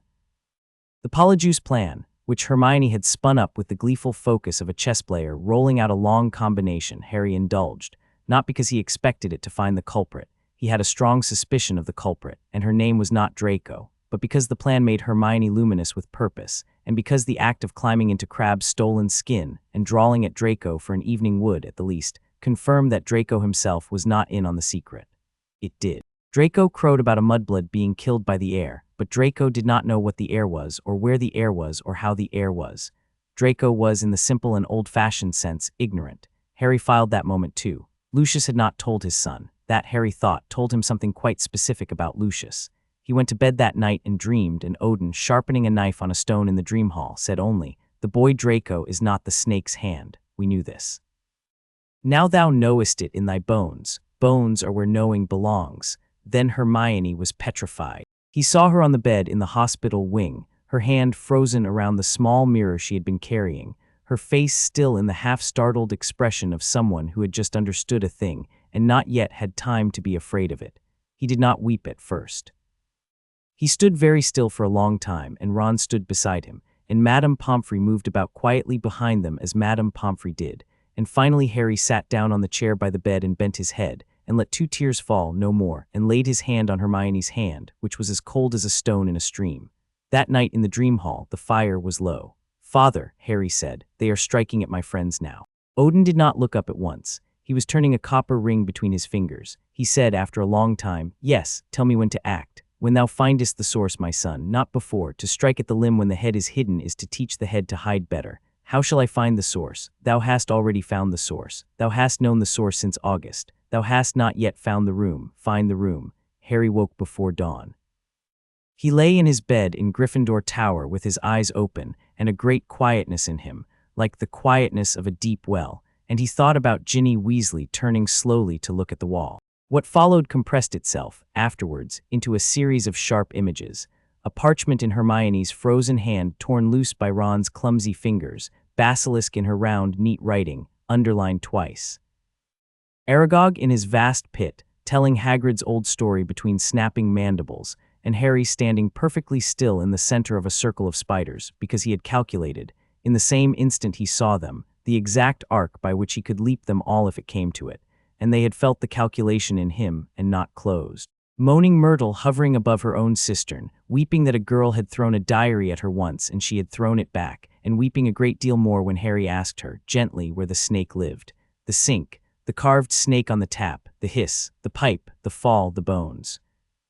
Lockhart, of course, was Lockhart, and his stolen wand and his attempted memory charm, and the rockfall that buried him under his own foolishness. Harry, who had stepped aside from the spell as easily as a man stepping out of the path of a rolling apple, left him there with a polite "good night, sir," and went on alone, picking his way through the rubble, his footsteps echoing in the long pipe. He came to the door, he hissed. The door opened. The chamber was vast. Pillars of green stone marched away into the dark, each carved into the form of a coiled serpent.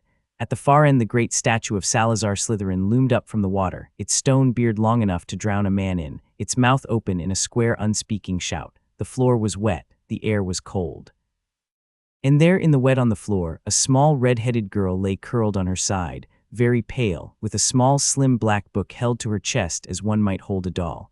Harry walked towards her. He did not hurry. He did not need to hurry. The boy stepped out from behind the statue's foot. He was 16, perhaps, and beautiful in the way certain corpses are beautiful, too well composed, the cheekbones a fraction too high, the mouth a fraction too still.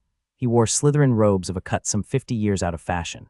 He stood with the easy grace of a young man who has never been refused a thing he wanted, and he smiled at Harry with the easy smile of a young man who has never been refused a thing he wanted, and he said, conversationally, almost merrily, "Harry Potter, at last." "Tom Riddle," Harry said, equally conversational, "I was told to expect you." Tom Riddle's smile thinned a quarter of an inch. He had not expected to be expected. He gloated, of course. They always gloated. Harry had read enough of Odin's old tales to know that the gloating was, in some metaphysical sense, mandatory. It was the form a half-thing took when it wished to be more than it was. So Harry let him gloat. He let Tom Riddle explain, in the rising, delighted tones of a young man explaining his own cleverness, how the diary had drained Ginny over the long months, and how she had opened the chamber for him in her sleep, and how, oh, how very flattered he was that the great Harry Potter, the great vanquisher of Lord Voldemort, had come down to the chamber to die at the hand of Lord Voldemort's 16-year-old self. What a piece of poetry, what a circle closed. HSSSS, said Tom Riddle. And gave the high cold command, in Parseltongue, that meant kill. The statue's mouth opened. Something rose from inside it, green, long, the thickness of an oak's trunk, the smell of it like 1,000 snakes turned to one. The basilisk poured out of the statue and onto the chamber floor and turned its great blind ruined eye pits towards Harry. The rooster, somewhere in the castle above, had crowed at dawn. The eyes were milky, sluggish, but the fangs were quite alive. It hissed. Harry, without moving his feet, slid his weight a fraction to his left. The basilisk struck. It struck with the speed of a thrown lance, and Harry, who in the dream fields of Wickham Hill had spent 2 years sparring with a one-eyed god whose Gungnir was faster than any lance, stepped a single short pace to one side as a man steps out of the way of a horsefly, and the basilisk's fangs sank into the flagstones where his head had been and stone splintered, and a long crack ran zigzag across the floor and the great snake's head, for an instant, was stuck. Tom Riddle's beautiful artificial face went very still. Harry, who had not bothered to draw his wand, walked past the snake. Kill him. Tom Riddle screamed and his composure cracked along its painted seams, and he sounded suddenly not 16 but 70, the way a very old man sounds when a very old man is afraid. Kill him, kill him, kill. The basilisk wrenched its head free and lunged again. Harry caught the fang that came at him in his bare left hand. He did not flinch as the venom tip touched his palm, the venom-touched skin which had been calibrated, over 2 years, against the bite of fireworms in Odin's dream fields, and slid off it as water slides off oiled leather. With a small, almost absent motion of his wrist, Harry snapped the fang clean off at its root. The basilisk recoiled with a noise that was not a noise any of the creatures of the chamber had ever heard a basilisk make. It coiled back upon itself. It put its long head down to the floor. It did not after that strike again. Tom Riddle behind it was completely silent. It was the silence, Harry thought afterwards, that he remembered best. The silence of a thing that had been certain of itself for 16 years and had, in the span of half a second, ceased to be certain of anything at all. Harry tossed the fang aside. It clinked twice on the flagstones and stopped. He walked past the cowed basilisk to Ginny, knelt by her, and lifted her gently into a sitting position against his arm. She was breathing barely. The diary lay where her fingers had loosened around it. He picked it up. It was warm in his hand and the warmth was wrong. He stood. He looked at Tom Riddle. Tom, he said. He said the name as one might address a young patient one had come to bring difficult news. You have made of yourself a thing that is not whole. I will free what is left of you. He set the diary on the flagstones at his feet. He stepped back one short pace. He raised his right palm, open, to the chamber's high black vaulted ceiling, and beyond that ceiling, through fathoms of earth, the lake, the lawn, the rain, the gray, unwinking February sky, and he called, not with his voice but with the muscle behind his collarbone that Odin had patiently shown him, summer by summer, how to use. Mjolnir. She came. She came not the way she had come at Quirrell, ripping a path of broken glass and screaming stone across half of England, but slowly this time, almost ceremonially, the way an old friend might walk into a room on whose threshold she has stood many times. There was a long sound in the stones overhead like a held note on a great organ. There was a small bright concussion as she punched, very neatly, through the chamber's ceiling. Then she descended through the greenlit air in a slow, gentle arc, turning end over end, and slid into Harry's outstretched hand with the soft thunk of a well-thrown axe finding wood. She was warm. She was always warm when she came.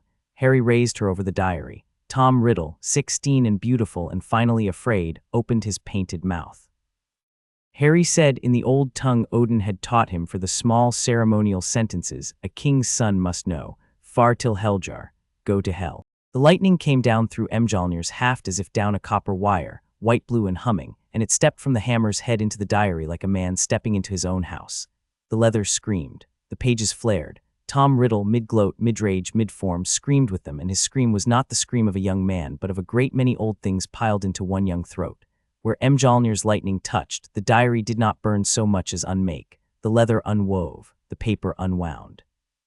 The ink lifted and was scattered. Something old and small and wretched fled from the book in a long, thin cry and met the lightning in the air above the book and was, in a single white blink, gone.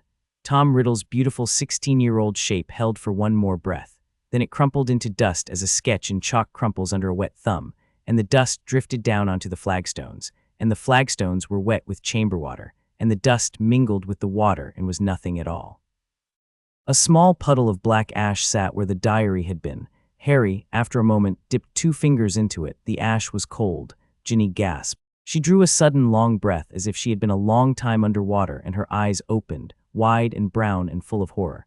She saw Harry's face. She saw the chamber. She saw the great snake at the foot of the statue, lying with its head on the floor like a chastened hound. She began to cry, a small thin crying, more terror than grief, and Harry knelt by her at once and gathered her up against his shoulder. "It is over, sister," he said softly. "Come, stand, lean upon me." She did not understand the word sister. She would not understand it fully for years. But she stood, leaning upon his shoulder, and let him walk her past the cowed basilisk. Harry paused halfway to the door and looked at the snake. He hissed low. "Go," he said, in the tongue that fit in his mouth more easily than it should have. "Be free, hunt rats, do not harm humans again. I name thee no enemy of mine." The basilisk lifted its great blind head a fraction. The forked tongue tasted the air for a long moment. Then, without a sound, the snake turned and poured itself away into a dark pipe at the chamber's far end and was gone, and Harry never saw it again, and no human did, and somewhere, deep beneath Britain, the rats of the country grew, for a generation, rather quieter. He did not take a fang. He had Mjolnir. He did not need a sword. Ron, on the other side of the rockfall, was unhurt and almost incandescent with relief. Lockhart sat in the rubble in a small puddle of his own self-induced amnesia and asked them, with sunny curiosity, who they were and where they were going. They went up the pipe on Fox's tail in the end. The phoenix came as phoenixes do, unasked and golden, and they were spat out in Myrtle's bathroom in a heap, Ginny weeping, Ron half laughing, Lockhart blinking, Harry rising from the wet tiles with the diary's ashes carried carefully in a small jar he had improvised from a broken inkwell. Dumbledore's office was very quiet when Harry came in. The headmaster sat behind his desk with his fingers laced and his half-moon spectacles a little down his nose, and his blue eyes were tired, and there was an old gentle attention in him that Harry had come, over the past year, to value above almost any other thing in the castle. The portraits on the walls were unusually quiet. Fawkes, freshly burned and freshly born, dozed on his perch. Harry set the jar of ashes on the desk between them. "Sir," he said. Lucius Malfoy slipped this to Ginny Weasley in flourish and blots on the 31st of August. "I saw him. There were 3 other witnesses present, though they did not know what they were seeing. The diary contained a fragment of Voldemort. It is gone now. I thought you should know there may be others." Dumbledore did not move for a very long moment. Then very gently, he reached out and touched the rim of the jar with one fingertip, as a man might touch the rim of a chalice from which he had not expected to drink. "There may be others," he said quietly. "Yes, there may. Mr. Potter, we must speak now." Harry let the silence sit for the count of 3 of his own slow heartbeats. He had practiced the count. "Not yet, sir," he said. "Soon, not yet. Soon, Harry, soon. There are things you must know." "And things you must know," Harry said. "We will trade them, sir. When the time is right." The headmaster looked at him over the half-moon spectacles for a long, quiet while. He looked at the jar. He looked at the boy. He looked, perhaps, at the great, gentle, improbable bird on the perch behind him. Then his mouth tugged at one corner in a small, tired smile, and he inclined his head. "Yes, Harry, we will trade them. Soon." The summer at Privet Drive was quiet. Harry tricked Lucius Malfoy out of Dobby with the old trick of a sock in a book. Lucius had come down to Dumbledore's office after the diary's destruction, glowering, demanding, and Harry had timed his moment exactly. The sock had been one of Uncle Vernon's, brown hold. The little elf had gone free with a shriek of joy, and had pressed Harry's hand to his forehead before vanishing, and Harry had bowed gravely to him, because a free elf deserves a bow from a king's son no less than a bound one does. On his first night home, he slept again in the second bedroom, and Odin came into the dream hall and did not, this time, sit at the high table. Instead, he came to stand by Harry's stool and laid one heavy hand on Harry's head, in the manner of a father blessing a child before a long road. "Thou honored him," Odin said quietly, "in his death. The fragment. Thou hast given a small mercy to a thing which has not had a mercy done to it since it was a boy. Tom Riddle in his first life would have thanked thee. He has been gone a long time, that boy. Thou hast freed a piece of him at last." Harry, in his sleep, leaned his cheek a moment against the Allfather's hand. He was 12. He was allowed. Part 2, Dog Star. The news came in the small bright papers of the wizarding world like a dog's bark in a quiet street. Sirius Black escapes Azkaban, said the prophet. And underneath, the photograph. A sunken-cheeked man with eyes that had not yet recovered the trick of being eyes, his mouth open as if he were either laughing or screaming, or perhaps doing the small private thing that men do when they have spent 12 years deciding which they would do first. Harry read the paper twice and folded it neatly and put it on the kitchen table at Privet Drive. He did not say anything to Uncle Vernon. Uncle Vernon, for his part, had reached, over the course of the previous summer, a sort of cautious peace with Harry, the peace of a man who has agreed in his own head that the cat in the house is not to be kicked, even if the cat is not to be petted either. They lived around each other in those last weeks of the holiday like two ships in a still harbor, mooring nearby and not touching. Aunt Marge ruined it, briefly. Aunt Marge came down for the long weekend with her bulldog and her brandy and her opinions began as her opinions always began on the subject of bad blood. Harry's mother, Harry's father, Harry's people. She sat at the dinner table and pronounced the word people as one might pronounce the word mold. The bulldog, beneath the table, eyed Harry warily and elected, after a moment, to retreat to the kitchen. Harry sat with his hands folded in his lap and his back very straight, and he watched Aunt Marge with the cool, polite attention of a young diplomat enduring an old enemy at a state dinner. He did not interrupt. He did not bristle. He did not, although the air around him very faintly hummed, raise his hand. He let her speak. He let her drink. He let her, when she paused for breath, refill her own glass. He answered when directly asked in monosyllables of perfect politeness. Yes, Aunt Marge. No, Aunt Marge. Thank you, Aunt Marge. When she at last lurched off to bed in the small hours, Harry stood up from the table, wished Uncle Vernon a quiet good night, took his trunk and Hedwig's cage from his bedroom and walked out of number 4 Privet Drive into the warm summer dark. He did not slam the door behind him. He closed it very gently. He had been raised by an Asgardian king. Slamming doors was for children, and he had finished with that. The night bus came when he raised his wand, because the night bus is the sort of bus that comes for a boy at midnight.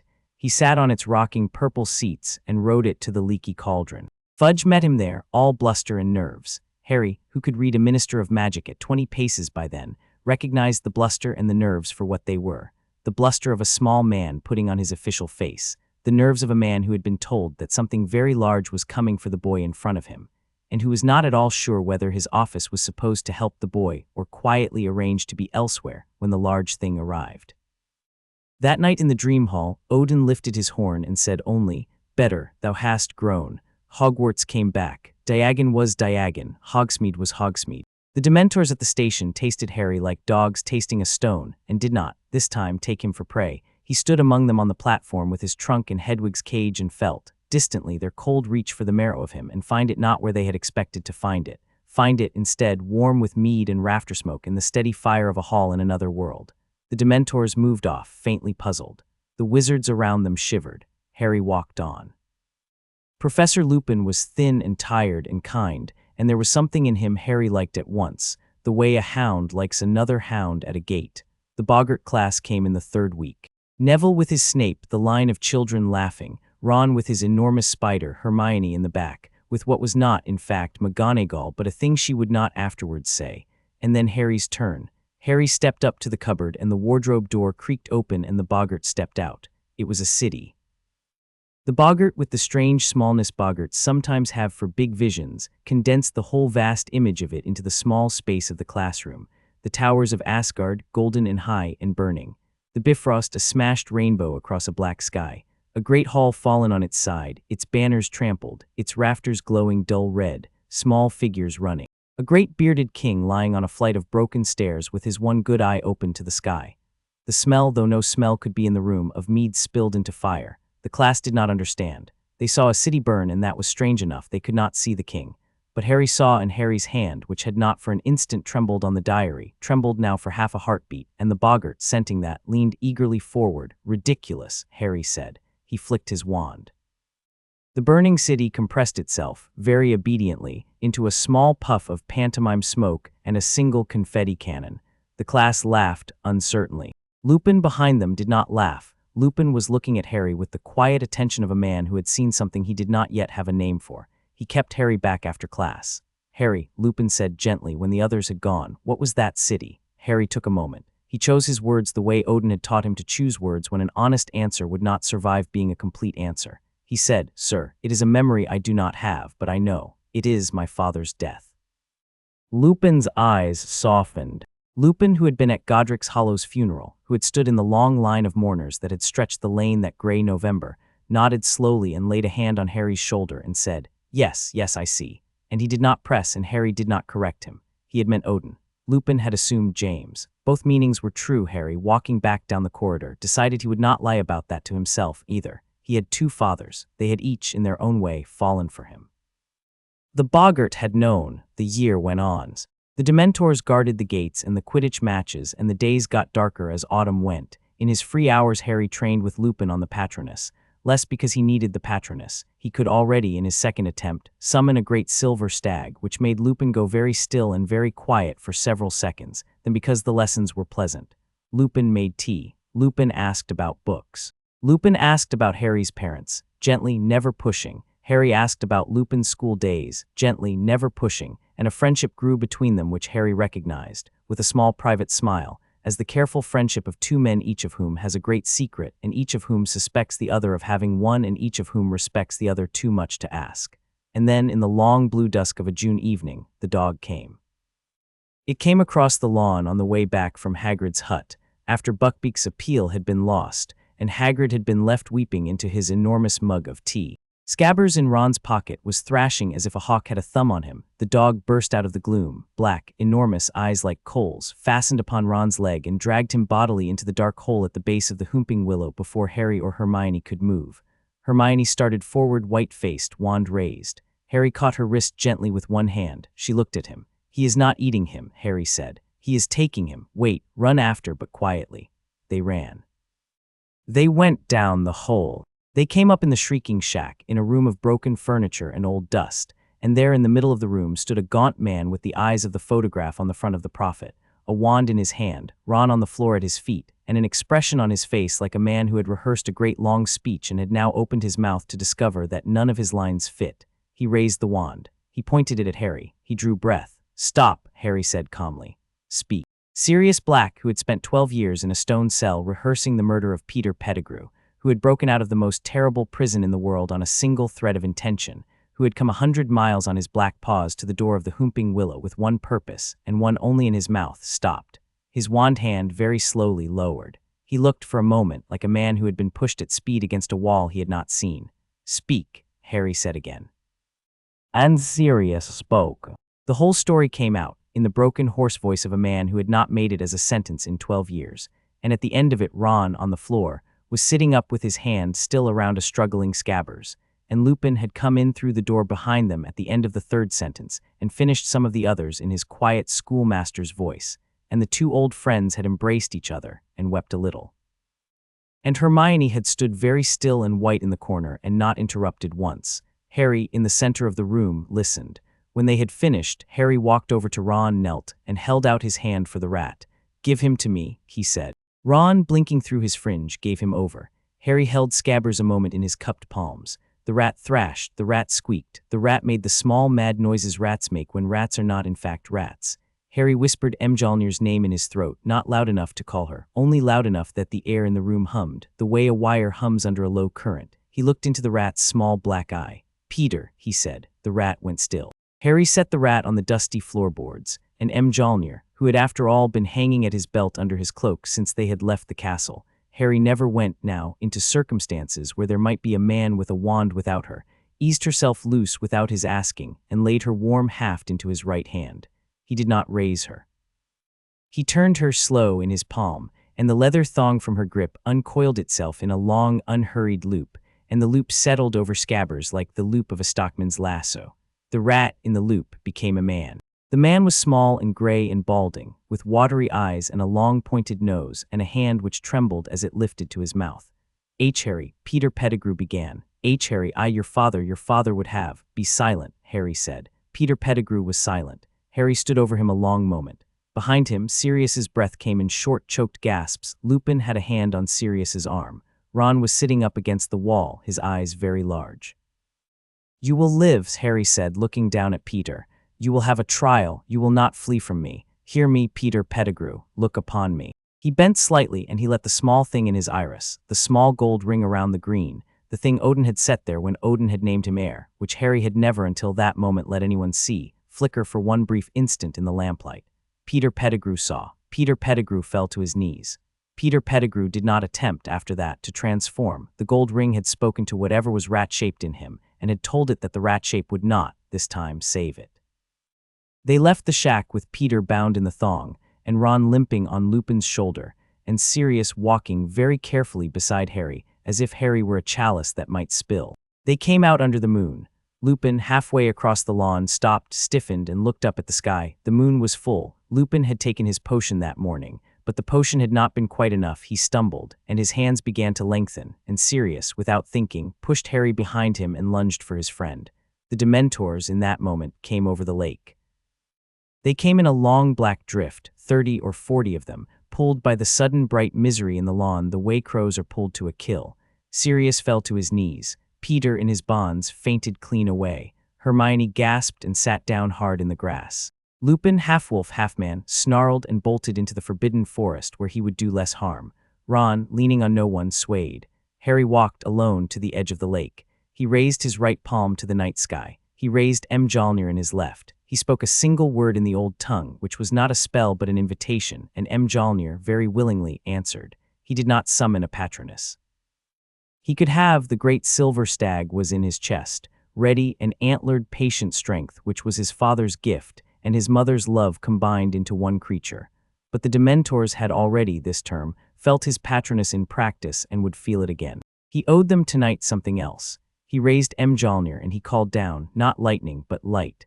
The Asgardian sun summons, which Odin had shown him once on a high hill in the dream fields, and had said, "Thou shalt not use this often, my son. The light of Asgard is not for small fights, the white and gold blaze that walked, on certain old days, before the chariots of the Aesir into battle." It came down through Mjolnir's haft in a single long roaring shaft and burst from the hammer's head into the air over the lake, and the night was, in one heartbeat, day. The whole of the lake was illuminated. The whole of the castle, behind them, threw a sudden long shadow westward. The grass shone. The reeds shone. The black drifting forms of the Dementors curled in on themselves like burning paper, screamed in their high thin scream, and fled, not back into the trees, not back into the air, but back in a long shrieking torn line towards Azkaban, where they cowered for 3 nights and would not come out, and where for a generation after they would shy from any flicker of gold light upon water. The lake's surface settled. The light dimmed. Mjolnir's head ticked gently as it cooled. Sirius, on his knees in the grass, was staring at Harry with his mouth open. "James's son," Sirius whispered, and then, after a long moment, "James's son and someone else's." Harry helped him up. "Come, Godfather," he said softly. "There is a trial to arrange." Dumbledore arranged it. Dumbledore arranged a great many things in the days that followed, with the patient steady weight of a man rolling a stone uphill. Fudge resisted, of course. Fudge had no wish to admit that Azkaban had held the wrong man for 12 years. Fudge's officials huddled around him and made small, worried noises. But Dumbledore was Dumbledore, and he had Peter Pettigrew bound in the cells of the Auror office, very much alive and very much a man, and he had Harry Potter who would speak, and he had a brokered dispensation by which Harry Potter would be permitted to bring his peculiar instrument of testimony, Dumbledore's phrasing. The clerks copied it down without quite understanding it, into the Wisengamot chamber.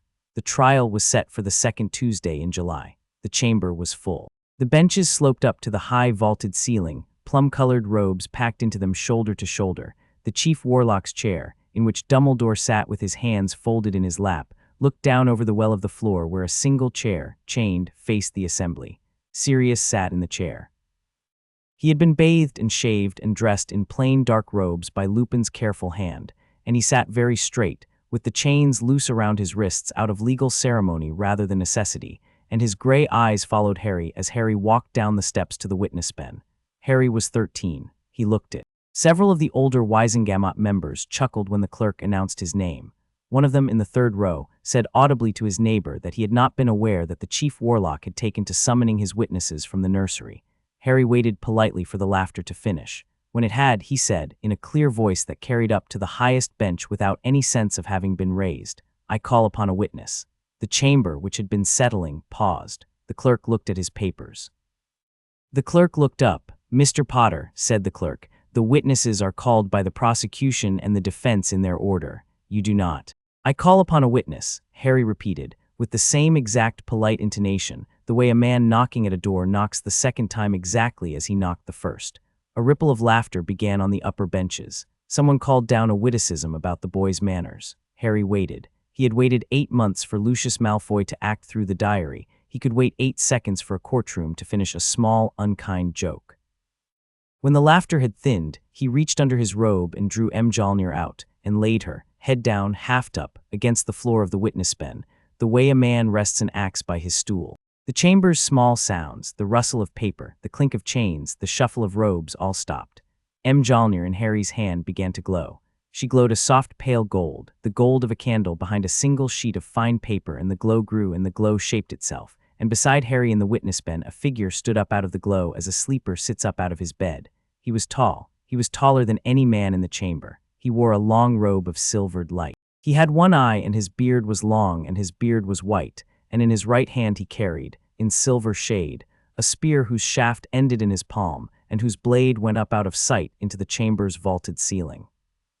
The spear's name, although none in the chamber knew it, was Gungnir. The man's name in the old tongues was Odin Boasin, and his one good eye, which was the color of a winter sky over a sea, swept slowly across the Wisengamot from the lowest bench to the highest, and where the eye paused the wizard it paused upon went very still. The laughter, which had not quite finished. Madame Bones, 3 benches up on the left, had a hand at her throat. Lucius Malfoy in the upper gallery had gone the color of old paper. The Silver King spoke. His voice did not rise. His voice did not need to. It moved through the chamber the way a low note moves through the body of a violin, and there was no place in the chamber where it was not. "I am Odin Boasin," he said, "Allfather of Asgard, King of the Aesir, Lord of the 9 realms, father of the boy who stands beside me. I have read this man," and the silver eye fell upon Sirius, "through the threads of the world tree from the moment of his birth to this hour. I have seen every step he has taken upon the earth. I have seen the night his friends were betrayed. He did not strike the killing blow he is accused of. He did not strike it. The man who struck it stands in your cells. His name is Peter Pettigrew. I name him before all of you." A long silence. The clerk's quill of its own accord was writing. "I call upon you," said the Silver King, and now his eye lifted to the high seat where Dumbledore sat, and to the benches on either side, and his voice, although it did not rise, took on a weight that pressed the chamber's air down upon its occupants. "As one king to a court of kings, to free Sirius Black, hear me." There was a quiet long enough for a heart to beat 7 times. Then Madame Bones, with a hand still at her throat and her eyes very bright, said, I vote in favor." Her voice broke on the last syllable. The vote after that went the way a wave goes, at first slow, then in a long rush, hands up across the benches, I. A few of the older purebloods on the right kept their hands folded. Lucius Malfoy in the gallery did not even pretend to vote, but the count was, in the end, overwhelming. The chief warlock, when the final tally was given to him, lifted his gavel, and his hand, Harry noticed, was not entirely steady. He brought it down. "Sirius Black," Dumbledore said softly, "is by the judgment of this Wisengamot a free man. Peter Pettigrew is by the judgment of this Wisengamot to stand trial in his place at the earliest convenient hour." Sirius, in the chained chair, put his face in his hands. The Silver King, before he faded, turned his great calm head to look at him. "Padfoot," Odin said, and the name in his old voice sounded like an honor. "James and Lily named thee Harry's godfather, so thou shalt be worthy of it."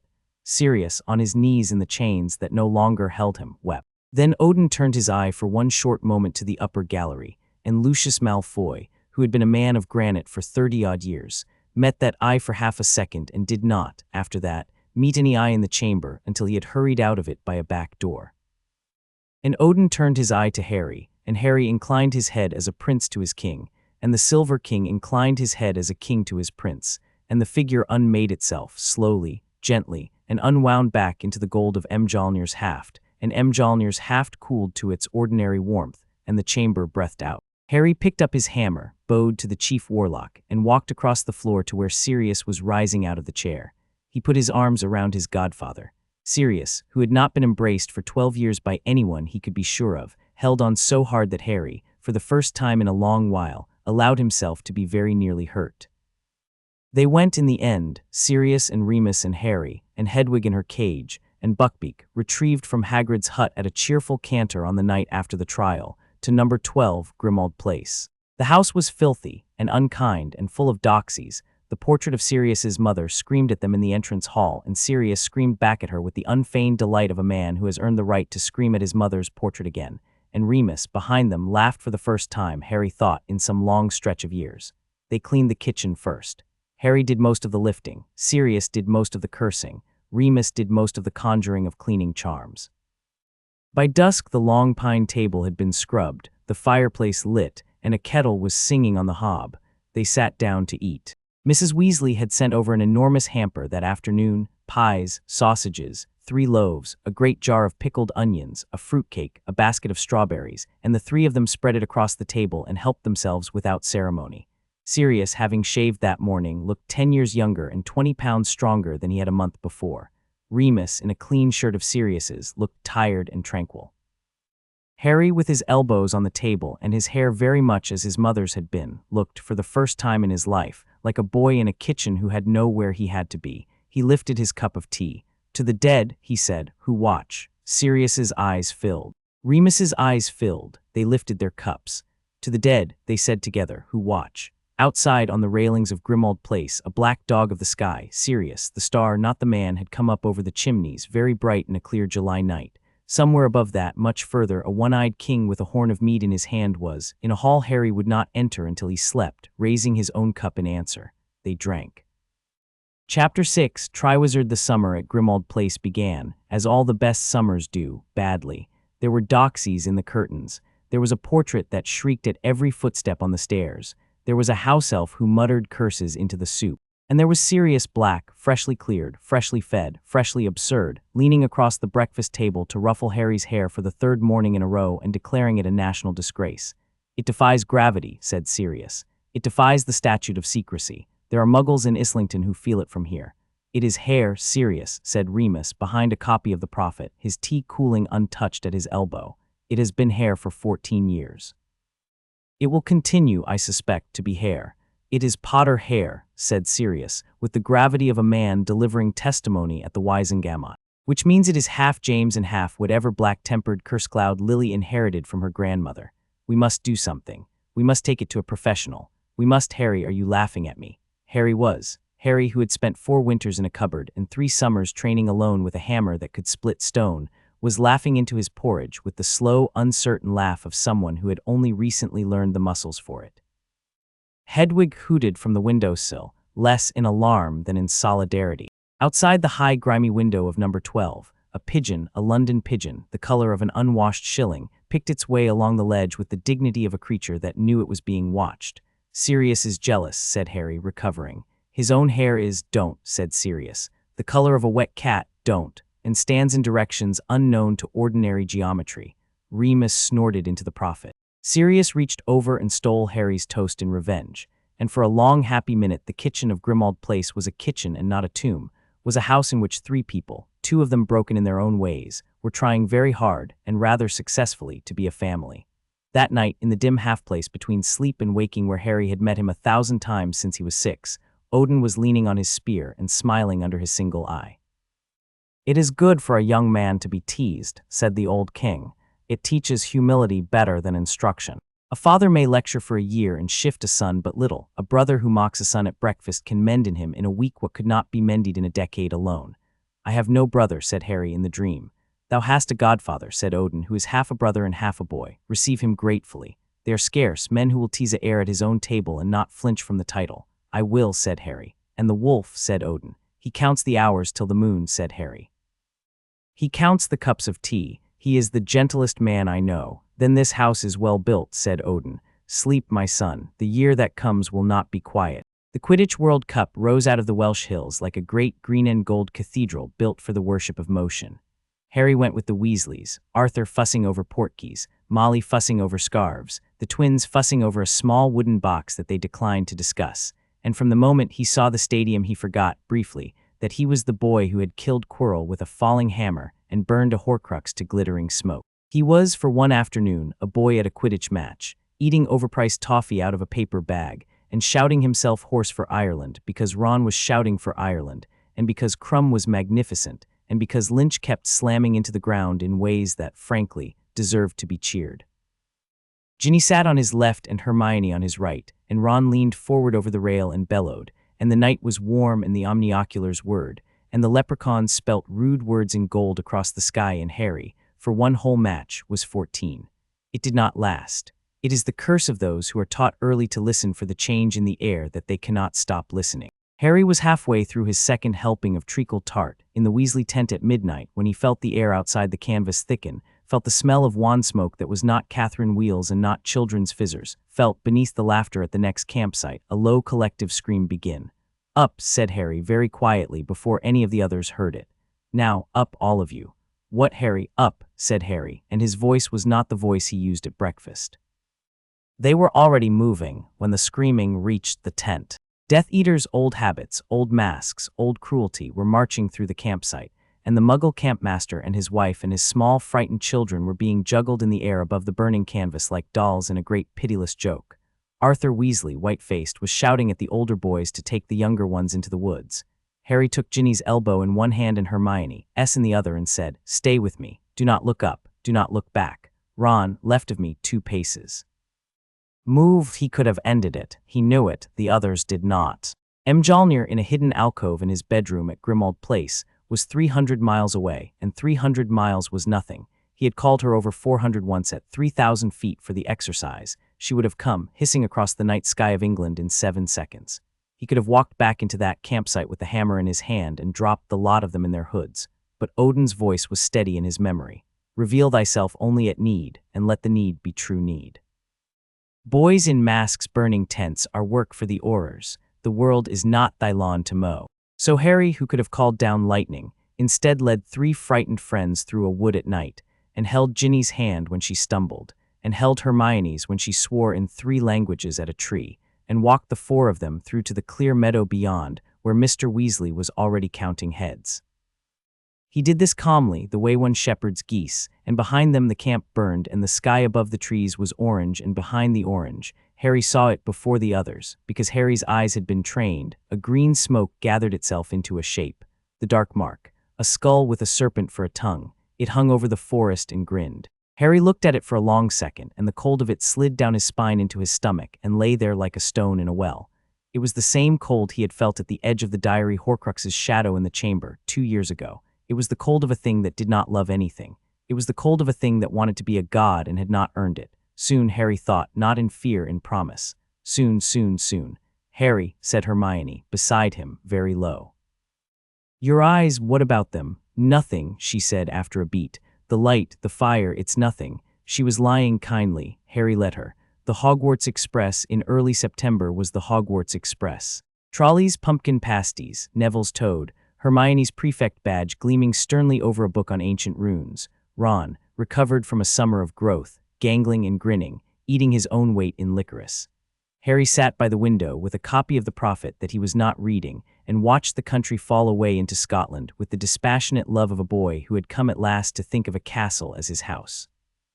And then the lake and the carriages and the sorting, and then, halfway through the feast, Dumbledore stood and said the word Triwizard, and the hall, which had been chewing, stopped. The doors opened on a draught of cold and rose petals, and Madame Maxime came through them like a ship under sail, vast, grand, blue-velveted, with diamonds in her hair and a tread that the flagstones felt.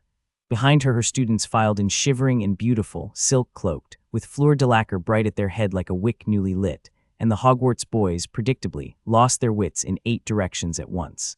Then the doors opened a second time, on a colder draught, and Karkaroff came in, a thin man with a thin smile and a thin oily beard, and behind him in a thick fur shawl, Durmstrang, and behind them, walking heavily in his fur and saying nothing, Victor Crumb, who looked tireder than any 17-year-old has any business looking.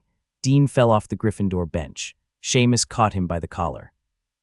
Harry, who had been raised on the dream courts of Asgard where every entrance was theatrical, watched both processions with the polite admiration of a connoisseur. He gave Madame Maxime a small bow when her eye crossed his, which startled her into a small returning bow. He gave Karkaroff a level look which startled Karkaroff into a sneer. He gave Crumb a nod which Crumb, after a startled half-second, returned, one professional to another. "Show-off," muttered Ron into his goblet without rancor. "Manners," said Harry deadpan. "Asgardian export, available at all good apothecaries." Hermione, on his other side, kicked him gently under the table. The goblet of fire stood in the entrance hall like a tall poor cousin of a font, blue-flamed, age-darkened, indifferent. The older students queued to drop their names in. Harry did not queue. Harry watched the queue. Harry that night, lying in the Gryffindor dormitory with the curtains drawn around the bed and the rain steady on the window, closed his eyes and waited. When tournaments come unbidden, said Odin, sons of kings know to be wary. There is rarely anything in them for the wary. But it has come unbidden, hath it not? Not yet, said Harry. Tomorrow. Then tomorrow, said Odin, thou wilt accept what is asked. The wise do not refuse trials laid in their road. Trials are good if survived. And thou wilt survive, my son, and if I fail, then I shall come for thee, said Odin, and we shall sit in the long hall, and thou shalt tell me of it, and I shall not be ashamed. But thou wilt not fail. The goblet spat his name out the next night with a small contemptuous puff, as if it were a thing that had displeased it, and the parchment fluttered down, and Dumbledore very slowly read, Harry Potter. Silence, then noise, then more silence because the noise had been confused and uncertain and could not sustain itself. Snape's lip curled. McGonagall went gray. Karkaroff was on his feet, shouting before the parchment had touched the table. Madame Maxime drew herself up to her full and very considerable height. Fleur said something French and pointed and ill-tempered. Cedric, decent boy, looked stricken on Harry's behalf. Krum looked, oddly, only thoughtful. Harry walked. He walked the length of the hall to the small antechamber. He did not run. He did not flush. He kept his shoulders square and his face still and his eyes on the door because he had decided 8 years ago in a cupboard that whatever else they did to him, he would not give them a face that begged. Behind the antechamber door the 4 headmasters and Crouch and Bagman and Snape descended on him at once. I did not put my name in, said Harry quietly when there was a pause. I did not ask anyone else to put my name in. I have no desire for eternal glory. I do not need 1,000 galleons. I am 14 years old. Then, said Karkaroff, withdraw. He cannot, said Crouch dryly. The goblet is a binding magical contract. He competes or he forfeits his magic. There was a pause. Harry looked at Dumbledore. Dumbledore looked at Harry. There was between them that quiet that had been growing for 3 years now, the quiet of 2 people who had each, separately, started to suspect that they were the only 2 adults in any given room. Sir, said Harry, very calm, I will compete. I will not die. Trust the work that has been done. Snape made a small involuntary sound that was almost a laugh and certainly was not. Dumbledore looked at him a long moment. Then he said, Mr. Potter, when this is over, we will trade, sir, said Harry, as we agreed. Dumbledore inclined his head. Yes, he said, we will trade. Karkaroff opened his mouth to say something foul. Madame Maxime turned her great head and looked at him until he closed it. Ron's jealousy was the small, clean wound of the next week. It was not loud, it was worse than loud. It was a sullen turning away in the dormitory, a Potter instead of a Harry, a chair pulled out at the wrong moment. Hermione, furious on Harry's behalf, started to call Ron names.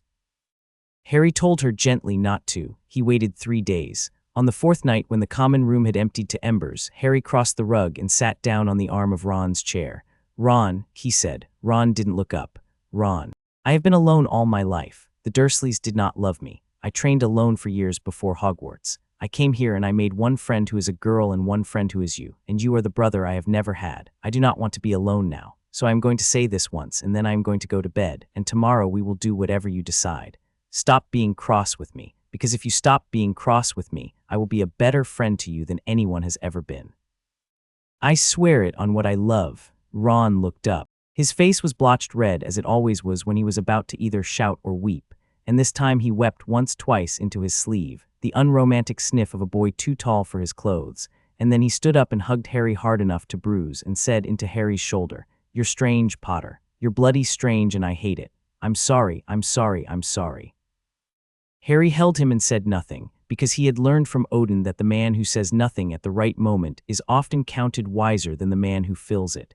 After a while Ron said, with the small embarrassed laugh of someone who has surprised himself, Right then. The dragons. Dragons, Harry. We need a plan. I have one, said Harry. Of course you have one, said Ron, wiping his nose. I don't even know why I asked. Rita Skeeter caught him outside the Charms corridor on a Friday afternoon and tried to back him into a broom cupboard for an interview, and Harry, who had learned from Odin to address kings politely and assassins more politely still, smiled at her with the small, careful courtesy he reserved for people he did not respect, and said, Madam Skeeter. I will give you 4 sentences. They are these. I did not put my name in the goblet. I do not know who did. I intend to compete to the best of my ability. I will not be granting any further interviews this year. But Harry surely, that, said Harry, was for good afternoon. He stepped past her. Her quick quotes quill midair, hesitated, then wrote on its own initiative. A paragraph beginning the boy's eyes were strange and unsettling, like one who has looked too long into deep waters. It was for once accurate. Rita stared at it and after a moment did not strike it through. The first task, the dragon, the tense smelt of canvas and fierce sweat. Cedric was very pale, Fleur was very still, Crumb was watching the ceiling as if it owed him money. Bagman held out the bag. Harry put his hand in and pulled out, without looking, a tiny, perfect model of a Hungarian horntail. It crawled across his palm and breathed a single small puff of real fire and looked up at him with eyes the color of garnets. The number 4 was looped about its neck on a thread. Harry smiled at it. The other 3 champions saw the smile and went, in 3 different ways, quiet. Outside the tent the crowd was a sea. Inside, Hermione had got past the marshals somehow. Hermione always got past the marshals somehow, and she was weeping openly by the tent flap. Harry crossed to her in 3 strides. Hermione, Hermione, look at me. I have flown, he said, very softly, so that only she heard it, over Surrey at midnight at 4,000 feet. I have done it for fun. I have done it for the practice of doing nothing in particular at 4,000 feet. The dragon is not the problem you think it is. She looked at him. She had been the first person, apart from Sirius and Remus and Odin, to whom he had told the whole truth, on a January evening in the library 2 years ago. She had wept then too, and then she had read every book on Norse mythology in the Hogwarts collection in a fortnight, and then she had said, with the dignity of a 14-year-old getting a grip, right, what do you need? She nodded now. She wiped her nose on her sleeve. She kissed Harry on the cheek briskly, the way an older sister does, and went back out to the stands. Cedric Fleur Crumb had gone before him. He heard the screaming, the roars, the spurts of flame. Cedric came back limping with a face streaked with soot. Fleur came back with the hem of her robes burning gently like a Christmas log. Crumb came back with the small, grim smile of a man who has solved a problem unpleasantly. Then Bagman's voice, magicked enormous over the arena, boomed. And now our 4th and final champion, Harry Potter. Harry stepped out under the open sky. The Hungarian horntail filled the arena. She was 60 feet from snout to spiked tail. Her hide was the color of a thunderhead. Her eyes were the eyes of a thing older than the language she had been described in. She rose to half her height when she saw him, and the wind from her wings, half spread, knocked banners flat in the upper tiers. The crowd screamed. Harry stood very still in the center of the arena and let the screaming wash over and past him. He breathed once slowly. He breathed twice. He thought with the small private grin of a boy who has been waiting 8 years for a moment like this one, Father. Watch. He raised his right hand. He did not shout. He did not even speak. He raised his hand and turned his palm upward, and somewhere in the alcove in his bedroom at Grimmauld Place, 300 miles south, behind a curtain of London rain, Mjolnir, who had been waiting, woke. She tore out through the wall of the house. She tore north over the Thames. She tore over the Midlands and over the lakes and over the border in a thin white scream, faster than a cloud can move, faster than a sound can carry, a falling star in reverse, and she came up out of the south horizon over the Hogwarts stands as a streak of white-blue lightning and slapped into Harry's open palm with a crack that was heard for 2 miles. The crowd went silent. Mjolnir hummed in Harry's hand. The horntail who had begun to lunge stopped. The leash chains on her hind leg, 3 feet of dragon-forged iron, anchored to a stake driven 30 feet into the rock, sang taut. Harry lifted Mjolnir overhead. The clouds, which had been only mildly gray, lined in. A wind picked up. He turned the hammer in his hand, gently, like a man checking the balance of a tool he knows well, and the lightning ran down his arm in small bright threads and grounded in the soles of his boots, and very slowly, slowly enough that every soul in those stands saw it happen. Harry's feet left the floor. He went up. He did not lurch. He did not stumble. He rose on a column of stilled air, knees slightly bent for balance, eyes on the dragon, and the crowd, beginning at last to remember how to make noise, let out a roar that was half terror and half worship. Harry rose to 30 feet, to 50, to 80. He hovered above the horntail's head and looked down at her, and she, neck craned back, looked up at him. He lowered himself a little. He held out his free hand to her, palm flat, fingers loose, the immemorial gesture in any tongue of one creature saying to another, I do not strike. And then in a language no human throat had pronounced cleanly in 1,000 years, Dracontiki, the tongue of dragons, which Odin had laid into him in a winter of dreams, he spoke. His voice was not loud, but the air carried it. It carried it because the air, under Mjolnir's influence, was paying attention. Mother of fires, said Harry, I salute thee. I will not harm thee. I have no quarrel with thee or thy clutch. I ask only for the egg of gold, which is not thine and was set with thee unjustly. Wilt thou give it to me? The horntail did not move for a long second. Then very slowly, as a queen who has been addressed properly for the first time in her captivity lowers her crown, she lowered her great spiked head until her chin touched the rock of the arena floor. She rumbled. Deep in her chest, a sound that was almost a purr ran out, and the stones vibrated, and a thin line of smoke trickled from her nostrils, not in threat but in courtesy. She turned her head. With infinite delicate care, the snout of the largest dragon ever caged at Hogwarts nosed the small gold egg out from the nest of granite spikes and across the floor towards the place where Harry hovered. It rolled to a stop at the base of his shadow. Harry descended. He landed lightly 3 feet from the egg. He bent and picked it up. He bowed properly as Odin had taught him to bow to creatures of station, and said in the dragon tongue, "I thank thee, mother of fires. May thy hatchlings grow strong. May the iron be struck from thy leg before this season turns." The horntail rumbled once more. She lowered her head still further until it lay flat. Her eye, garnet ancient, met Harry's. Harry rose again, the egg cradled at his hip, Mjolnir at his side, and flew slowly, with great deliberation, the length of the arena back to the champion's tent. The crowd was silent for 15 seconds, a silence such as Hogwarts had never held in its 8 centuries, and then it broke open like a dam.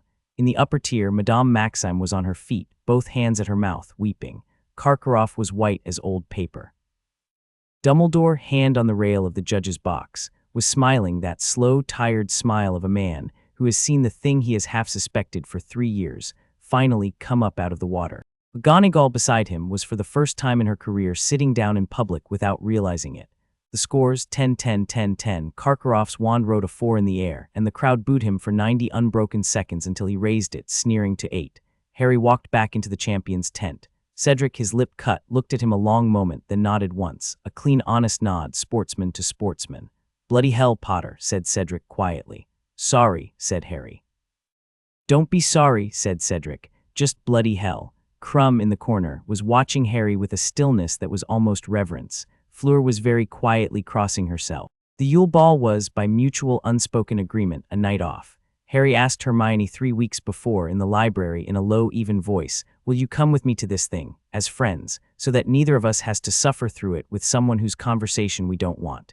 "Yes, please," said Hermione, without looking up from her book, and turned a page. So Harry, in dress robes of dark green that Sirius had insisted on, Sirius had also threatened, by Owl, to come and gate crash, and had been talked out of it by Remus, walked Hermione down the staircase of Gryffindor Tower in periwinkle blue, and they danced competently, gravely, because Hermione had read 3 books on dancing the previous fortnight and had insisted Harry read one, and Cho was in someone else's arms across the floor, and Ginny was on Neville's arm laughing at his jokes.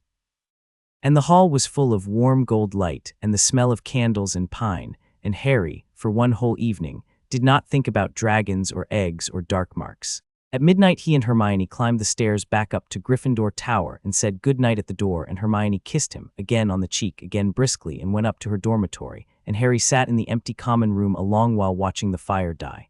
"Father," he thought, "I am happy tonight."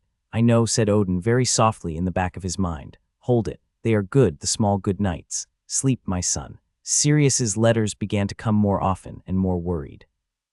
"Too many people know," Sirius wrote. "Too many eyes. Pull out of the tournament. Come home. Remus and I will hide you.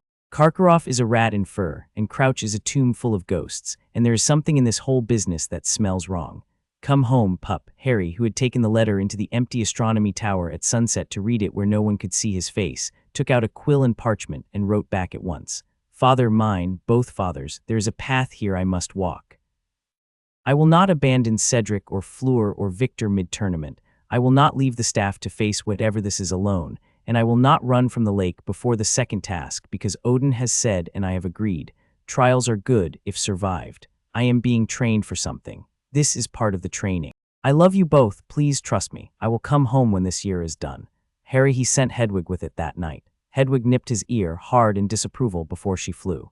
The second task, the lake. He had solved the egg in the prefect's bath in 20 minutes with Cedric's hint and Hermione's patience and one short, astonished snigger at the mermaid song's slightly threatening idiom. He did not need gillyweed. He did not need bubblehead charms. He did not need a transfiguration. He stood on the shore of the Black Lake at 9:30 in the morning of the 24th of February, in a thin pair of swimming trunks under his robes, and was, technically, the coldest of the 4 champions, because Crumb had precast warming charms and Fleur was insulated by sheer wounded pride, and Cedric had the bubblehead charm steaming gently around his ears.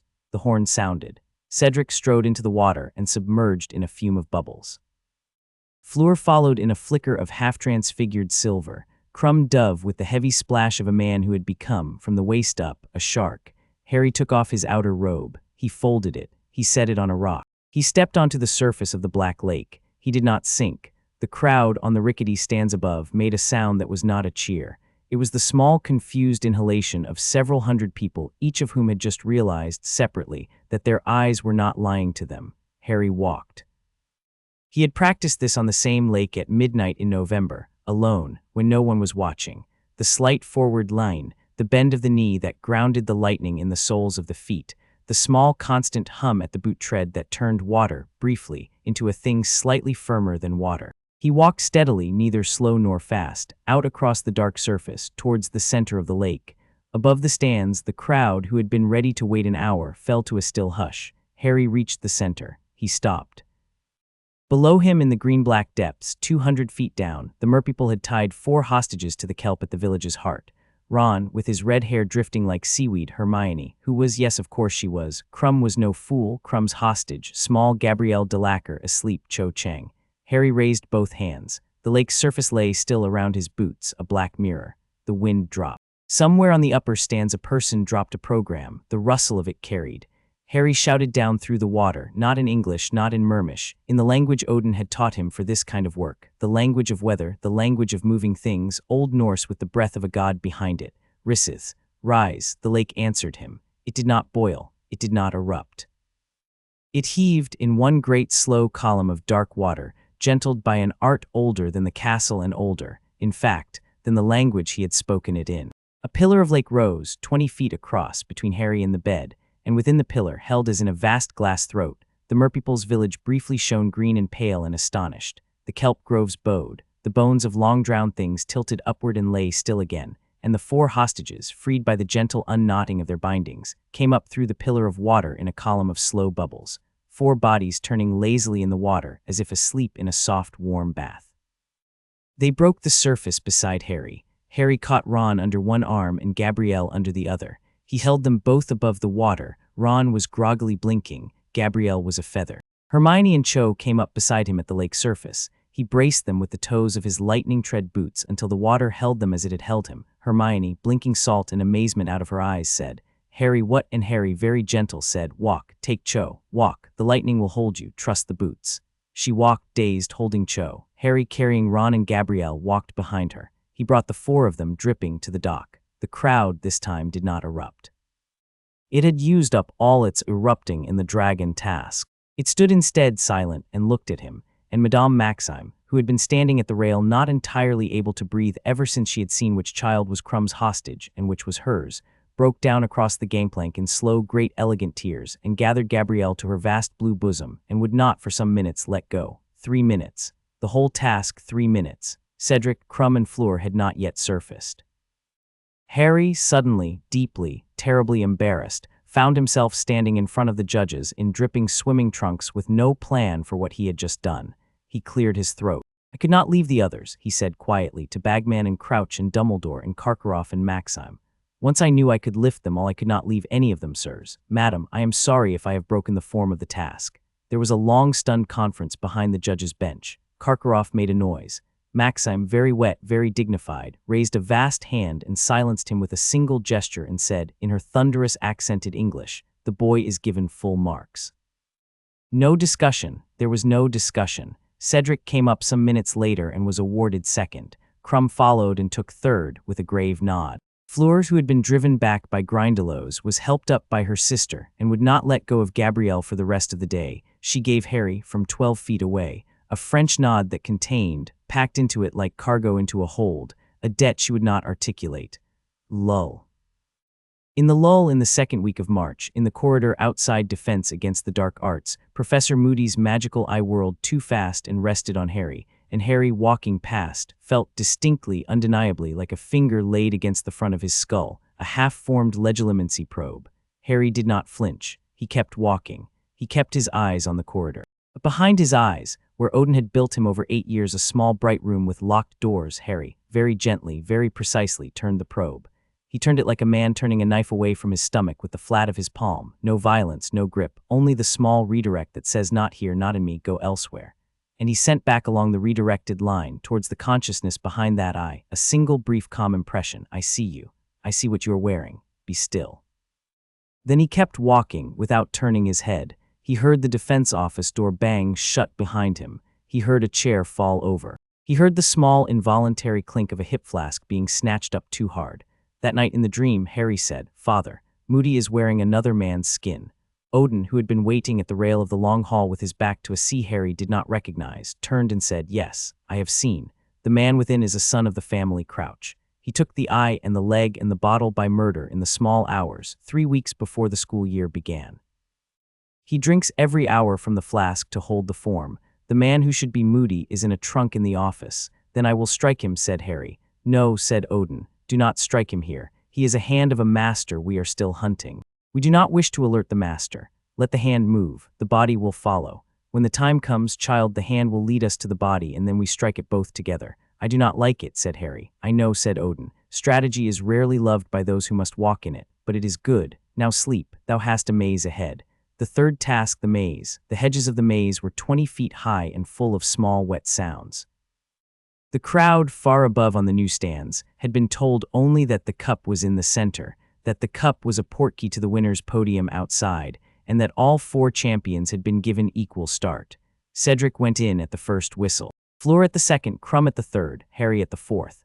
Harry walked 3 paces into the maze, then he raised Mjolnir and flew. He went up to 50 feet slowly, where the maze became a green diagram beneath him and the dome of stars and overcast sky was clean above. He hovered. He turned in a slow circle and his eyes, Asgard-trained, dream-honed, read the maze's contents like a page. He saw Fleur first. Southeast quadrant, slumped against a hedge, breath shallow, the dim mark of stupefy on her forehead. Harry dropped a hand, sent up red sparks. Somewhere down on the perimeter, a marshal began to run. He saw Crumb next. Northwest, eyes blank, wand raised, mid-crucio over a sphinx that had crouched to lap blood from its own paw. Harry dropped. He landed hard behind Crumb and stupefied him before Crumb had time to turn, gently, sportsmanly, the way one drops a friend who is not himself, and then knelt beside him and broke, with a small precise twist of Mjolnir's edge, the imperious binding that had been laid on him. Crumb's eyes cleared. He saw Harry. He tried to speak. "Lie still," said Harry. "Rest. The marshal comes. You were cursed, Victor, by someone, not by yourself. I am sorry." He sent up red sparks for Crumb too, and rose again and flew on. He saw the cup. It stood in a small, clear square at the heart of the maze, on a low plinth, the Triwizard Cup, blue-silver flamed, glittering, alone, and Harry, hovering above it at 30 feet, felt. There is a sensitivity that comes to those who have flown with Mjolnir long enough, a small clean tingling as of cold water at the back of the neck that announces the place where the fabric of space is wrong. The cup was wrong. The cup was a hole. It was a portkey, and it was meant for him. Harry hesitated. He could lift it from above with Mjolnir's field and unmake it. He could drop down and reducto it. He could. Cedric burst out of the south hedge at a sprint. Cedric, sweating, grinning, alive, his wand still smoking from a stinging hex he had thrown over his shoulder, ran towards the cup and threw his arms up in joy. He looked up, saw Harry, laughed together. Shouted Cedric, breathless, generous, the very best of him. "Potter, it's yours as much as mine together." "Don't," but Cedric Diggory was a good man, and good men reach for the cup of victory with both hands open, and his fingers had already closed on the silver handles. The portkey activated. In the half-second before they vanished, in that little stretched eternity that Mjolnir granted her bearer at moments of mortal need, Harry dove out of the air at Cedric like a falling spear. He hit the ground beside the plinth at speed. His left hand snapped out and clamped on Cedric's right wrist. Mjolnir, already in his right hand, spun against the pull of the portkey, spun in a counterspiral, spun the way a sailor spins his rudder against a wind that wants the wrong harbor. The portkey yanked. It yanked them through the world by their bones. Mjolnir, spinning, held a counterline. They did not arrive on target. They arrived rotated, tumbling, thrown wide. They landed 30 feet from the ritual circle. It was a graveyard. It was a graveyard at night, in a place that smelt of cold earth and old yew, and at the center of the graveyard, between 2 leaning headstones the color of bone, a fire burned blue-green under an iron cauldron, and around the fire stood a single small fat figure in a hood, holding a knife. Wormtail. The cauldron bubbled. Inside it, half-submerged, half-formed, lay a thing the color of boiled veal, a body in the act of being made, eyeless, lipless, larval. a spine showing through translucent skin. A snake of veins around a half-skull, Voldemort in the third trimester of an obscenity. Harry, on his back among grave grit and dead leaves, took this in less than a second. He rolled. He came up, he put Cedric, who was reeling, half-dragged, half-shoved, behind the headstone nearest them. "Stay," said Harry, in a voice Cedric had never heard from him. "Do not move. Cedric, Cedric, look at me. Stay. Do not raise your wand. Do not stand up. Whatever I do, do not stand up." Cedric, white as candle wax, nodded. Harry stepped out from behind the stone. Wormtail saw him. Wormtail screamed. It was a high, tearing scream, the scream of a man who has been working for 13 years to escape the precise moment now arriving in front of him, the scream of a rat seeing the hammer of a god in the hand of a boy he had betrayed. Harry walked forward, 3 paces, 5, 10. He stopped at the edge of the ritual circle's outer chalk line. He did not cross it. He did not need to. He raised Mjolnir to the storm-gray sky. The sky, which had been only mildly clouded, lined. The wind, which had been damp, stilled. Every cloud over southern England, from the Channel to the Wash, every cumulus and stratus and high anvil, turned its face slowly towards little Hangleton and remembered, all at once, why it had once feared a hammer. Harry spoke the phrase Odin had laid in him 8 years ago for exactly this. Slav vith ofbel dismernum thime gerest guthir. Strike those who would unmake themselves into gods. The sky split. It did not flash. It opened. A seam ran from horizon to horizon, and inside the seam there was, briefly, only white, and out of the white a column of fire descended, 20 feet across, white-blue, hotter than any Wanfter ever cast, holier than any hex ever spoken. It came down on the cauldron in a single immortal beat of time, and the cauldron was not there anymore. It was vapor. It was less than vapor. Wormtail, mid-scream, was not there anymore either. There was, for a half-second, a small black silhouette inside the column, arms up, fingers spread, mouth open, and then the column was past him, and Peter Pettigrew was a smear of fine gray ash on the air, drifting east on the small wind that the column had pushed. The half-formed body in the cauldron, bones, viper venom, gold ash, all of the painstaking obscene labor of regeneration was unmade, unwoven, returned to the small atoms it had been pretending not to be. The wraith of Voldemort, half-anchored, half-not, half-tied to a body that was no longer there, was hurled, screaming, out of the column. He went up into the night sky, a thin red scream of disembodied will, twisting, broken, furious, and the sound he made was the sound of something that had been cheated of its godhood for the 3rd time, and that had only one card left. He fled east. He fled, this time, into the only thing in his web that could still hold him at all, an old emergency anchor, a fragment of a marriage bond bracelet that had been laid into the iron of Bellatrix Lestrange's ankle cuff 13 years ago by Rodolphus's hand. A small, ugly piece of contingency planning by paranoid lovers. It glowed once in the bowels of Azkaban, and a thin slick of red wraith poured into a still-living, still-mad servant chained to a rock in a stone box on the cold sea. Bellatrix Lestrange, in her cell, smiled in her sleep for the first time in 12 years. Harry, in the graveyard, lowered Mjolnir. The column of fire was gone. The cauldron was gone. The ritual circle was a long black scorch on the ground. The 2 headstones nearest the center had been split top to bottom and were leaning further. The cold of the place had been replaced by a clean, still warmth, the warmth of an air that had been visited briefly by something not from here. Harry walked forward. He stepped over the outer chalk line. He crossed the scorch. He stopped at the small pile of ash that had been Peter Pettigrew, and he knelt by it. He did not gloat. He did not spit. He bowed his head the way Odin had taught him to bow at the close of any necessary killing, and he said in English, very quietly, "I am sorry, Peter. You chose this. I am sorry it had to be me." He turned. He walked back to the headstone where Cedric crouched. Cedric was shaking. His teeth were chattering. He had not stood up. He had not lifted his wand. He had been a very good boy. "Harry," said Cedric. "Harry, what was that?" "Asgardian thunder, Mr. Diggory," said Harry very gently, kneeling beside him. "We will speak of it when we are home. Take my hand." Cedric, with the docility of a man in shock, put his hand into Harry's. Harry raised Mjolnir to the sky. Mjolnir, Heim, the world tore. They were not picked up, they were gathered by a force that knew them, and the graveyard fell away beneath them as if someone had pulled a tablecloth out from under it. They flew through black air over 200 miles of dark countryside, over the Midlands, over the peaks, over the lakes, over the border, at a speed that bent the small clouds aside, and behind them in the dark a long blue tail of lightning trailed, slowly fading like the wake of a ship across a black sea. They landed at the foot of the maze on the cold grass of Hogwarts, hard but unharmed. Dumbledore was running towards them already. Behind him McGonagall, Maxime, Karkaroff, white as a fish, Bagman, Snape with his robe streaming, Hagrid bellowing, Sirius, who had been waiting at the edge of the stands disguised as a black dog, and had become Sirius Black at the first flicker of incoming lightning, Sirius coming in at a sprint with his hands open and his eyes wild. Cedric, on his knees on the grass, was alive. He was weeping. He was alive and he was weeping, and he was 16 years old, and he was going to go home to his father. Harry stood. His eyes were faintly gold, the way they had been after the diary in second year, the way they were always for an hour or two after a great working. He came back, said Harry levelly to the running headmasters.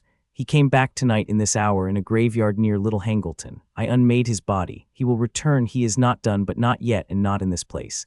Harry, said Dumbledore. Child, father, said Harry. Albus, we must speak now, tonight. Yes, said Dumbledore, and his eyes were wet. We will speak. Sirius reached them first and gathered Harry into his arms and did not, for a long minute, manage to say anything at all. The next morning the Prophet's front page was an inch high and read Potter. What is he? And beneath it Rita Skeeter, who had been at the stands, Rita Skeeter, who had seen the column of fire light up the horizon at midnight from the journalist's tent 2 miles away, had written, against every previous instinct of her career, the truth. It was an awkward truth, written by a woman who had never written a true sentence on purpose, but it was the truth, that the Potter boy had vanished in a portkey trap with the Diggory boy at the third task, that he had come back 12 minutes later with the Diggory boy alive, and with a noise like a thunderclap, that he had said, in the hearing of 3 headmasters, that Voldemort had returned and been unmade. By breakfast the ministry had sent 6 owls to Hogwarts trying to suppress the article. By lunch they had given up. By tea the Wisengamot had been convened in emergency session. Fudge stood up to deny. Amelia Bones, who had watched Odin Allfather's silver shade testify before her own bench 18 months previously, who had seen with her own eyes a thing that did not lie because it could not lie, stood up first and said, in the small, clear voice that had got her job, "Sit down, minister.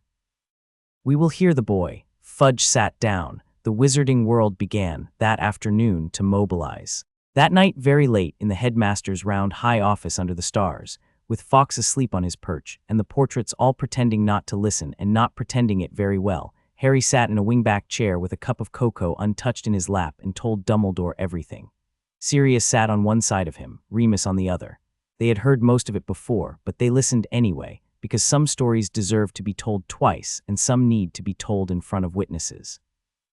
Harry told it cleanly. He started at 6. He started with the night in Privet Drive when Odin had come to him in a dream and said, "Child, there is work for thee." He told of the long winters in Surrey when, behind locked cupboards, with the Dursleys snoring upstairs, he had practiced the forms Odin had laid into his sleep. He told of Mjolnir's coming on his 8th birthday, falling out of a Surrey sky into the back garden of number 4 with a noise like a bell. He told of the years between 8 and 10 when he had flown, alone, over Surrey at midnight, learning the small disciplines of weight and wind. He told of the gesh Odin had laid on him, "Reveal thyself only at need." He told of Quirrell. He told of the diary. He told of the dragon tongue and the lake walk and the column of fire. He told all of it. Dumbledore listened. He did not interrupt. He did not ask. He sat in his own chair with his fingers tented under his beard and his eyes on Harry's face the whole time, and at the end of it, when Harry had stopped, Dumbledore was crying very quietly, the way old men cry without sound with only the wet of it on the lined cheeks. "Harry," he said at last, "your father, both fathers, would be proud." Harry looked at the fire. Sirius's hand was on his shoulder. Remus's hand was on his other shoulder. "Thank you, sir," said Harry.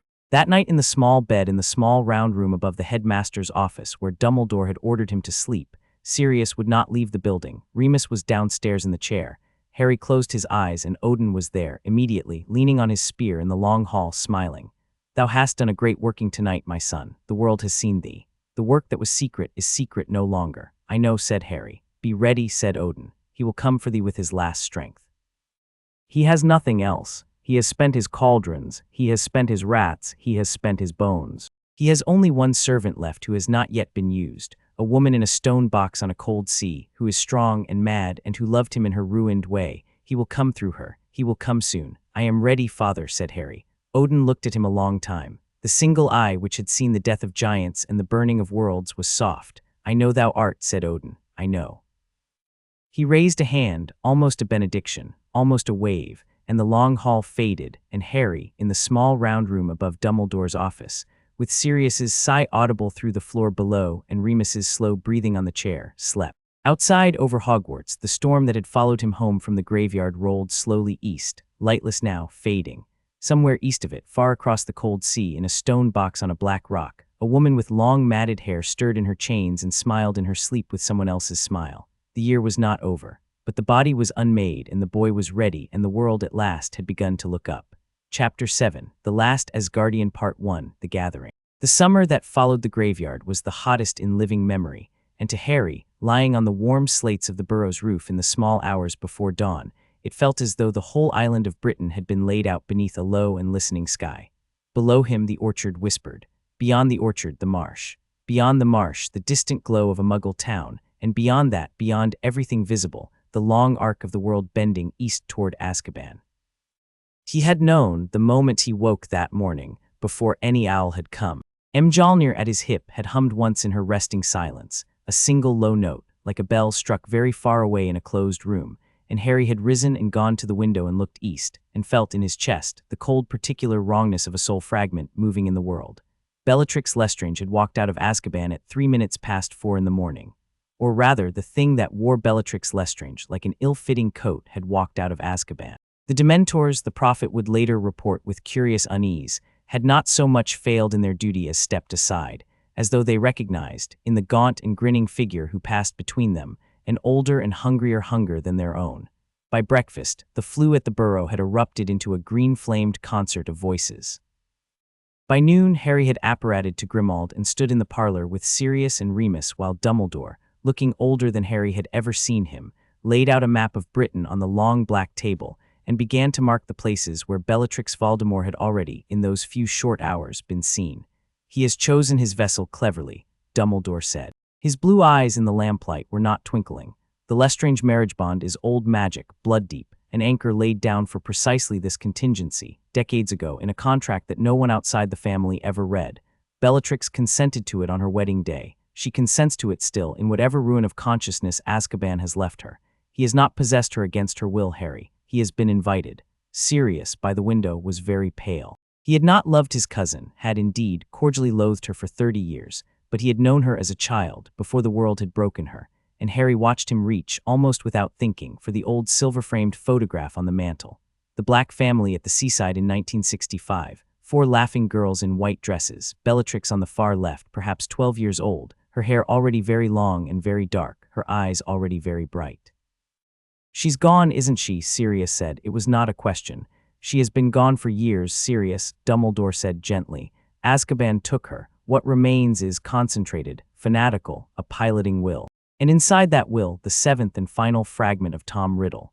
Harry stood at the head of the table and looked at the map and let the silence sit. He was 15 and tall now, and his hands at rest on the wood were a man's hands. The faint gold ring around his green irises was bright enough today that Remus, glancing up from across the room, noticed it and looked away again carefully. "He will not stop," Harry said at last. His voice was very quiet. "He has nothing left to lose. He is 1/7 of a soul wearing a madwoman's body, and he knows it. He will move quickly." "Yes," said Dumbledore. "Then," said Harry, "so shall we." The wizarding world that summer went to war within 3 weeks. Lucius Malfoy was the loudest of the new captains. Lucius, who had spent the previous spring in Azkaban after the graveyard and had been released only on a technicality of pureblood lobbying. Lucius, who now strutted in his Death Eater silver mask among burning Muggle villages and called himself, with a straight face, the Dark Lord's voice.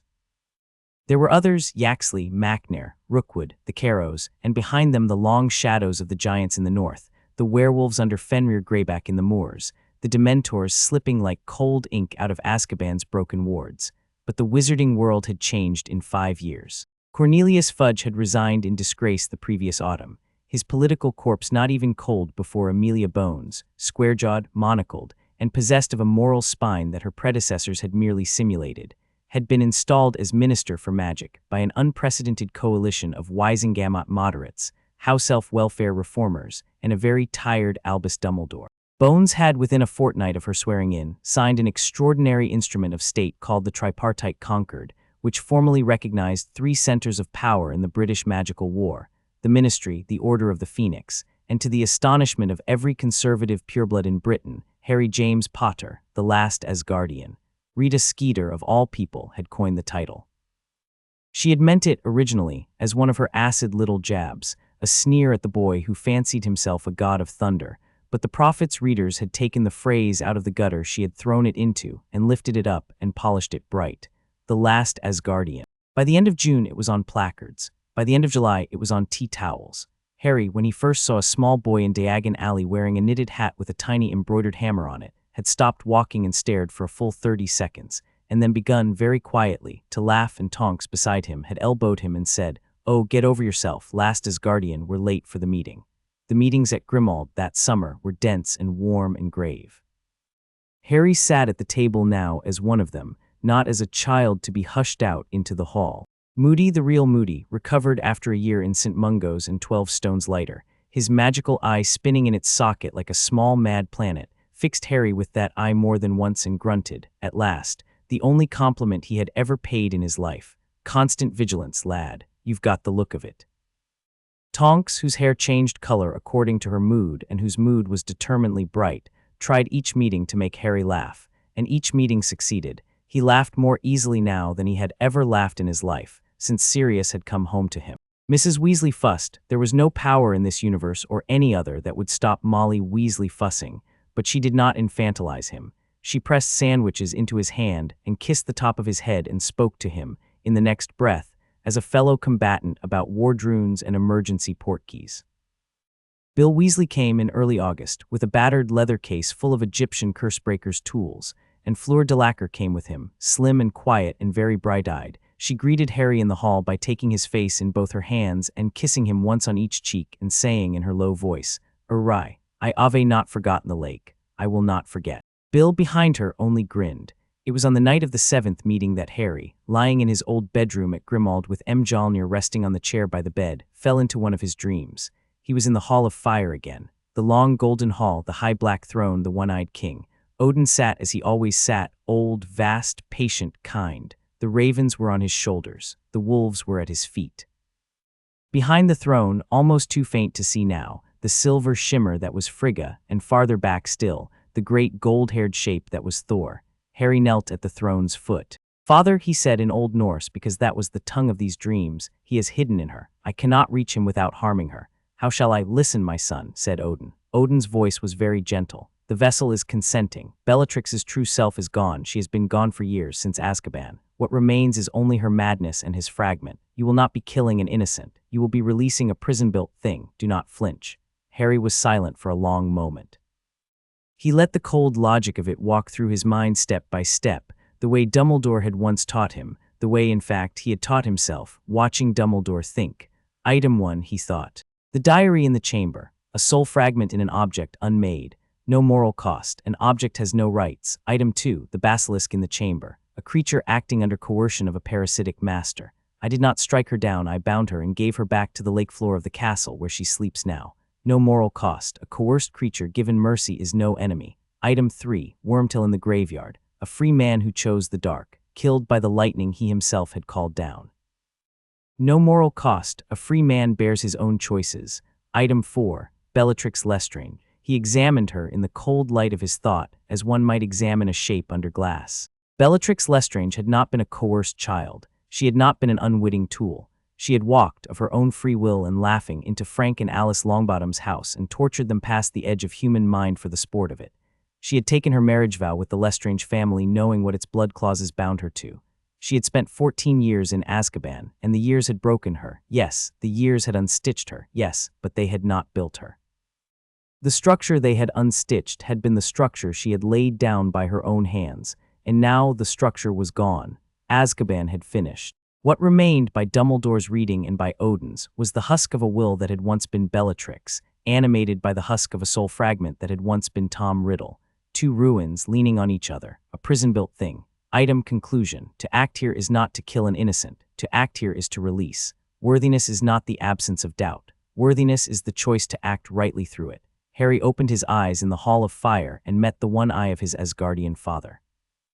"I can act," he said. "I know, my son," said Odin. "Thou hast always been able to act. The question I asked thee was whether thou wouldst." "I will," said Harry. Odin smiled. The battles in late August and through September were brief and brutal and increasingly one-sided. Death Eaters raided Diagon Alley on a Tuesday morning in the third week of August, a great snake of black-cloaked figures pouring out of the flues at Gringotts and the Leaky and 3 private fireplaces at once, and Harry, who was at the burrow when the alarm went up, was airborne with Mjolnir's pull within 4 seconds. He came down on Diagon Alley out of a cloudless sky like a thrown spear of light, and the Death Eaters who had been about to set fire to Ollivanders found themselves, in one stunned heartbeat, facing a 15-year-old boy with brilliant gold-ringed eyes standing in the middle of the cobbles with a hammer at his side and lightning crawling, polite and patient, up his sleeves. 3 of them threw killing curses.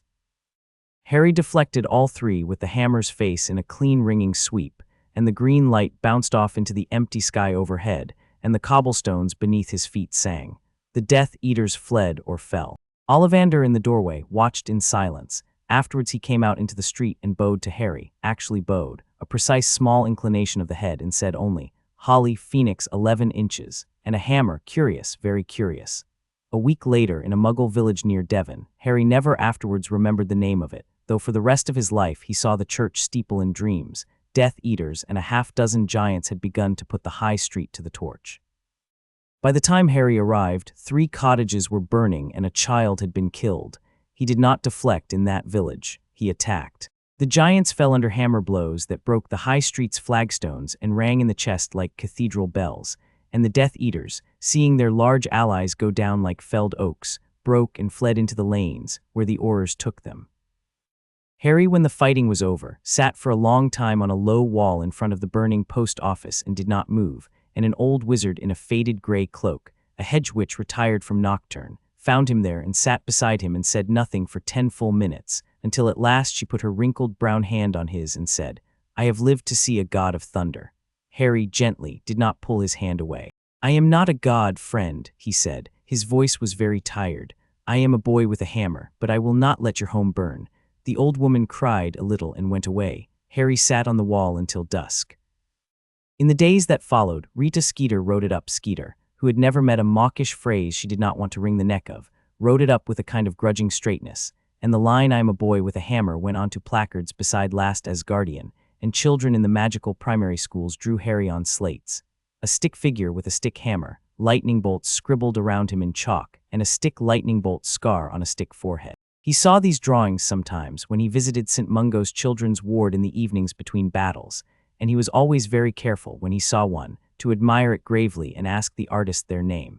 He was becoming a legend in his own lifetime, and he carried the becoming as lightly as he could. Part 2, the final Horcrux. Dumbledore took Harry, that September and October, on the hunt.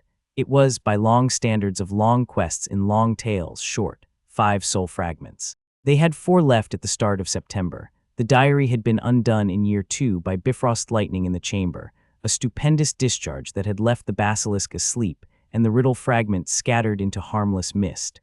The diadem of Ravenclaw was the first to go. Harry and Dumbledore walked together into the room of requirement on a Wednesday afternoon. The room shaped itself, this time, into the room of hidden things, the great cathedral of forgotten objects, towers of broken broomsticks and stacks of moldering textbooks rising in dim avenues. And Dumbledore led Harry, by some trick of memory or scent, to the precise high shelf on which a tarnished bronze coronet rested. Harry held the diadem in his palm. He felt the small, bright wrongness inside it. He set it on the stone floor. He raised Mjolnir. The Bifrost lightning, when it came, was not the sky-cracking column of the graveyard. It was small and clean and surgical, a single quiet bolt the size of a hairpin, drawn down from the room's high invisible ceiling and threaded through the diadem like a needle through cloth. The bronze flexed once, ran for an instant as though molten, and rang. The soul fragment screamed, a thin, high scream like a kettle whistle dying, and was gone. The diadem cooled and was only a diadem.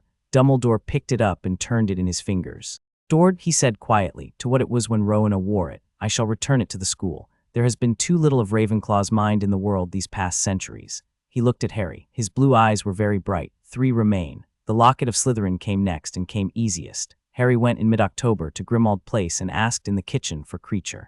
The old elf came creeping. Kreacher had hated Sirius, had despised Harry, had loved only the long-dead Regulus Black. He stood at the kitchen doorway with his huge eyes lowered and his bat ears trembling.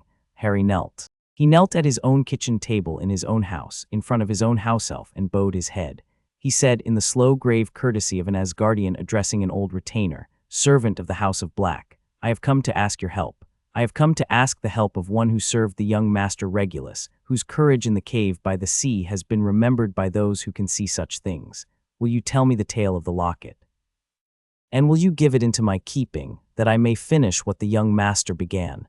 Creature cried for an hour. When he was done, he brought the locket out from a small cedar box hidden in his nest under the boiler, and put it into Harry's hand, and Harry took it gently and said, "Thou hast served well, creature. Thy young master will know." And the elf clutched at the hem of Harry's robe and pressed it to his face. The locket Harry destroyed that evening in the back garden with one clean bolt. Regulus's shade, Harry thought, smiled. The cup of Hufflepuff was harder. The cup was in the Lestrange vault, 800 feet under Gringotts, behind a thief's downfall and 3 blood-locked doors, and the small mad dragon the goblins had bred to discourage trespass. Harry and Bill Weasley, working together, Bill in his Cursebreaker's leathers, Harry with a glamour charm and Mjolnir slung at his hip, went into Gringotts on a wet Thursday in early November, with Griffook and a goblin contract and an extraordinary writ from Minister Bones in their pockets, and got, by means of 3 faked imperious curses and a great deal of polite shouting, as far as the Lestrange vault. There, things stopped being polite. The dragon, half-blind, scaled like cracked stone, its wings ragged from a lifetime in lightless caves, broke its chain when Bill set the second bloodlock running and rampaged. Harry, with the cup tucked under his arm and Bill thrown across his shoulder, mounted the dragon's back as it rose, weeping for the cool air it had not smelt in 40 years, up the great central shaft of Gringotts. The cart tracks blurred beneath them. The goblin alarms keened. Bill, half-conscious, said in his sister's voice, "Oh, bloody hell!" Harry and Harry, laughing, called Mjolnir into his free hand, and they came out of Gringotts in an explosion of dragon flame and shattered marble, the dragon screaming with joy in the rainy daylight overhead, and away. He freed the dragon that evening over the Welsh mountains. It went west looking for sea. Harry watched it go and wait. The cup he destroyed in the Hogwarts boathouse the next morning. 2 soul fragments left. Nagini was the next. Harry had from the start intended Nagini to be Neville Longbottom's kill. He had told Dumbledore this in mid-September, and Dumbledore had only nodded slowly and said, "It is well thought, Harry. The sword chose him as much as the snake chose Voldemort." Neville, that autumn, had grown into himself the way certain plants grow only after a hard winter, tall now, broad in the shoulder, his round face set with a quiet certainty that had not been there before the graveyard. Harry had taken him aside in the room of requirement one evening in October and had laid the sword of Gryffindor across his palms and had said, gently, "Brother of Cedric's house, brother of honor, when the time comes, and it will come, this kill is thine. Wilt thou take it?" Neville, looking at the sword, had been silent for a long moment. "Aye," he had said at last, in a voice as solid as oak. And when the time came on a black night in early December, when a probing Death Eater raid on Hogsmeade had spilled up onto the school grounds, and a great snake had come gliding through the entrance hall at the head of a knot of Carrow cousins. Neville Longbottom, who had been a frightened plump boy with a toad 5 years ago, stepped forward in the corridor outside the great hall with the sword in his hand, and the lamplight gleaming on the rubies in its hilt, and beheaded Nagini in a single clean stroke that traveled, afterwards, into the school's songs. Harry, who had been 3 corridors away dealing with 2 giants in the courtyard, felt the fragment go and laughed out loud in the rain. 1 soul fragment left. The last one was in Harry's forehead. Odin in the dream that night was very kind.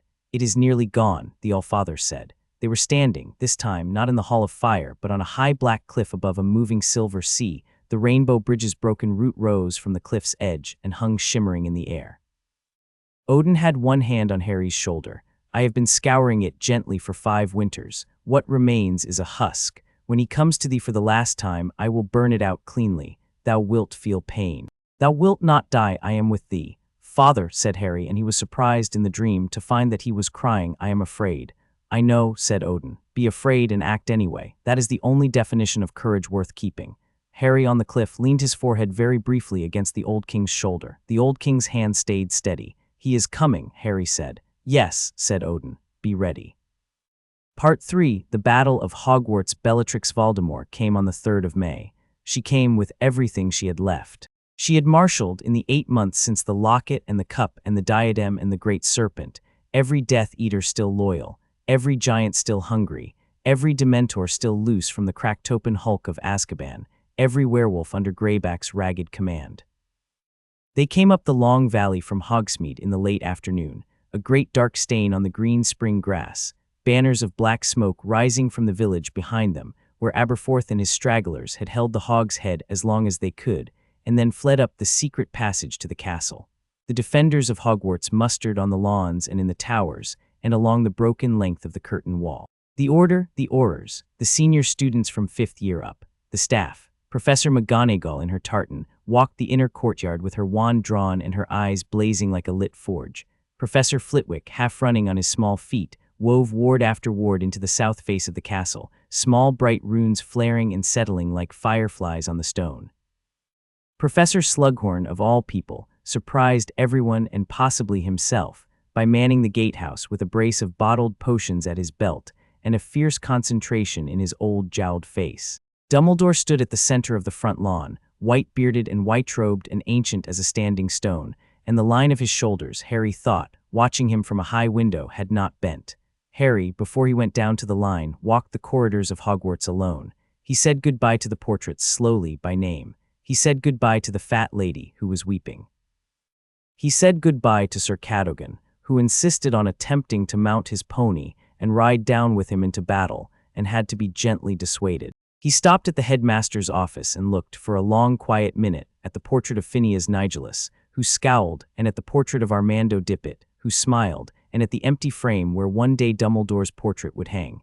To that empty frame he bowed. He climbed the 7th-floor landing and found Ginny Weasley patching a torn house banner. The Gryffindor lion in scarlet thread had a great rent through its left forepaw, and Ginny had her teeth set on a length of gold cord and was stitching with the absolute concentration of a person doing one small, careful thing, because all the large things had become unbearable. She looked up when he came in. She set the banner down. She did not say don't go. She did not say be careful. She knew him. He crossed to her in 3 strides and put his hands very gently on either side of her face and kissed her once softly in promise.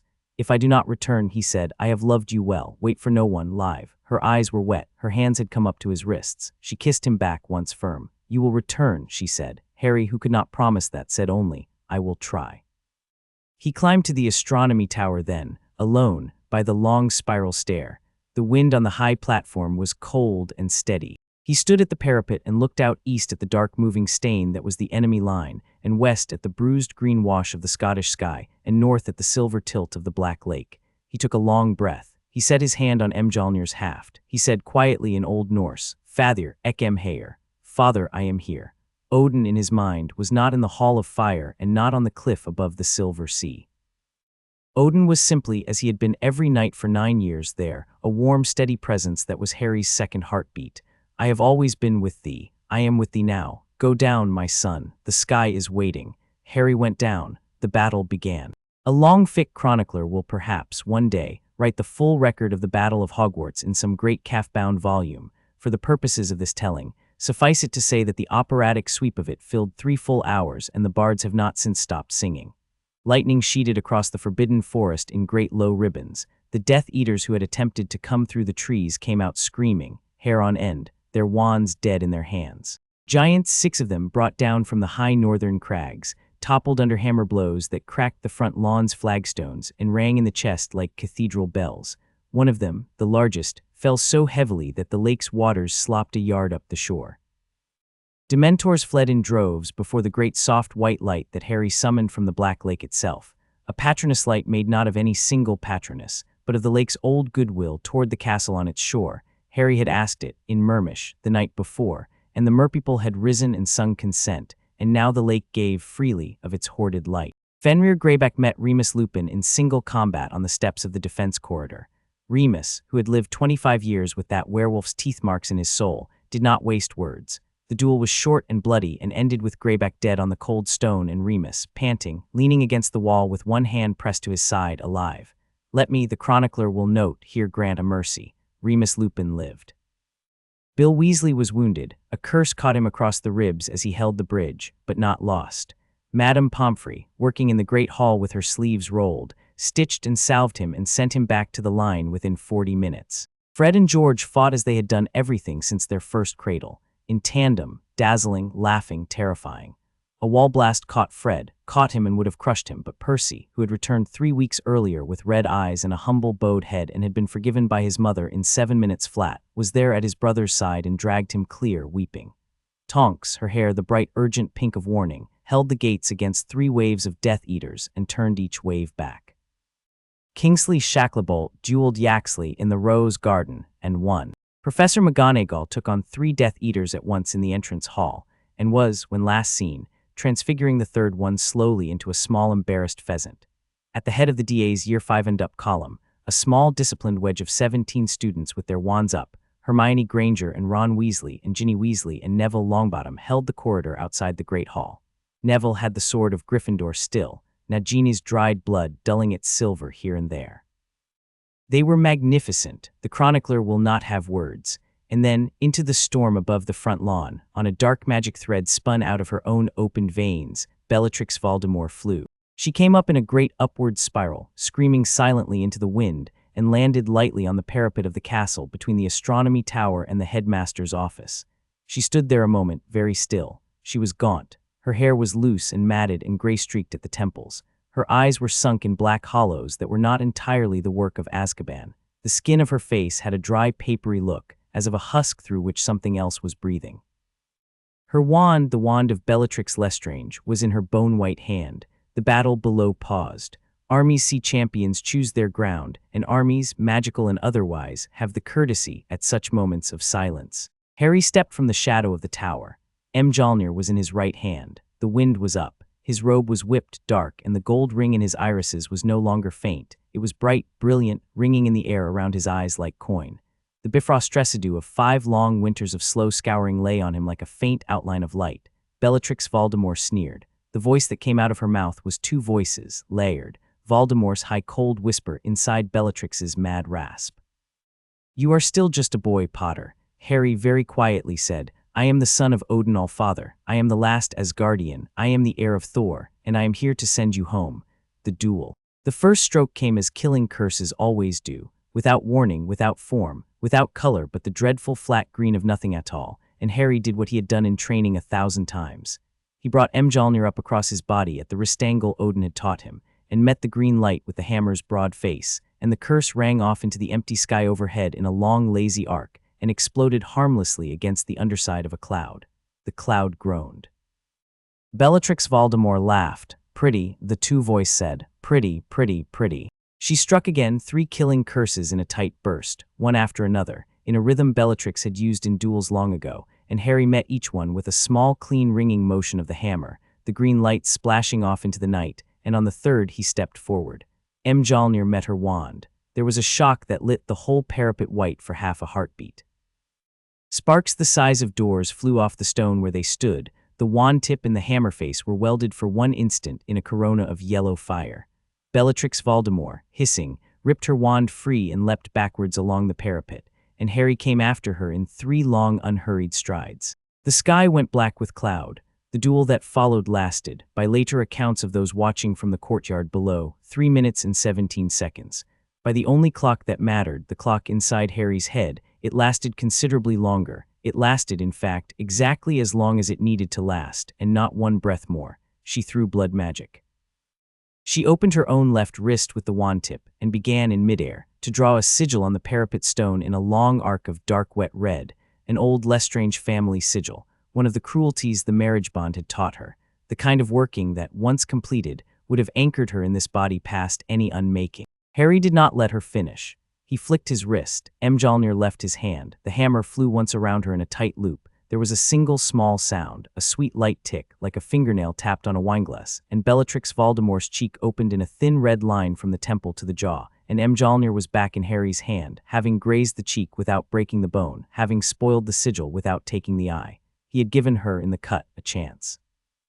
He said gently, "Last chance, Tom. Let her go and I will spare what is left of her body." Bellatrix Voldemort touched her cheek with 2 long fingers, looked at the red on them, smiled. "I am the Dark Lord Potter," the layered voice said. "I am eternal." "You are 5/7 gone," said Harry. He was very calm. He had become in the past hour very calm. "You are a fragment. I have unmade the others, the diary, the diadem, the locket, the cup, the serpent, 5 and 5 in the husk of the 6th. You are the last." Bellatrix Voldemort laughed then, high and cold and wild and triumphant. "And the scar, boy, in your skull, I am 6/7 in you, do you not know? You are Myhorcrux, Harry Potter. Strike me and you strike yourself." Harry, who had known this, Dumbledore had told him a year ago, in the gentlest possible voice, beside the lake at twilight. Odin had told him in dreams since he was 12. He had carried the knowledge in him like a small cold pebble for 2 long years, did not flinch. He did not flinch by any visible motion. The gold ring in his irises only burned a shade brighter. He said, "Yes, I know." He said, "I am not afraid." He said, and he lifted his face to the boiling sky, "Father, now." The sky opened. It opened not with thunder but with light, a clean white seam in the clouds directly above the parapet, parting like cloth pulled apart by 2 patient hands. Through the seam poured the last remnant of the Bifrost, the rainbow bridge that had fallen into the void at Asgard's ending, gathered up across the long years by Odin from the wreckage of his realm, and held, with the patience that only fathers possess, against this one single hour of need. The light came down in a column not as wide as Harry's body, and not as narrow as his wrist. It came down white, and behind the white were colors, rose and gold and green and violet, the colors of a bridge that had once spanned the worlds. It struck Harry in the center of the forehead. He arched once, his whole body bowed backwards, his arms flung wide, Mjolnir hanging from his fingers as easily as a leaf, and he screamed. It was a small, clean sound. It was not a sound of agony or terror. It was the sound of a thing being undone that had no right to remain. The black lightning bolt scar on his forehead burned white.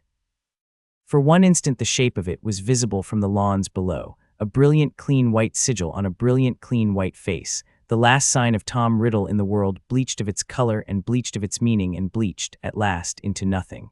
The Horcrux was scoured. The fragment in him was undone. Harry fell to one knee on the parapet, breathing. The seam in the cloud closed quietly above him. Bellatrix Voldemort on the parapet 5 yards away saw it. She saw the white scar and the closed seam and the boy on one knee with the hammer's head resting on the stone beside him, and the kind small smile that had broken across his exhausted face. She screamed in despair. "No." Harry rose. He rose slowly, like a man rising from a long sleep. He took Mjolnir into both hands. He lifted her the hammer to the storm sky above. He called down every bolt in the heavens at once. The sky lit up like a second sun. White, gold, white blue, white. Lightning came down not in lines, but in a sheeting wall. Every bolt the storm had hoarded. Every bolt the long evening had built, and not yet spent. Every bolt the Bifrost residue in Harry's blood could call across the dimensional veil.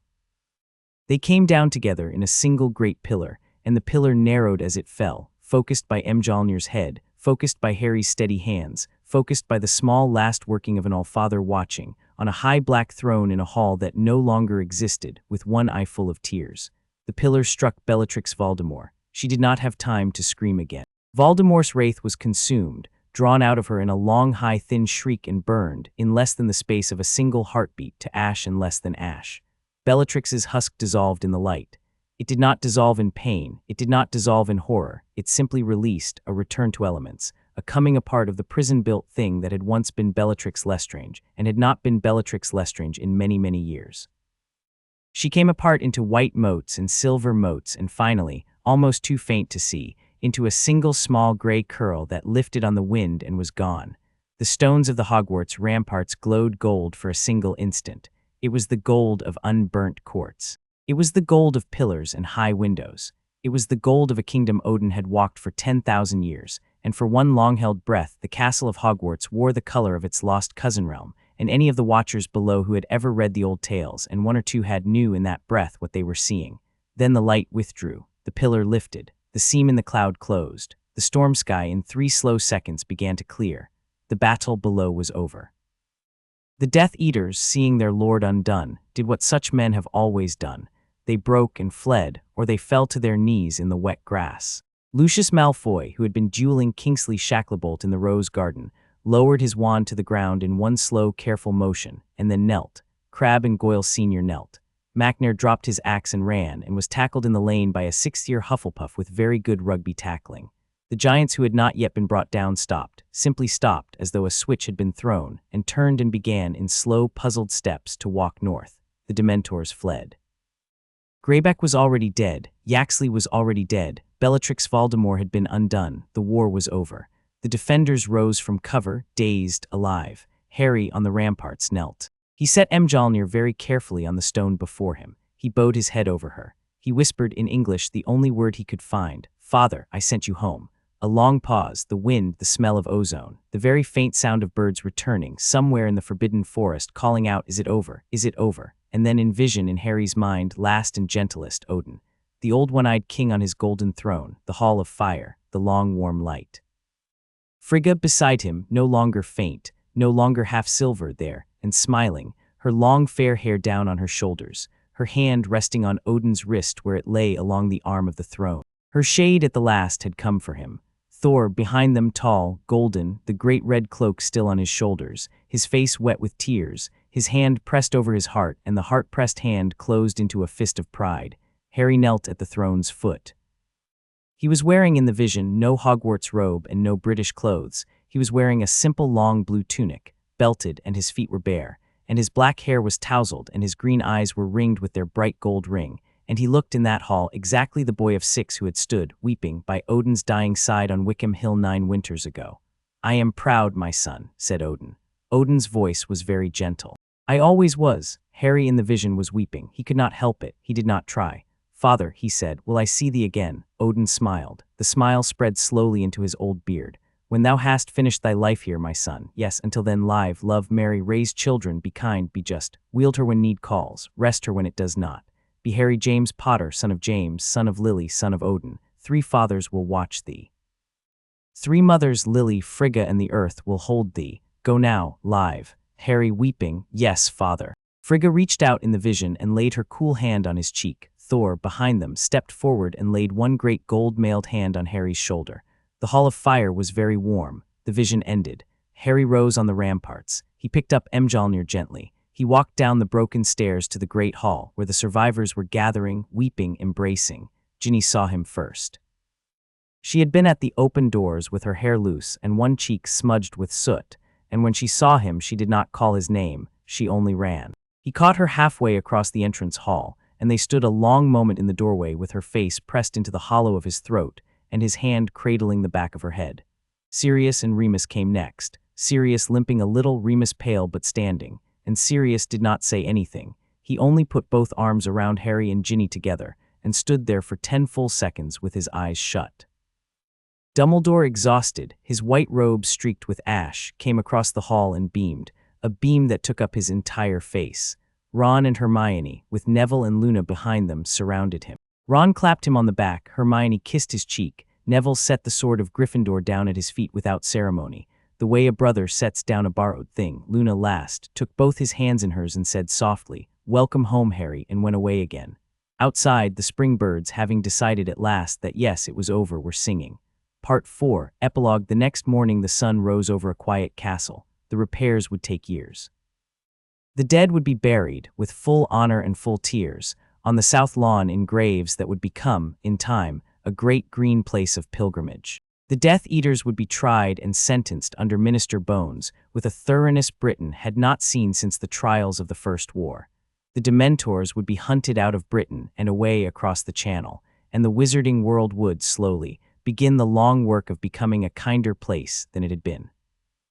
But on that first morning, Harry walked down with Mjolnir in his hand into the great hall, and laid her, in front of every survivor of the battle, on the simple stone altar at the front of the room, the low stone block where in centuries past the Sorting Hat had rested between feasts. He laid the hammer down with both hands. He set her gently, head and haft, on the stone. He stepped back, he said one quiet word. Odin had taught him this word, in a dream 3 nights before, and the word settled into Mjolnir like a key turning in a lock.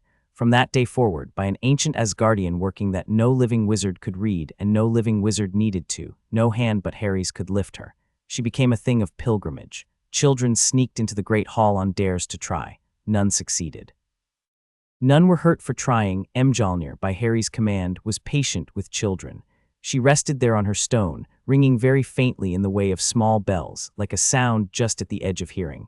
Hagrid tried once alone, late one summer night. He had drunk a little too much elf-made wine at a wedding earlier in the evening. He had crept down into the dark great hall in his great boots. He had stood for a long time at the altar, weeping, before he had at last reached out his huge hand. He had taken hold of the haft. He had pulled. Mjolnir had not moved, but Mjolnir beneath his huge hand had glowed, softly, warmly, the gentle gold of a hearth fire seen through a window from a cold lane.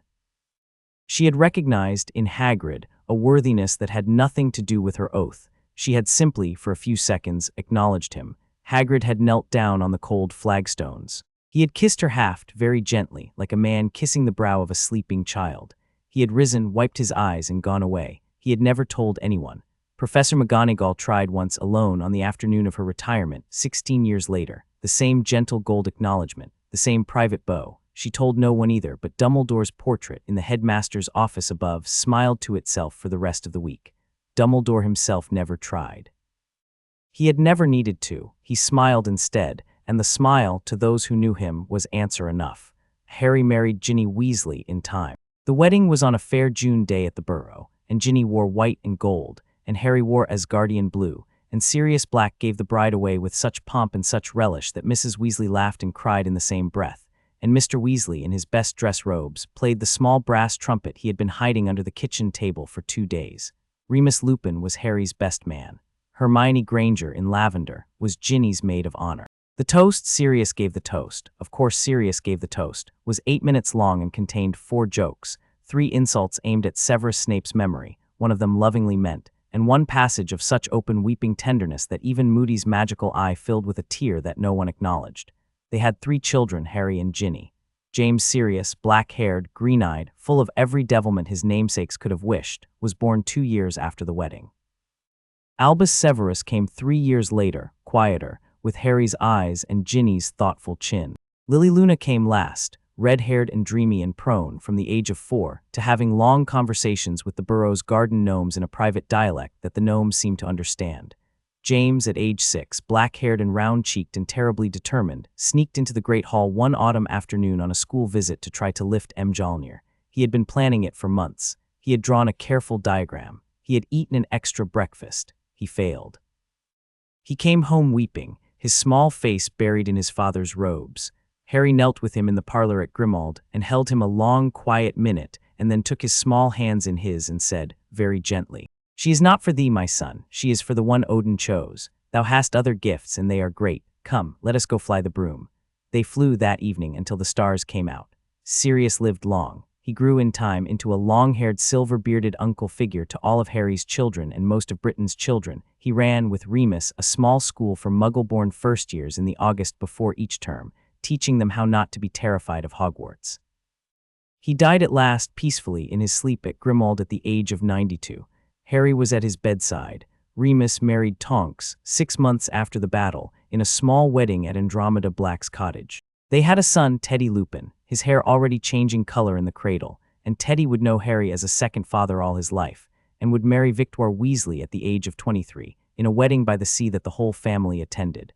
Hermione became Minister for Magic in time on a platform of house elf liberation, equal rights legislation for werewolves and centaurs, and the abolition of the Dementors as a tool of justice. She served 3 terms. Her portrait in the Wisengamot's Long Hall would be the first ever painted of a Muggle-born minister. The painter, old Dean Thomas, who had become quietly famous in his middle years, gave her in the portrait a small, careful smile. Ron ran wheezes with George. They opened 19 shops in 7 countries. George's wife Angelina ran the books. Ron's contribution, as he himself cheerfully admitted, was mostly eating the inventory. Luna traveled. She found 3 new species of magical creature that the magical zoologists had not previously catalogued: the Indonesian mooncalf, the lesser-spotted Greenland crumplehorn, and the tiny luminous winter moths that lived only on the slopes of one mountain in Patagonia, and that she named, with grave courtesy, the patrons of small kind things. Neville taught herbology at Hogwarts. He grew, in his 30s, into the kind of tall, broad, gentle professor, whose students called him Professor Longbottom, with a terrifying gravity that he himself never quite understood. He kept the sword of Gryffindor on a wall in his office, on 2 small brass hooks. Dried blood, by his careful preservation, was still on it. New students, on their first visit to his office, never failed to notice. The wizarding world rebuilt. The statute of secrecy held perhaps more easily than it had ever held, because the magical and Muggle worlds had stood briefly close together during the war and had understood, in the way one only understands such things in shared crisis, that they did not in fact need to know one another in order to wish one another well. The last Asgardian lived on as legend even within Harry's own lifetime. Old wizards bowed to him on the street. Children whispered. He was gentle with them. He was gentle, in particular, with the small girl who, at the age of 8, came up to him on Diagon Alley once and held out a knitted toy hammer she had made for him, and burst into tears when she gave it to him. He took the small hammer and thanked her in a voice that did not condescend, and he kept it afterwards on the bookshelf in his study at home, beside the framed photograph of his parents at their wedding and the small black-and-white photograph that he had taken once, on a long-ago summer day on Wickham Hill, of an old man with one eye and a long white beard. He grew older. Ginny's hair grew streaks of silver. Harry's hair grew streaks of silver. The gold ring around his eyes, by some private working, did not fade. It dimmed, a little, the way the embers of a hearth dim in the small hours, but it never went out. James grew up and went to work for Bill Weasley as a curse-breaker. Albus grew up and became a healer at St. Mungo's. Lily Luna grew up and trained as a magizoologist under her Aunt Luna's patient eye, and discovered, at the age of 26, a fourth new species, the small singing river otters of the Welsh borders, which Luna had always insisted were there. Harry, at the age of 41, walked alone through the Great Hall one quiet summer night. He had come up to Hogwarts that afternoon to attend a Board of Governors meeting. The meeting had run long. The late train had been missed. McGonagall, retired now and living in Hogsmeade but still attending every governor's meeting on principle, had pressed him to stay the night in his old Gryffindor dormitory, and he had accepted with a small private smile. He had walked down to the great hall after the rest of the castle had gone to bed, only to look in for a moment. He had been intending to look in for a moment. Mjolnir rested on her altar, glowing very faintly in the moonlight. The enchanted ceiling above was an extraordinary clear black, and the stars, every star Harry had ever known, and one or two more besides, were out. He sat down beside her on the stone step at the foot of the altar. He put his hand on her haft, out of habit, out of love, the way one might rest one's hand on the head of an old dog who had been at one's feet by the fire for 30 years, and would be there, in some sense or another, for 30 more. She hummed once softly under his hand, a single low note like a small bell struck in a closed room. Yes, the note said, "I am here, I am still here." He looked up at the enchanted ceiling. The stars were out. Among them Harry had chosen to believe for 35 years, and he chose to believe still, was the place that was once Asgard. He whispered in Old Norse the line he had said every night for 35 years. "Father ekem Heir, Father, I am here." And fainter now, very faint, but still real, like the last star at dawn, the answer came. "Ek veit sonner min, ekem med Thayer." I know, my son, I am with thee. Harry smiled. He rose. He laid his hand once more, briefly, on Mjolnir's haft. He turned. He walked the long, quiet length of the great hall, between the 4 long, empty house tables, past the great oak doors, out into the entrance hall where the moonlight lay in long silver bars across the flagstones. He went home. End.